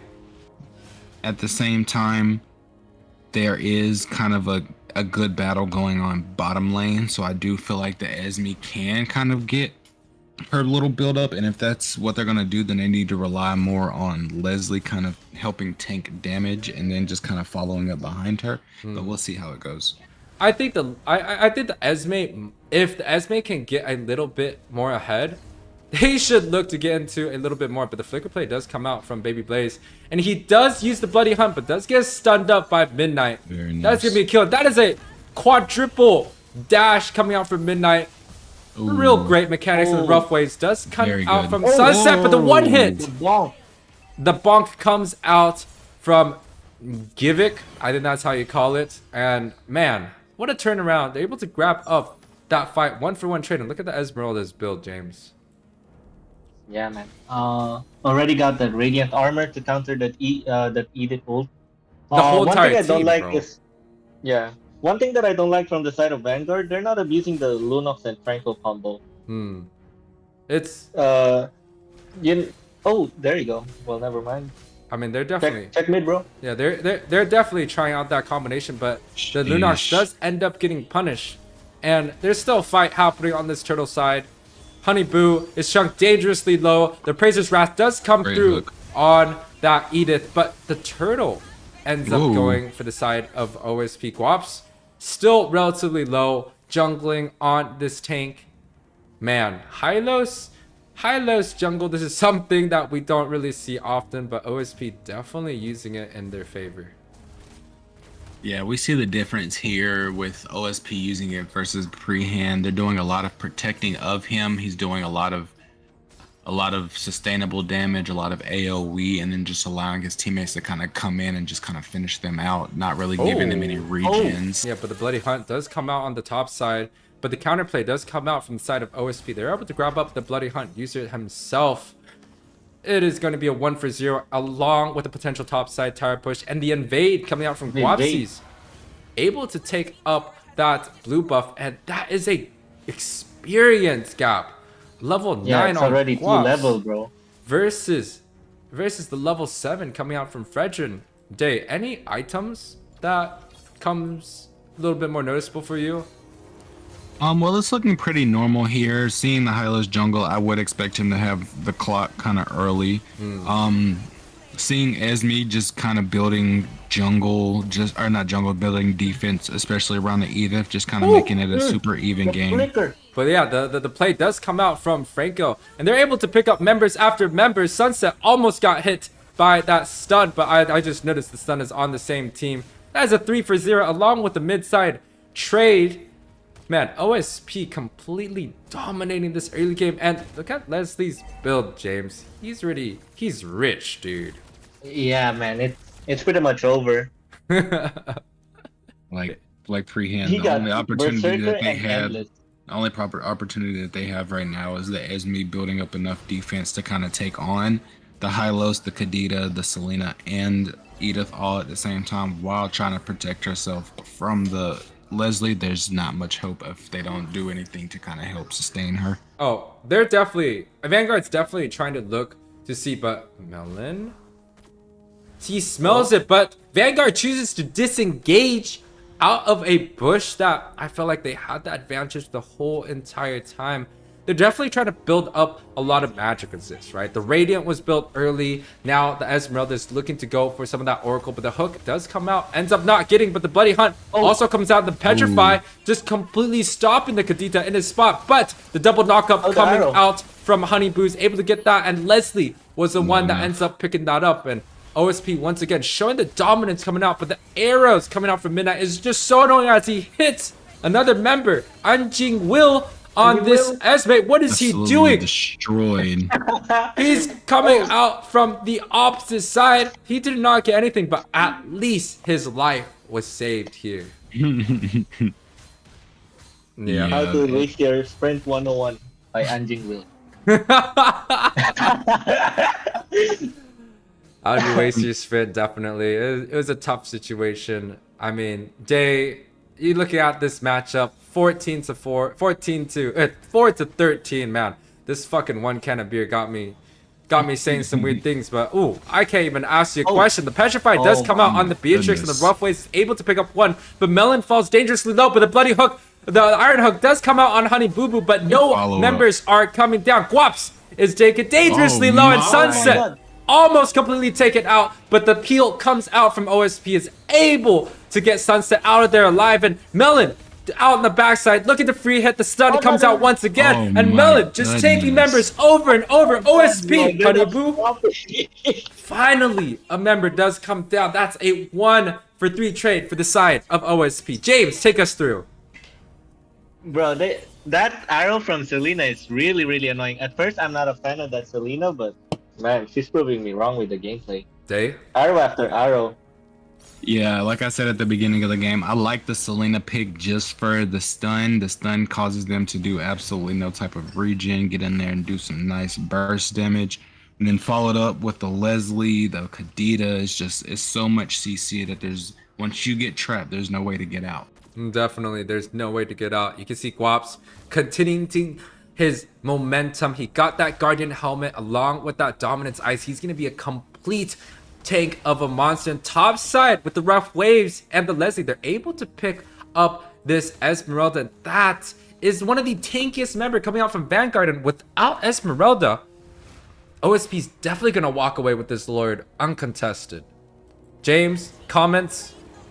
Yeah, one thing that I noticed, one thing that we never talked about is the vision coming in from the OSP side. Because that Franco will not be able to camp any bushes since there's a lot of chance that Midnight and the Leslie is checking that bush with their ulti and the arrow.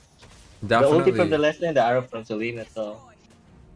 Yeah, definitely. It's a little bit hard to deal with the arrows coming out from Selena, and also the traps that give a lot of the vision. But OSP, yeah, definitely getting away. Day? Yeah, right now as we see, it's very one-sided. Unless they come through with a big break right here, they need the Esmeralda to do a little chipping. Yeah, they need the Lord does a lot more out of.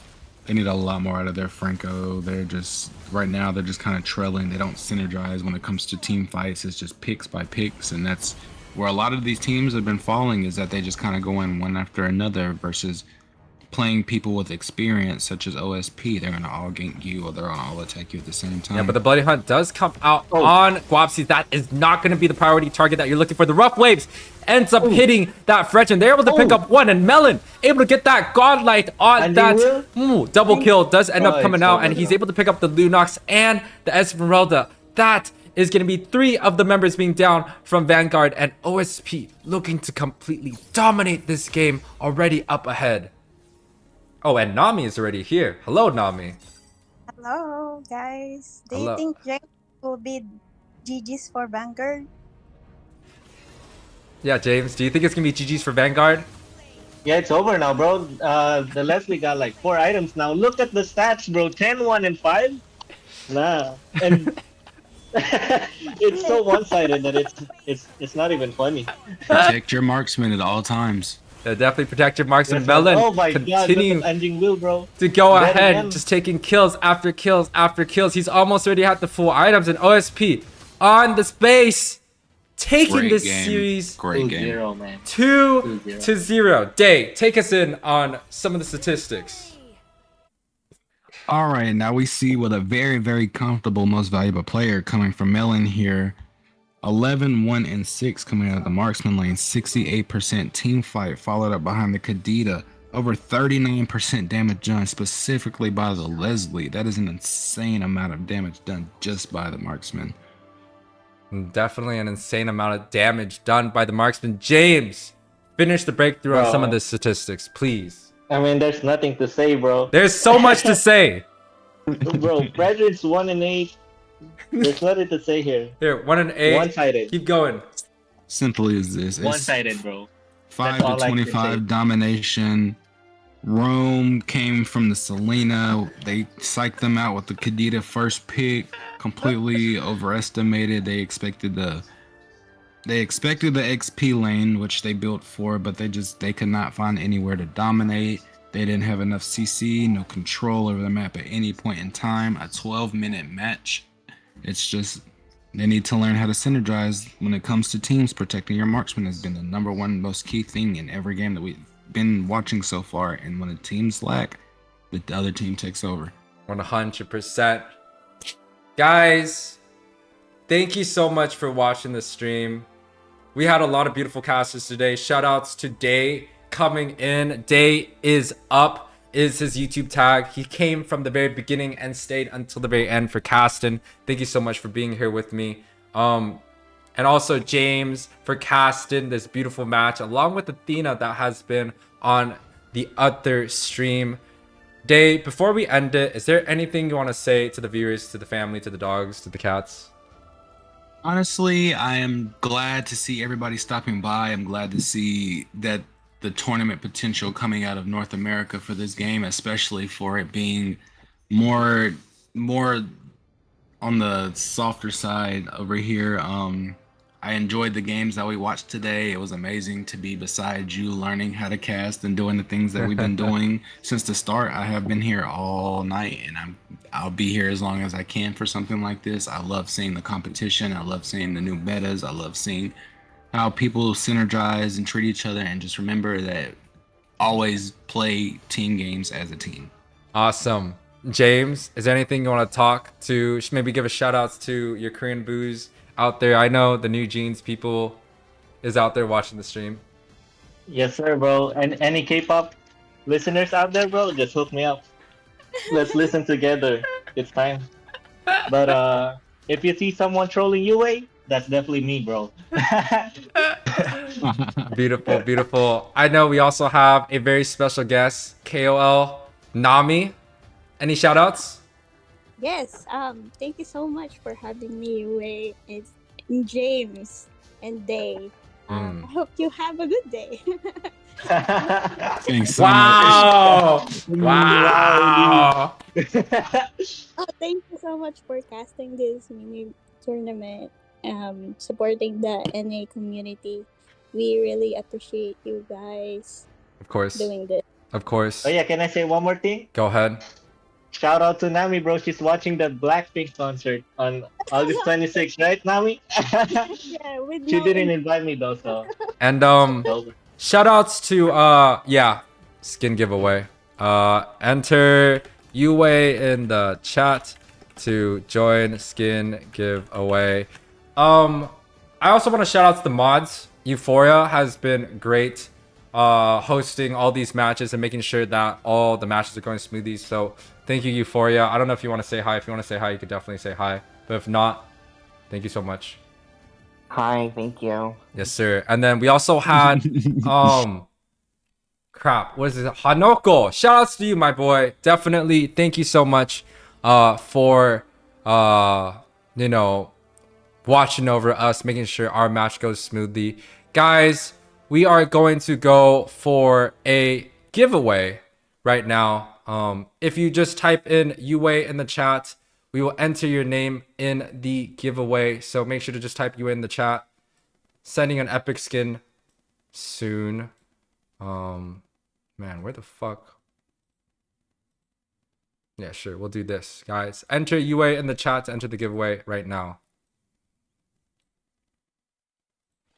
Okay. Spin the fucking wheel.